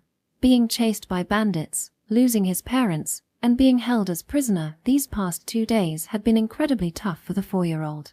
For now, let's let him rest peacefully. You have no special duties tonight. The wounded were treated yesterday. Understood. We'll share the sleeping tent. I'll show you around, so you can put the child to bed. Without saying anything else, Elijah guided me to her tent. There, she generously provided me with her old clothes, turned into makeshift sheets for Settle. Good night. Thus, the people of Othello village were forced to abandon their home and travel to a refugee camp near the Eastern Command Center. Security around the headquarters was notably stable, with bandits rarely appearing. Therefore, we would be living in the camp until public safely stabilized. This is. Upon hearing it was a refugee camp, I didn't expect a lavish life, but what part of this is a camp? Isn't this more like a garbage dump? No, it's worse than that. The camp we were shown consisted only of occasional wooden posts in a desolate wilderness. There was not even grass growing on the ground, just bare red soil and abandoned garbage stretching out endlessly. Several camps had already formed on the desolate land, with poorly dressed people milling around. We're living in a place like this. What about food and water? Since the water source is far away, you need to go fetch water regularly. As for food, slightly expired rations are distributed regularly. Everyone at the campsite had vacant eyes. Due to the scarce water source, human waste was buried in one place, emitting a terrible stench. They live in filthy, hole-riddled tents and survive on expired military rations. The stress must be unimaginable. There are rare days when they serve bread and soup. If you want good food, wait for those days. Bread and soup is a luxury. All the villagers who saw the scene could only stand there in shock. This is hardly a camp. It's more like a slum or something. At least if they could install a water source nearby, it would be somewhat more bearable. The rivers around here cause floods if it rains too much. We might get swallowed up if we set up camp near the river. So, this campsite is on higher ground than the river, so the water level rarely reaches it. But to fetch water, you have to go up and down a long hill. It seemed that the current lives of the Sabatian villagers were more difficult than I had imagined. Together with Sedel, I took over a corner of the campsite. We managed to maintain something resembling of a tent by tying together bedsheets we had salvaged from Gamuji's house onto crudely erected poles. The people around me are all people I know from Othello village, so I feel pretty safe. I helped you set up camp earlier. It's fine, but share some of the food you have. Don't be stupid. These are emergency rations. As expected, disputes arose with the people who had been living in the camp before, or, it's gone. My clothes were stolen while I was out getting water. Just now, some people from another village were wandering around. Theft was rampant and commonplace, making it a very unfriendly environment for Sedel's upbringing. Elijah says that I'll be able to rent lodgings if I get promoted. However, permission to bring Sedel there was not granted. The only way for me to live with him is to sleep outdoors together at this campsite. That guy keeps looking over here. He's probably keeping an eye on my movements. And there was strict surveillance in this camp. I could see the soldiers circling the camp glancing at me from time to time. As an Austenite, I seem to be quite marked. Tuchan, are we sleeping here? Yes. It's a bit cramped, but please bear with it. Thus, our lives as refugees began. Life in the camp was extremely harsh. Mornings began with the task of fetching water under the scorching sun. Soldiers provided a large water container for all of Othello village to share, so the first task of the day was refilling it with buckets and bottles. It was quite physically demanding, so the elderly and children couldn't manage it at all. Therefore, people like myself and Irigor, who had military backgrounds, took the lead in taking shifts. It's better to gather waste in one place. We're thinking of setting up latrines near where the neighbors are dumping their waste. Understood. We had to dig all the latrine holes ourselves. Since the ground was red soil, we couldn't form channels for drainage. When we needed to relieve ourselves, we scooped a cupful of water from the container to keep things clean. A bit early, but the water team should set out. The water in the container is running low. Already? Who wasted it? The most important thing was to divide the work and ensure the water didn't run out. If we continued to use it normally, the water would run dry during the day, so we had to go to the river with buckets multiple times. It took about 10 kilometers round trip to the river, which served as our water source. Since there were reports of bears and other wild animals near the river, fetching water was not only tough but also dangerous work. It's warm now because it's summer, but what will happen in winter? It's already horrible on rainy days. It wouldn't be surprising if people froze to death in such harsh conditions. Our tent fabric is just bed sheets. Even under current conditions, rainy days were very cold. Let's dig trenches. Irigor. We'll dig holes, cover them with several sheets, and make a waterproof roof. People will die if we don't do it by winter. Concerned about this situation, Irigor gathered the residents of Othello village and made this proposal. Inside the trenches, we'll have the minimum necessary for safety, waterproofing, and insulation. It's really just the bare minimum though. I'd like to secure a fire source. I want to make a stove out of clay. Then go to headquarters and ask if you can borrow a shovel. There's no way military facilities don't have them. Following Irigor's suggestion, the residents of Othello decided to build a circular trench all around the village. Fortunately, we were able to borrow shovels when we applied for the necessary equipment for the camp. Touri, since you're light, do something else. Like, keep carrying the water. Yes. Shoveling is not as efficient without weight. Unfortunately, being small and light, I was not well suited to construction work. Instead, since I was in good physical condition, I ended up going back and forth between the river and the camp. Trench digging is very physically demanding and requires a lot of water. We needed a lot more water than usual, so I was running almost non-stop. Throughout the day, I ran with buckets in both hands, and at night I would wash off my sweat using water that I carried myself. It's a matter of finding the right person for the right job. I was interested in how to dig trenches, though. It has been about a month since we started living at the camp. Touri Noel, are you here? Elijah. Around the time the trenches were taking shape under the command of Irigor, Elijah called for me. I need you. The details will be announced at the briefing. Understood. It seemed that Sylph Company is deploying. Perhaps new information about the bandits had come in. What's wrong, Tu-chan? I have a job, so I'll be gone for a bit. When will you be back? Soon.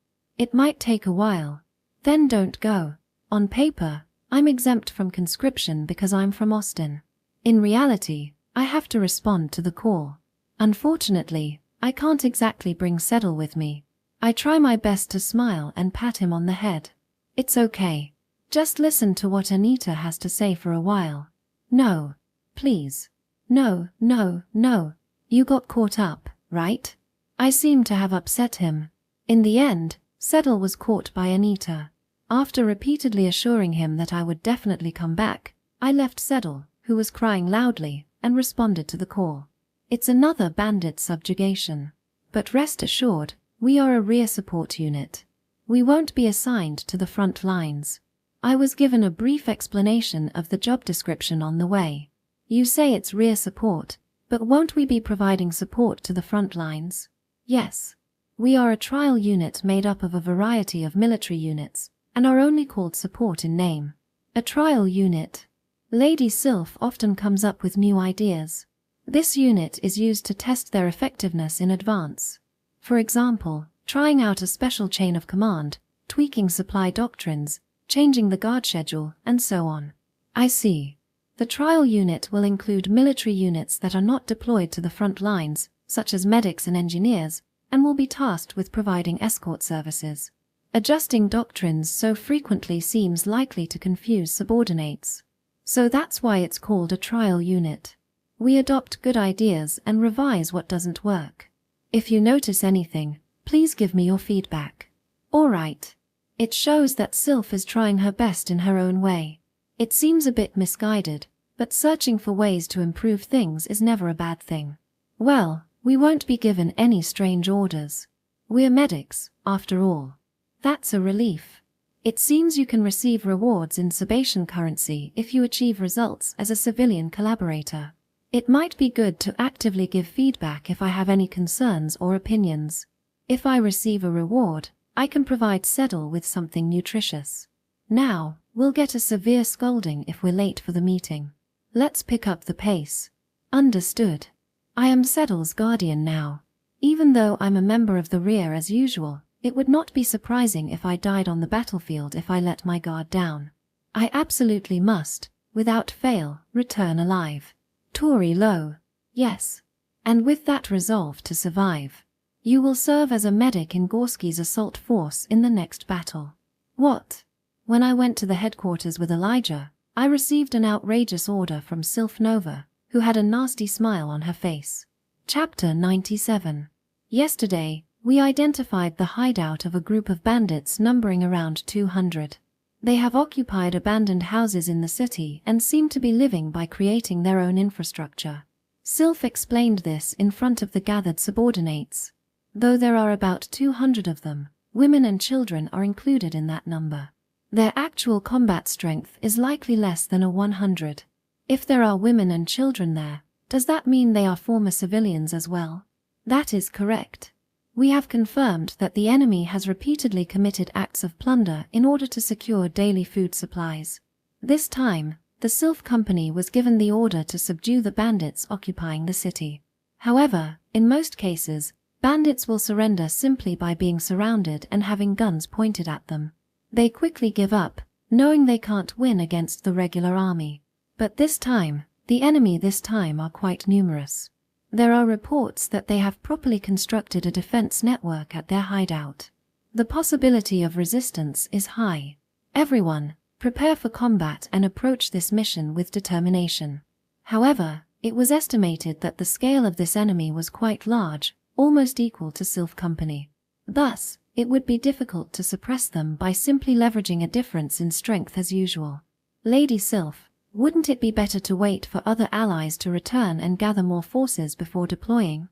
The longer we leave the bandits alone, the more damage they will cause. When that happens, the number of new bandits will increase.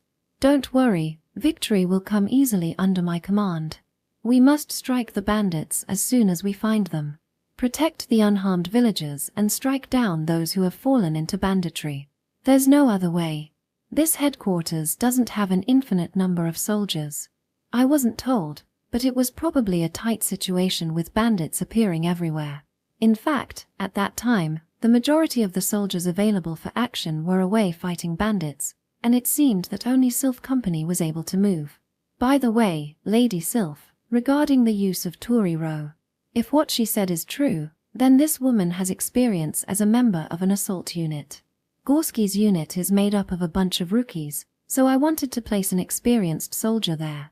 Well, I can understand the idea of eliminating the bandits as quickly as possible, even if there is some risk. The question is why I, a medic, would be included in Mr. Gorski's assault force. Touri is a medic. She's not just a medic, but someone with actual combat experience. Touri Noel is apparently on good terms with Gorski, so it's perfect. Sylph mentioned combat experience, but my infantry experience is barely above a rookie level. If deployed as infantry, I wouldn't measure up to any of the new recruits around here. Elijah also protested to Sylph. Well, don't worry, I'll make sure to support you properly. Understood. I'll go greet Mr. Gorski then. Go on then. Facing a resolute Sylph with no sign of backing down, I had no choice but to agree. I'm an outsider, a medic from Austin. It's only natural that I won't be treated much care. I've already spoken to Gorski. Well, do your best. Perhaps I was being sent to the front lines to conveniently get rid of an Austinite like me. While I looked at her with a look of resignation, Sylph Nova looked at me with an expectant expression. You've been given a reckless mission, Aust. I agree, Mr. Gorski. However, there was another intention behind her placing me under Mr. Gorski. Rest assured. Now that you're in my unit, I'll make sure you come back alive. Thank you. I'll be counting on you. When I was assigned to the unit of the Golden Hero, Gorski, I felt a small sense of unease. Well, don't worry. Although I may not look like it, I'm quite strong. Even after losing an arm, he held his spear with a commanding presence. Normally, Mr. Gorski is a very straightforward and cheerful person. Mr. Gorski, what is it? No, it's nothing. I'm sorry. But on that day, he had a shadowy aura, as if he were hiding something. I understood the reason when we arrived at the enemy hideout and prepared to launch our assault. It's really the front lines. What's the matter, Touri? We were positioned on the far left front line of the army. Gorski's unit consisted of about 10 men, about the same size as Garbak platoon. Along with me, a medic, the unit included new recruits such as scouts and grenadiers, covering various military specialties. Now then, gentlemen, our orders as the Gorski platoon is to engage in guerrilla warfare. Guerrilla warfare? Peering at the enemy hideout from behind cover, it looked like a small fortress. Barbed wire was set up all around the ruins of the city, and barricades were set up behind them, with 3 levels of trenches built behind them. Breaking through this with a single platoon seemed like a daunting task. Do you understand the meaning of the order guerrilla warfare? This is an order to observe the enemy's actions and deal with them flexibly. That's roughly correct. The bandits seemed to be aware of our attack, and some of them with guns were already hiding in the trenches. They must be eagerly waiting for us to attack. The battlefield situation changes every few seconds. Our unit must sense these changes and act accordingly. Yes, platoon leader Gorski. I have a fair amount of experience. With that trust, I have been given the authority to make on-site decisions. It seems that Gorski platoon was given the right by Sylph to independently assess the situation and take action. Recognizing Mr. Gorski's status as an ace, she had given her permission. Survey the battlefield and make the best decisions. Now then, everyone, speak up if you have any suggestions for our initial moves. The platoon members gulped upon hearing this. They were probably surprised by the order to decide on the spot what action to take and act on it. It's rare that a single platoon is given such extraordinary authority. Even I am not omnipotent. If you have any ideas or suggestions, please feel free to speak up. Soldiers generally act based on orders from higher-ups, especially new recruits. Being suddenly told to act freely left them confused. But the moment I heard that order, then, we should take the lead, Mr. Gorski. The gallant man in front of me, emitting a guilty aura, and the puzzling authority Sylph had given this platoon, all of it made sense.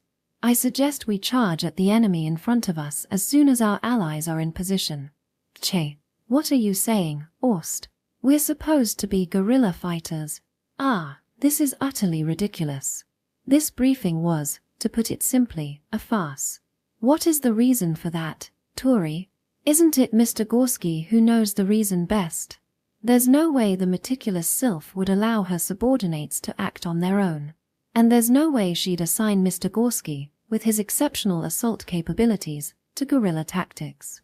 Looking at our allies' formations, the starting line of the offensive is probably Gorski platoon, isn't it? I believe Captain Sylph's true order was to lead the charge. This was essentially a test from Sylph. Our position is the only one from where we can safely fire grenades into the enemy trenches while remaining concealed. There's no better place to break through the barbed wire and launch the assault. Furthermore, 2 reinforced platoons have been deployed adjacent to us. This must be to ensure they can secure the breach in the enemy's defenses caused by our attack. From the beginning, Gorski platoon was meant to be the vanguard. It was clear the moment they were deployed here. Sylph probably wanted her subordinates to observe the battlefield and think for themselves, rather than just blindly following orders. That's why she had Mr. Gorski relay the false role of guerrilla fighters. Indeed, you are correct. The mission assigned to us by Captain Sylph is to lead the charge. I see. How can you all let an Orst out, think you? You guys should try to read your surroundings better. It seems Sylph was focused on training her subordinates as well. She's definitely not someone you want as an enemy. If she grows, she will certainly become a formidable foe for Austin. I found myself thinking such things faintly. How naive of me. At this point, I still greatly underestimated her. I would soon understand the meaning of her words. Victory will come easily under my command. That's the sound of artillery. Everyone, get into combat positions. Yes. At 11 a.m., the offensive began as planned. On the opposite side of our position, in the right flank, intense preparatory bombardment commenced.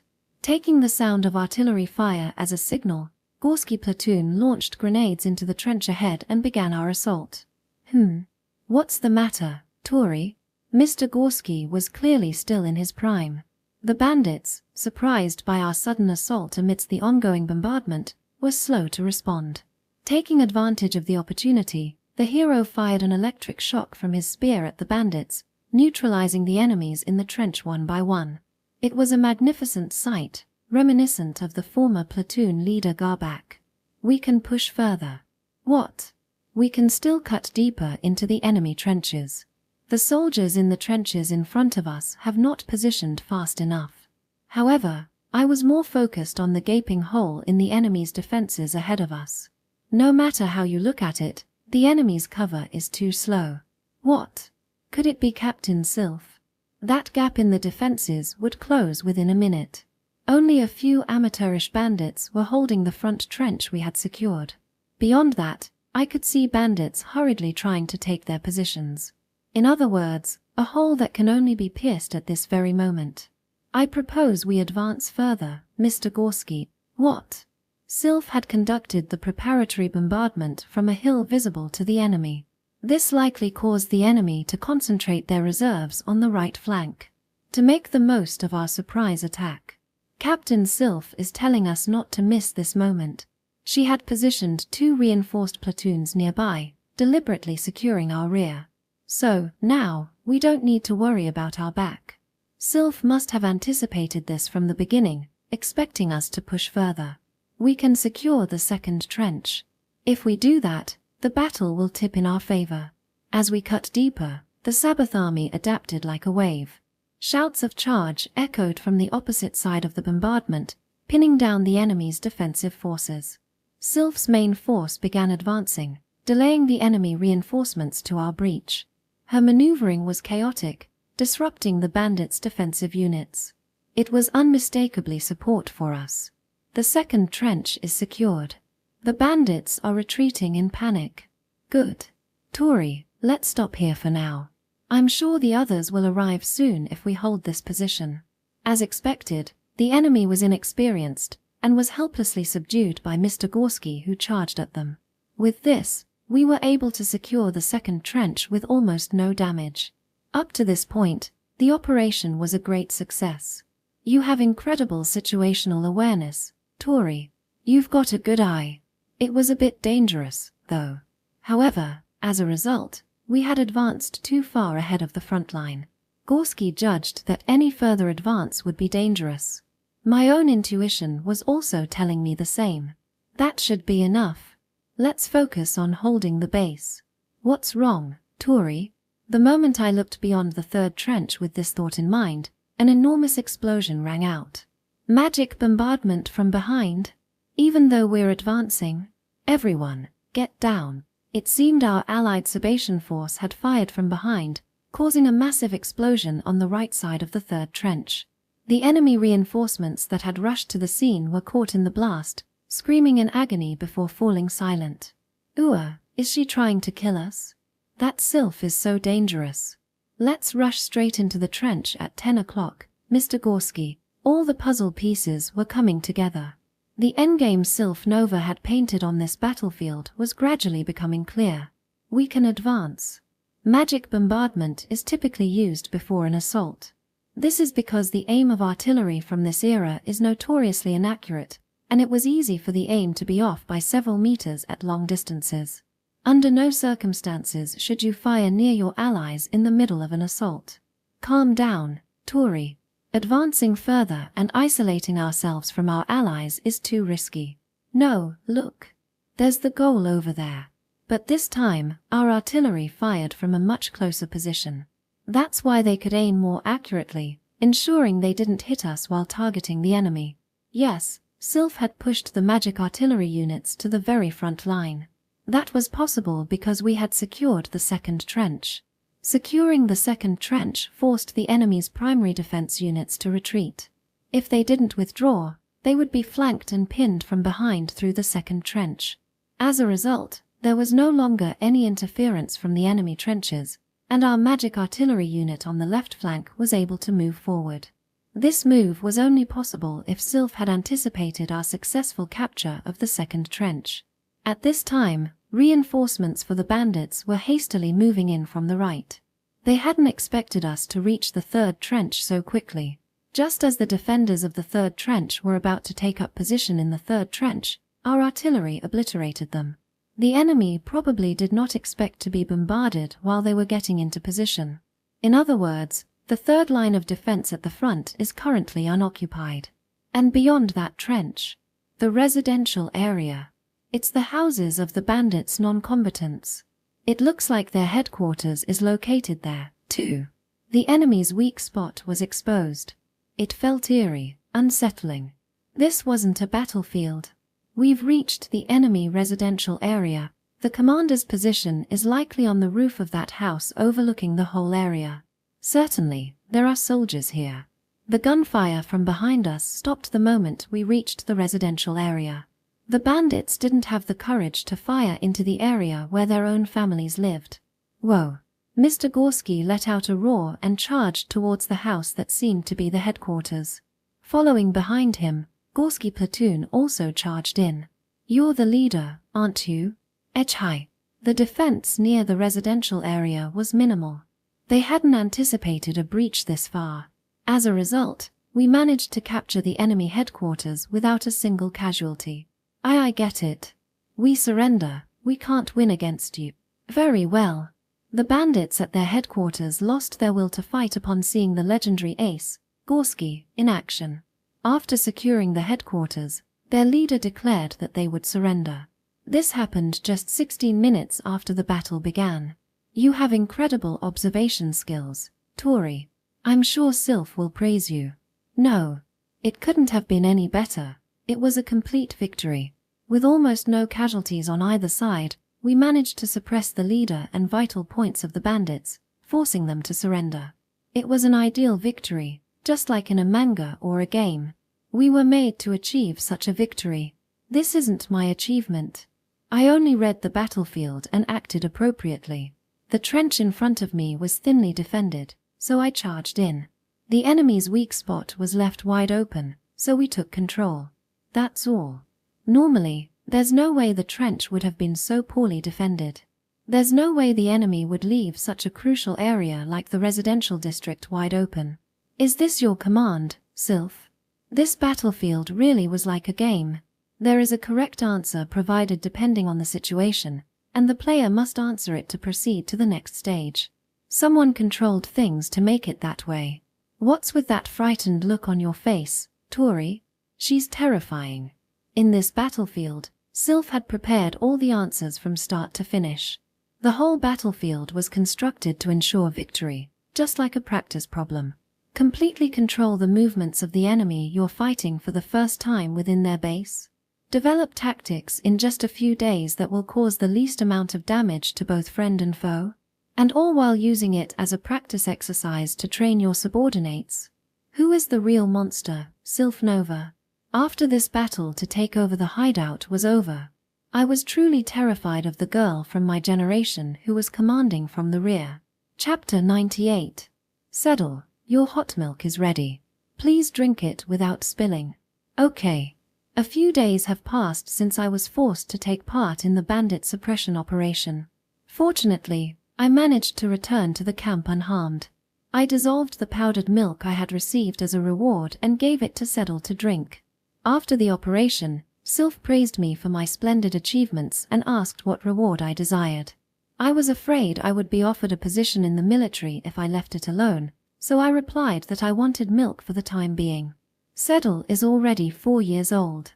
He doesn't need milk powder anymore, but in this camp, we're only given expired rations, hardtack and powdered beef, and onion soup every day, so I'm worried about nutritional imbalance.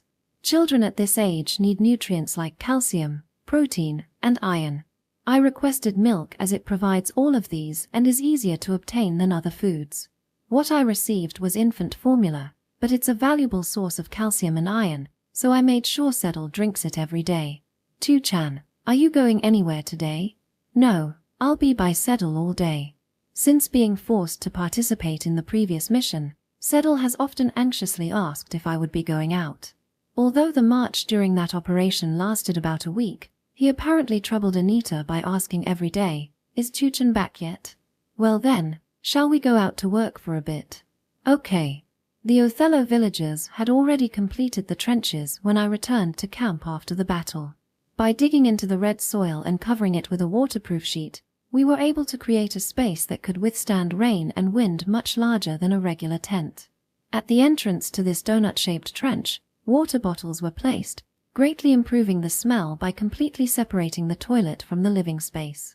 A stove was set up inside the trench, and someone had already taken on the role of firekeeper to keep it burning. They brought wood from the nearby forest for fuel. Transporting it was easier than water since the forest was closer to the river and the road was paved. Can anyone please give me any cans, bottles, food, or scraps of clothing? I'll trade them for a bottle of water. Once the trenches were completed, we had more flexibility in rotating who would carry water. So on my days when I wasn't on duty, I started fetching water myself and bartering it with other villages. I don't find carrying water too difficult. I see it as an extension of my regular training. I had to carry much heavier loads back when I was with the Austin Army. Even in Othello, I would run on my own as part of my training. All I've done is changed the location of my daily run. Is a scrap of tabi enough? Yes, that's fine. I'll take it. At that time, I was desperate to gather as much fabric as possible in preparation for winter. Children are not as good at regulating their body temperature as adults, so whether Settle can survive the winter safely depends on my own efforts. Ah, that was good. I haven't had this much water in a while. Thank you as always. Please be careful not to get dehydrated. I hope you will continue to be a patron. Water management seems to be very strict in every village. It's not like you can just drink water whenever you want when you're thirsty. It seems they're also forced to save water used for washing their bodies. The water-carrying business is thriving as usual. Boil the tabi, disinfect them, and wash them well in the river. Tabi are like socks.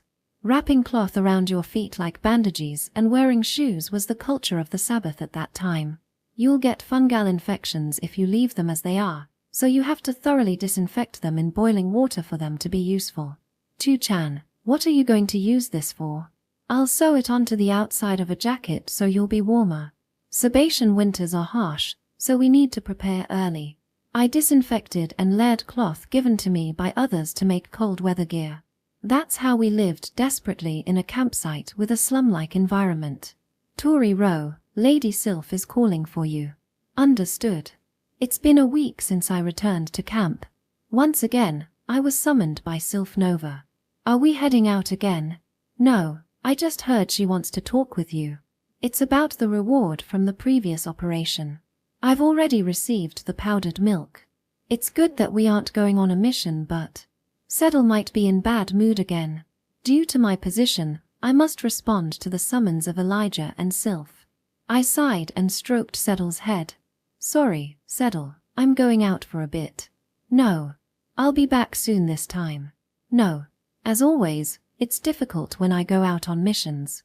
I held Settle in my arms and comforted him, and somehow managed to get him to agree. Welcome, Touri. Elijah took me to Sylph's private quarters within the headquarters. It was a small room with just a bed and locker, but the fact that she had a private room indicated she held considerable power. How is life at the camp? As a medic, urgent improvements to the environment are necessary. Particularly, improvements in insulation and cleanliness are essential. In winter, there will be fatalities in those conditions.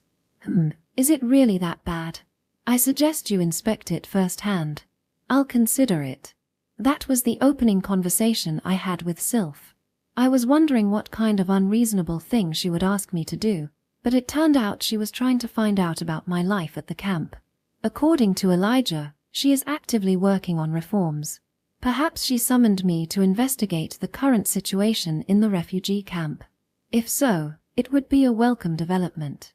For now, what do the people at the camp need? Firstly, safe water and food. Secondly, security. There are frequent minor crimes like theft, and when reported to the guard soldiers, they often dismiss it as outside their jurisdiction. What? The soldiers on guard have been ordered to crack down on criminals. If they catch the perpetrator red-handed, they will arrest them. In cases where the perpetrator is unknown or has fled and then denied involvement, most of the time they don't intervene.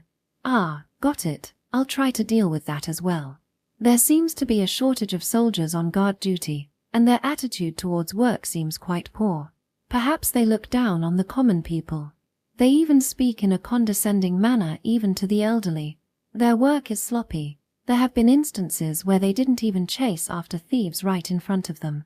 Elijah, have your troops investigate how much of what Touri just said is true. Make sure you choose people you can trust. Understood. Sigh. It's the consequence of drafting a large number of officer cadets and those not yet eligible for conscription. I reported to Sylph about the current problems at the campsite. She can be expected to hold significant authority. I hope the environment becomes more livable for Settle, even if just a little. We will work out a plan to deal with the security issue. Water aside, as for food, a large amount of rations left over from the Battle of the North should have been distributed, but they're probably all expired. Just the other day, someone suffered from severe diarrhea and almost died from dehydration. Ah, well, some of them must be rotten. It appears that some poorly sealed products have been mixed in, which is causing food poisoning. Quality control needs to be thoroughly implemented. My head is starting to hurt. Even when I reported such complaints to the guard soldiers, I only received vague responses.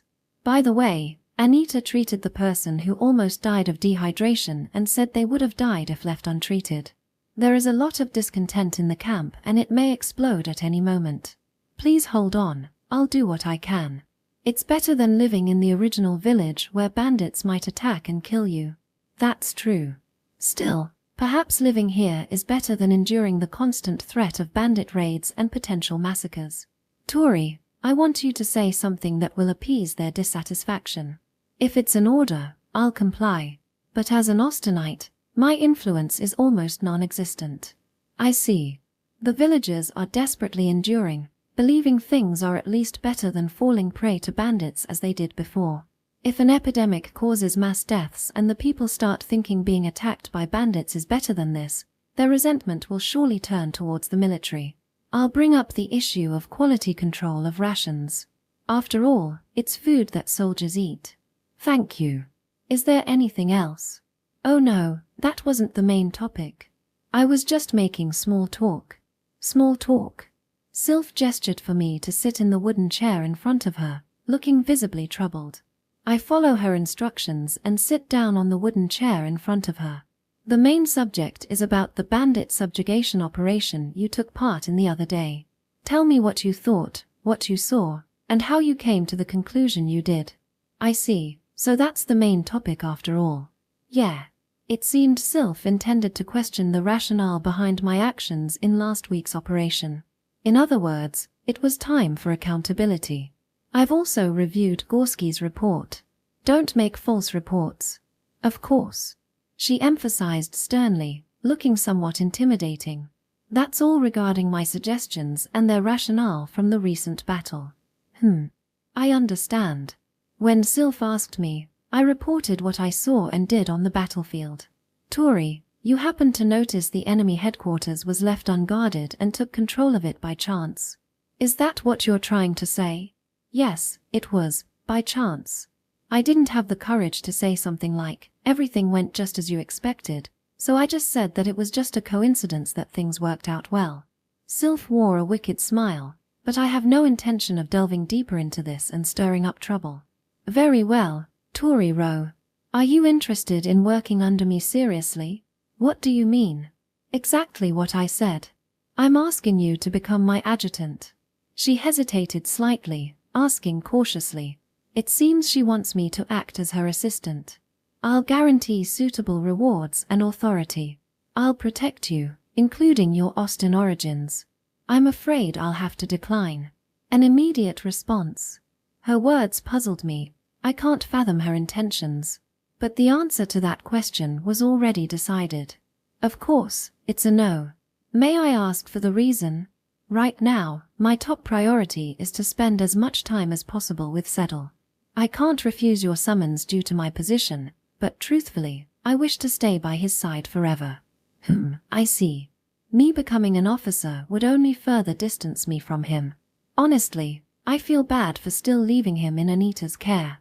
Protecting the legacy of my benefactors, Gamuji and Kusha, is what gives meaning to my life right now.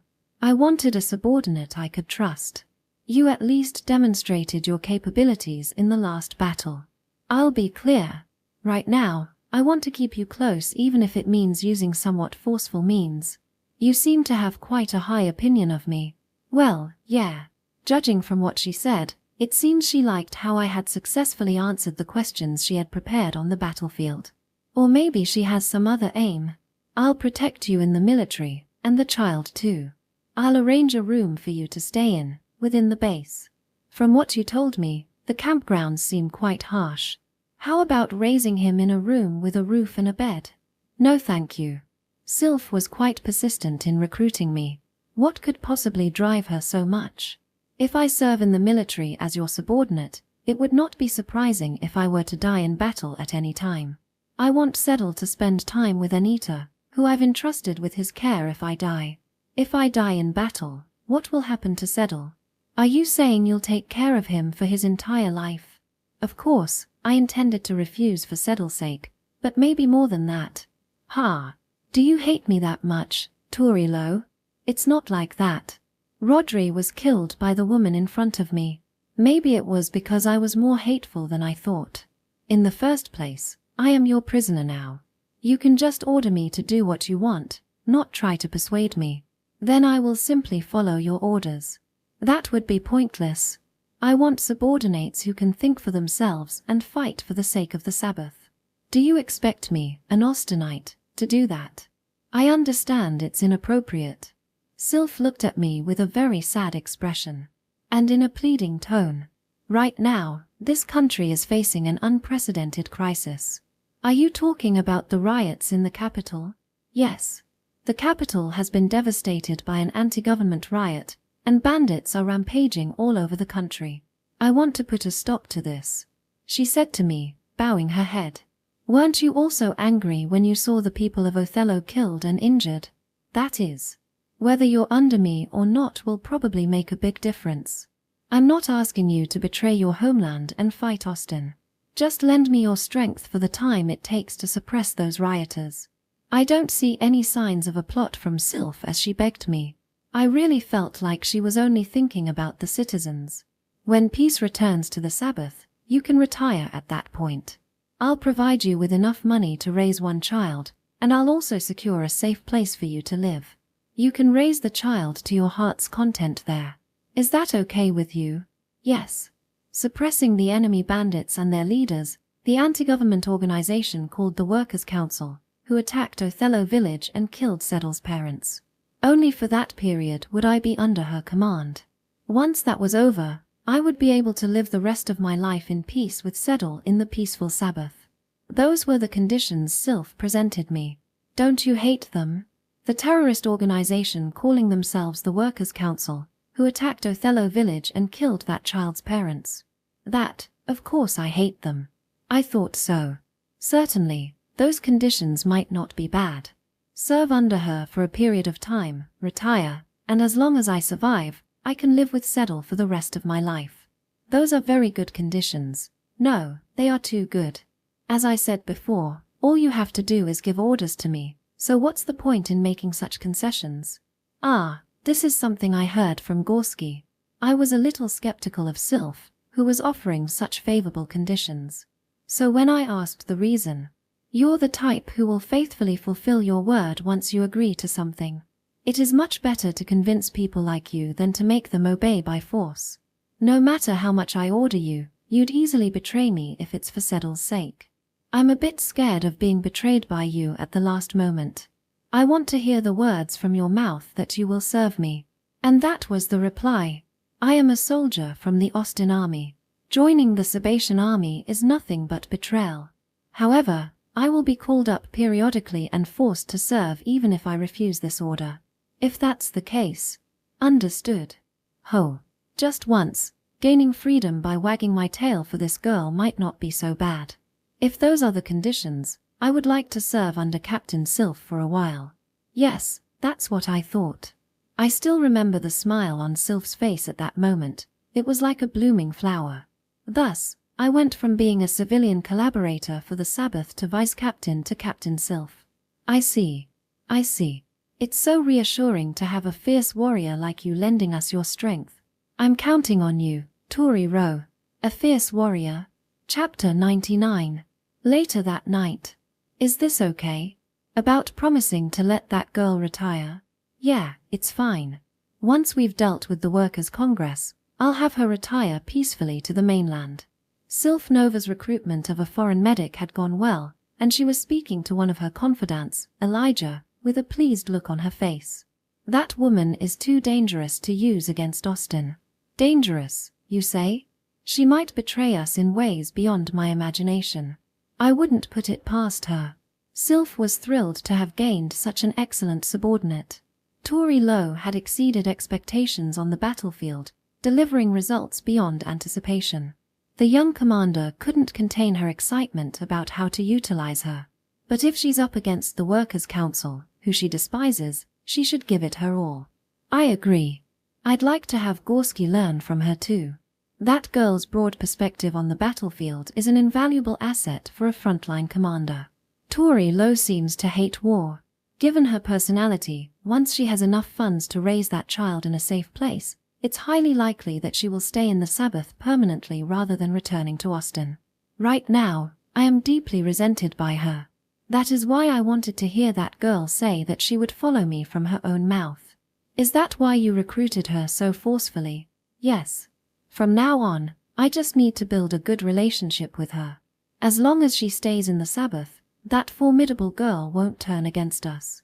If we maintain a good relationship with her, she might even feel obliged to stay in the Sabbath even if the East-West War resumes.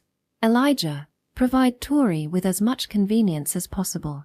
It's okay if it stirs some jealousy among those around her. Are you sure that's a good idea? She's from Austin. There's no way she'll fit in the Sebastian army. So, we should be her allies. At this time, Sylph had a rather wicked look on her face. That girl is younger than me. With the stress of raising a child and the harsh camp environment, she surely won't be able to endure being isolated in the unit. We'll pamper her to the fullest and be her emotional support. We'll make her dependent on us so that she won't betray us. This is why your subordinates don't follow you, Lady Sylph. Oh, shut it, it's necessary. Otherwise, the hatred in her eyes won't disappear. Slyph had never had friends who stood on equal footing with her since her days at the military academy. She had only ever built relationships where she used her grades and abilities to dominate and control others. No matter what anyone says, I'll spoil Touri to the fullest. Yes. And eventually. This was the first time I have met a talented soldier of the same generation. Despite the enmity between us, I believe she might be the first person who could become my best friend. Alright, there's no more work. Let's go to Touri, Elijah. Understood. Touri was supposed to reintroduce herself to Gorski's platoon. Is that still going on? They're probably still in the middle of it. Alright then. Touri must feel out of place in Gorski's platoon. Even though Gorski was keeping a close eye on her, it wouldn't be surprising if she was bullied. As the commander, it's better if I visit Gorski's platoon and keep things in check. Gorski platoon is up ahead. Oh, there's Touri. Can find an excuse to take her away if she looks gloomy. I still have some untouched high-end cookies in my room. I can use them to invite her for tea. With that thought, Sylph Nova, accompanied by Elijah, quickly headed towards Gorski platoon. There she is. Just as Elijah had said, Touri was in the middle of her introductions. She stood alone on a platform surrounded by burly men. Sylph hurried to approach the foreign medic, wanting to call out to her. That's all for now. Wow, that was amazing. Hey, you're pretty amusing for an Orst. My eyes met with Touri Noel, who looked a little smug as she stood in the center of the platoon receiving applause. She's fitting in perfectly. Oh, Captain Sylph. Is this Orst medic really going to join us? She was the one who kept suggesting those incomprehensible advances in the last battle. The proverb skill will help you in times of need comes from my previous life in Japan. Even in this world with different cultures and languages, the saying proved true. You bastards, don't be so intimidating. Touri, introduce yourself. Nice to meet you, I'm Touri Noel. As a medic, I'll be taking care of everyone's health. Can this little kid really handle it? Following Sylph's orders, I was assigned to the Gorski platoon. However, my first interaction with his subordinates wasn't great. Despite fighting alongside them before, it seemed there was still a significant resistance to accepting someone from an enemy country. Alright. Now, let me introduce myself through a song. What? Sensing the awkward atmosphere, Mr. Gorski organized a welcome party for me. Gorski platoon was awarded for their achievements in the last battle, and the soldiers received alcohol and other luxuries as rewards. Using those leftovers, they held a small party in a corner of the training grounds. We don't want to hear any Orst songs. Then I'll sing a song I heard from a flamer friend. I decided to give my best and sing a song. At that time, everyone's eyes on me were filled with hostility. I thought that if I didn't do something to foster camaraderie, I might get accidentally shot during an operation. A flamer song wouldn't stir up as much animosity. Wow, what's with her voice? Self-chorus? That's amazing. Closing my eyes, I began to sing a song taught to me by Aranoma. After long practice, I learned to sing in 2 voices simultaneously. At the orphanage, this talent earned me the nickname Lonely Echo and always brought applause. If not for being conscripted, I was confident enough to make a living as a performer. How was the first song, Flamer's Red Evening Clouds? That's great, you're amazing, Orst. This art of harmonizing and solo chorusing was well received by the Sebastian soldiers. Normally, I'd use a puppet to perform ventriloquism while singing, but even dual singing alone seemed to be enough to satisfy them. The soldiers, who initially looked displeased, gradually began to smile. You've got many talents. Are you really a medic? Right now, I'm a wandering entertainer. Really?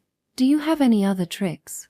With the VOC affecting them, they started making more and more requests. I'm grateful to Mr. Gorski for providing me with this opportunity. Well, I can do some simple juggling. Alright, then try it with these empty bottles. The party was in high spirits as the soldiers threw empty bottles of vodka while I sang the Sebastian songs I recently learned. Drinking together really is the best way to get closer to people. The soldiers who initially looked at me with hostility began to smile and pat my head cheerfully. Seeing this, Mr. Gorski smiled with satisfaction. Good, it looks like I can get along well in this unit. You've really blended in. Oh, Captain Sylph.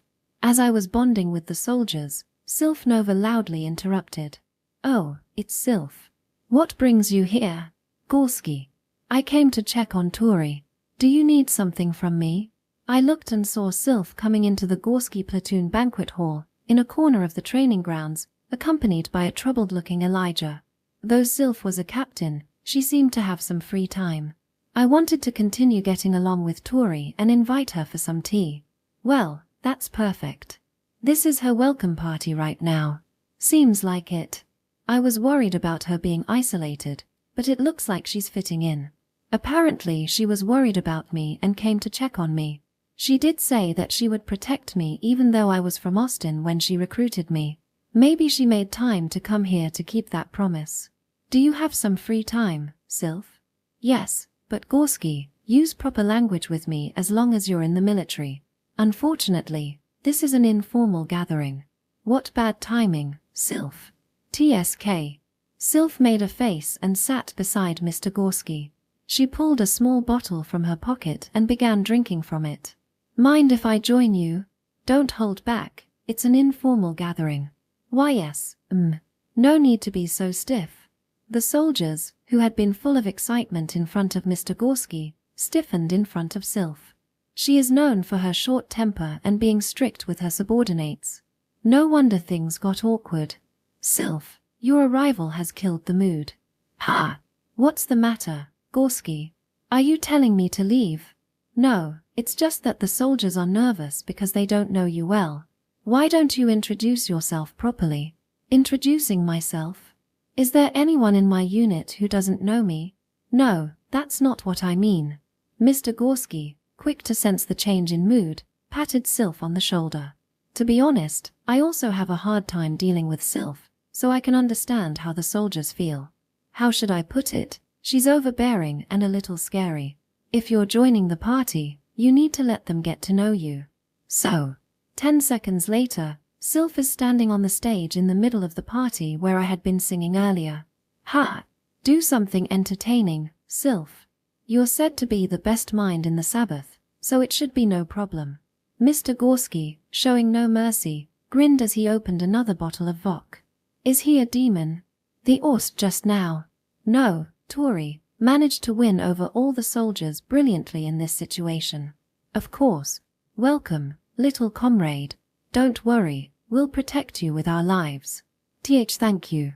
Why do you always fit in so well? The members of Gorski platoon seemed to be in a good mood. They began to put their arms around my shoulders as if we were old friends, even though they saw me as an enemy just a moment ago. This might be a provocation towards Sylph. Elijah. Well, do your best. It seems that Mr. Gorski is helping Sylph in his own way. She is infamous for being disliked by her subordinates. That's why he put her in a difficult situation in order to make her seem more approachable. Mr. Gorski is quite skilled at handling human relations. If you don't have any tricks, why not sing a lullaby your mother taught you, Captain Sylph? Stop it. What if our dear captain falls asleep? What? Who said that? I'll execute you. It's just an informal gathering, Sylph. Or are you saying you can't overcome this challenge with your brilliant mind? What? Sylph, having declared it an informal gathering, found herself being mercilessly teased. The soldiers also seemed to have had a lot of pent-up frustrations towards, and they began to teasing her without any hesitation. Maybe they're so bold because they're drunk. Oh, there's someone's bag here. Wait, you bastard. Don't go through my belongings. Platoon leader, I found Captain Sylph's hat. With this. That is. I didn't think it actually existed. This party is turning into a disaster. Everyone's rationality already gone and things are becoming a mess. I decided to quietly move next to Elijah to avoid getting caught up in the chaos. Do you know what that is, Platoon Leader Gorski? That's the Vok Iron Hat. It's a legendary test of courage passed down in the Gold Blast Assault team. You turn the helmet upside down, fill it with Vok, and drink it in one gulp. Wait a second. Poor Sylph was in the middle of the drinking party, surrounded by soldiers with no way to escape. She was being pushed into drinking what looked like about 2 liters of Vok all in one go. Elijah, is this normal in the Sabbath? Yes. Embarrassingly enough, it is said that the third leading cause of death among Sabatian soldiers is acute alcohol poisoning. How did Austin almost lose to such a military? I wondered about this country's culture regarding alcohol. Shouldn't there be laws against this? While thinking about such things, I sat next to Elijah, who was looking at Sylph with a flustered and worried look on her face, and had a little drink. I watched the provoked Sylph wondering, how will she, who boasts the greatest mind in the Sabbath, overcome this difficult situation? You're just a child after all. It's okay, we get it. What a useless woman. What did you say? It seemed Sylph has no tolerance for teasing. We'll forgive you if you apologize for ruining the mood. Disappointing. Sylph is still just Sylph after all. That's it. You bastards. Just watch me. Wow. Pushed to her limit by the ridicule, Sylph grabbed the Vok-filled hat. Gulp. Gulp. Gulp. Good going, Captain. Captain Sylph's face is turning red. Encouraged by those around her, she ended up drinking it all in one go. Vok is a distilled alcohol that is meant to be sipped slowly. There's no way that she, being so clever, wouldn't know what would happen if she drank it like that. Ooh. Oh no, Sylph has collapsed. Medic, medic. Ah, Lady Sylph. As expected, Sylph passed out and was carried away by Elijah. Mr. Gorski watched the whole scene with a satisfied smile on his face. See, she's surprisingly amusing. Don't be too harsh on her, everyone. Mr. Gorski. Acute alcohol poisoning is dangerous, so as a medic, I advise banning the Vok Iron Hat. Ha! As I began to feel a bit tipsy, I lectured Mr. Gorski on the dangers of alcohol poisoning. Geez, what would you do if someone chokes? If acute alcohol poisoning is the third leading cause of death, it should be properly regulated. Chapter 100. Thus, I ended up serving as a subordinate of Sylph Nova at the Eastern headquarters. Initially, there was an outpouring of discontent within the Sabatian army over the fact that an Orst would be assigned to their ranks. However, Sylph Company was the unit with the highest military achievements within the headquarters at the time, and its commander, Sylph Nova, had a very strong voice and apparently used force to get the headquarters to accept my placement. Due to my background, my position is somewhat precarious. Fortunately, I wasn't met with too much hostility in Gorski platoon. I think this was because my platoon leader, Mr. Gorski, was able to skillfully manage the relationships within the unit. However, my working conditions were a little unusual. I lived at the campsite and was only called up when there was actual combat. This arrangement was due to the strong opposition to allowing an enemy national live within the headquarters, and my own desire to spend time with Seddle at the campsite. Sylph compromised, allowing this arrangement. Thanks to that, I was able to continue living in the camp even after joining the military. Tu-chan, look at this. Yes, Seddle. We've entered our second month of living in the camp. Autumn was beginning to set in. Finally, the fighting within the Sabbath was beginning to intensify. Well, this is me, this is Tu-chan, and this is Arnie. Are these mud dolls? The three of us are having a picnic. I was called by Sylph and sent out to fight whenever bandits were found. However, in most cases there was no fighting and the enemy either surrendered or fled. In the end, the only time there was a fierce battle was the first time I was called. You did a great job. Yeah. The thieves who were caught were required to work in a factory as part of their punishment. However, the working conditions at the factory are apparently extremely poor, with many workers freezing to death in the winter. It was heartbreaking to think about the fate of the villagers who lost everything and turned to banditry. Tu-chan, hug. Hug. Yes, yes. It's been about 6 months since I came to the Sabbath, and winter will soon be upon us. The security in various areas hadn't improved, and bandits were still rampant across the Sabbath.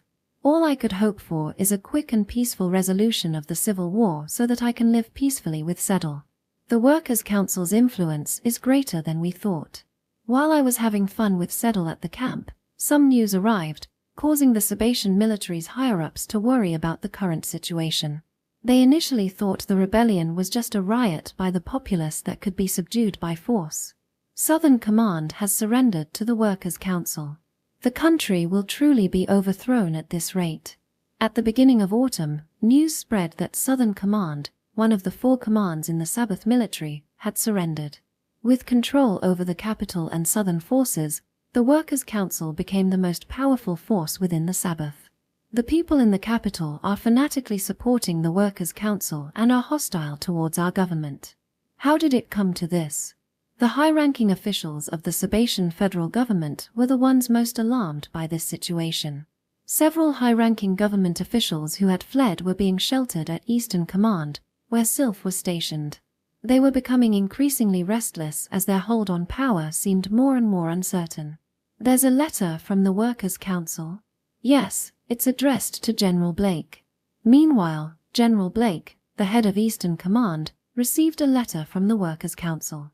The letter urged him to cooperate in rebuilding the Sabbath, promising not to take their lives if they handed over the government officials and surrendered.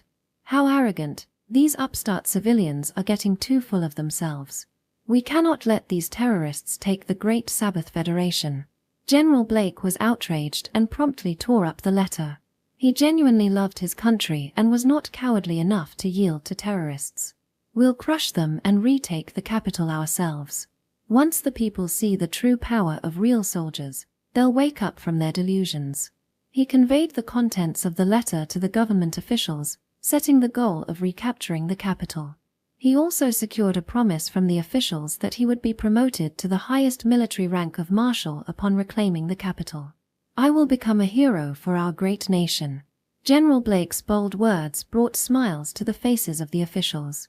However, while it is easy to say they will retake the capital, things do not always go so smoothly. Expeditions require a large amount of food, magic stones, fuel, and ammunition.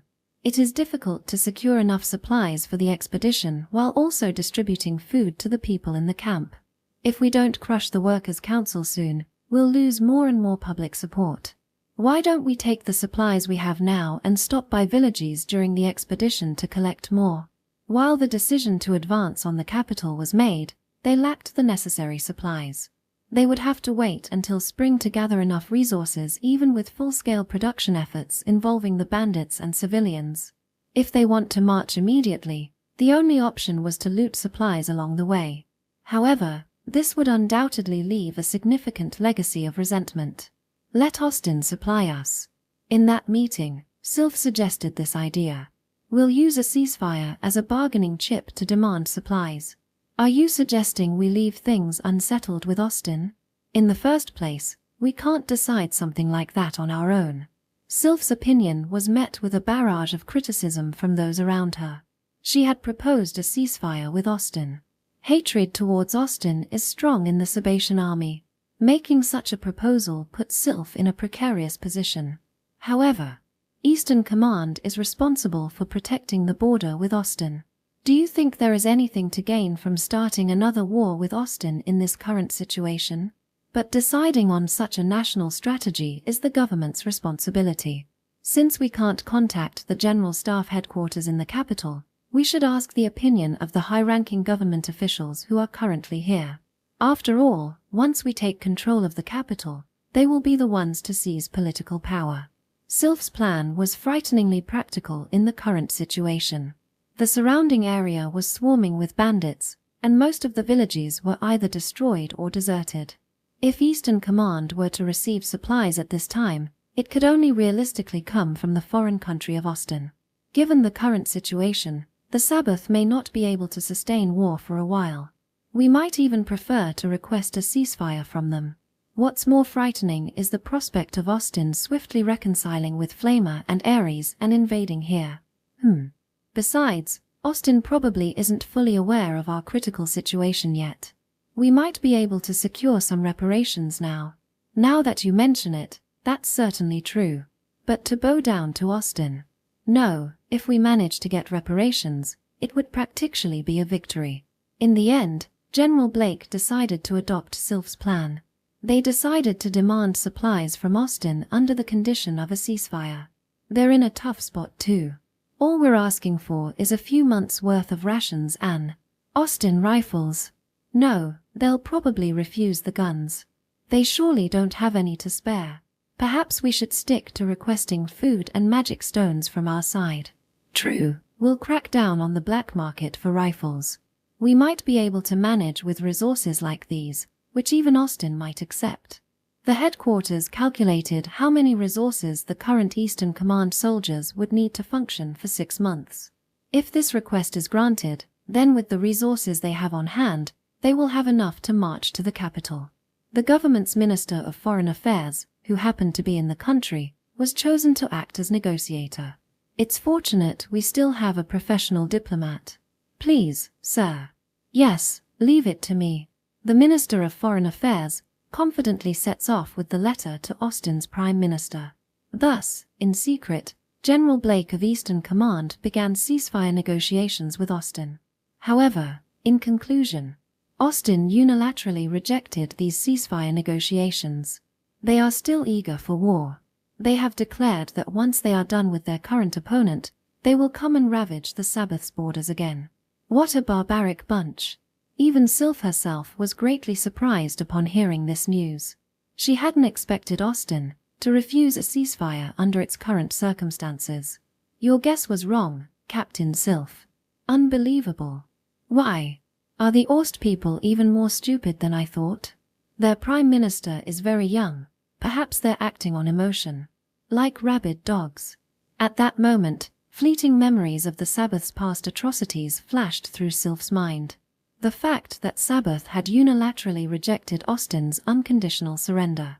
Perhaps the Sabbath has already completely lost its credibility in diplomacy. So, they were probably refused because they were expected to be deceived. Otherwise, there was no apparent reason for Austin to reject a ceasefire. Hey, diplomat, what's with these ceasefire conditions? It's the bare minimum we're willing to compromise on.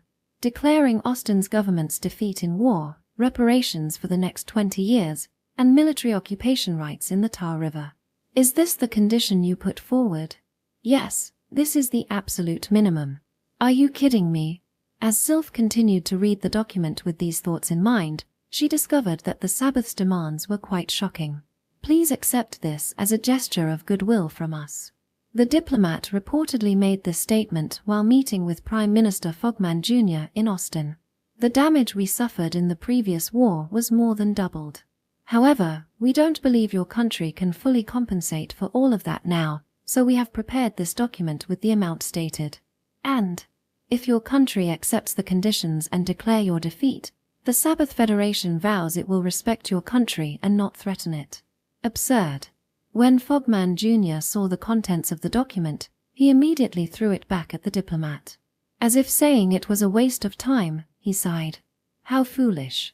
Are you still intending to continue the war, Prime Minister of Austin?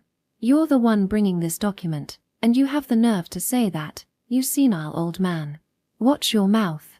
You're speaking to an envoy who has come all this way for ceasefire negotiations. Ceasefire negotiations?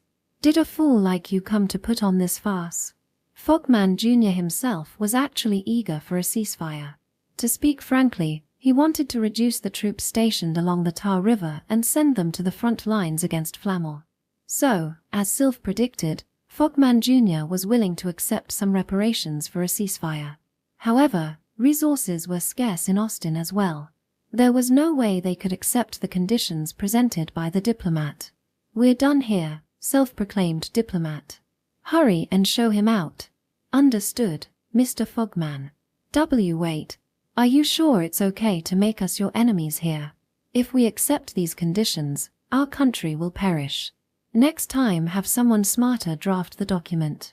However, the document he brought was filled with outrageous demands akin to unconditional surrender. Fogman rejected his request and promptly drove him out of the capital. I told you that the conditions were that we only needed enough supplies to go on one expedition. Why are you making such demands? Captain Sylph, you are still young and probably don't understand, but if we were to agree to such terms for a ceasefire, the people wouldn't accept it. This is exactly the bare minimum that the people demand. What the people want most right now is a ceasefire. Why do you think riots are happening? One could say it was a misjudgment in choosing the person. This diplomat conducted negotiations under the assumption that the Sabbath was in a superior position. As the Minister of Foreign Affairs, he had the authority to adjust the ceasefire conditions, and he arbitrarily revised the demands proposed by the headquarters. Thus, the Sabbath tried to bluff that they could resume the offensive at any time and attempted to force through such unreasonable conditions.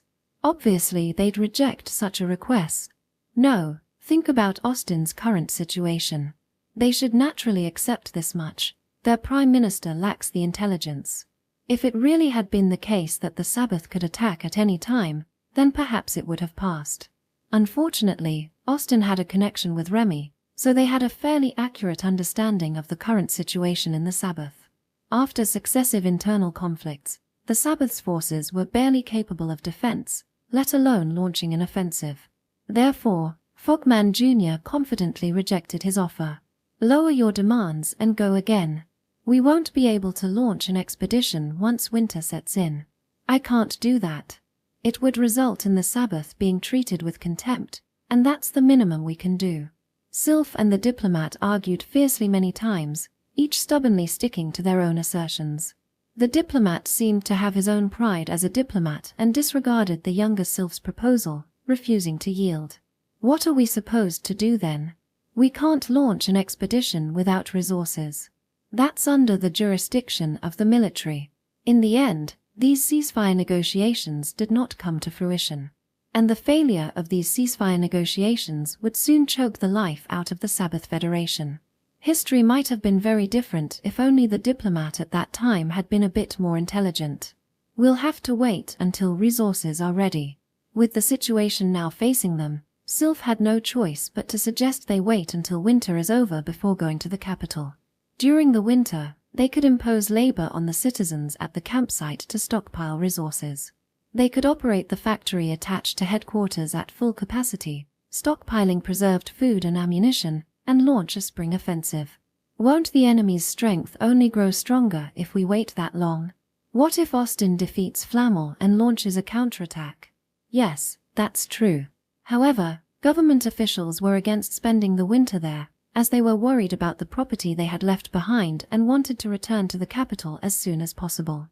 Rather than being grateful for hiding them, they instead held grievances towards the military, even saying, "It's because of the military's incompetence that we're forced to live like this and unable to suppress the rebellion."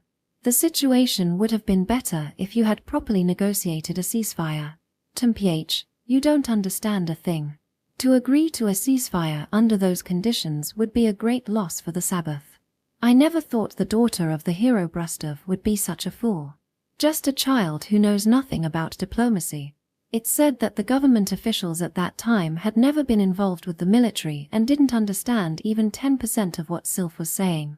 Therefore, no matter how much Sylph pleaded about the current dire situation, it was only seen as a fault of the military. Launch an offensive right away. You have permission to collect supplies from the villages along the way.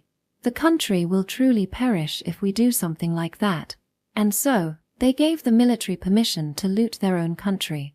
Originally, the strategy of looting during an expedition is something employed when invading enemy territory. It is insane to loot your own citizens while trying to quell a civil war. It's to suppress the bandits that are running rampant in the capital. The people will understand. The public sentiment is already leaning towards the Workers' Council. There's no way they'll accept this. Sylph's face turned red as she lashed out at the government officials. This was a strategy that should absolutely never be adopted, both from the perspective of national interest and from an ethical standpoint. In the first place, there has been so much looting everywhere that there are no savings left. Ah, don't interrupt like a child. Annoying, annoying. You should just take command on the front lines. However, the one who held the most authority in the headquarters is General Blake. He was lured by sweet words promising him a promotion to marshal and couldn't oppose the government officials. Understood. I will begin preparations for the expedition. Yes, I expect nothing less from you, General Blake. Wait. And so, Eastern Command was forced into a hellish expedition, aiming for the capital while looting every step of the way, without any consideration for how the people would feel as their savings were taken away before winter approached. Ah. And thus began the worst massacre in the Sabbath's history, the capture of the capital, Hosegrad, in the midst of a brutal winter campaign. The Winter March, and furthermore, the expedition that looted its own people, indicated that the former government was reaching its final stages. And the key to the outcome of this fruitless war was held by, or rather forced upon. No one will be happy even if we win, we'll only earn the people's resentment. The 17-year-old hero, Sylph Nova. End of Volume 5.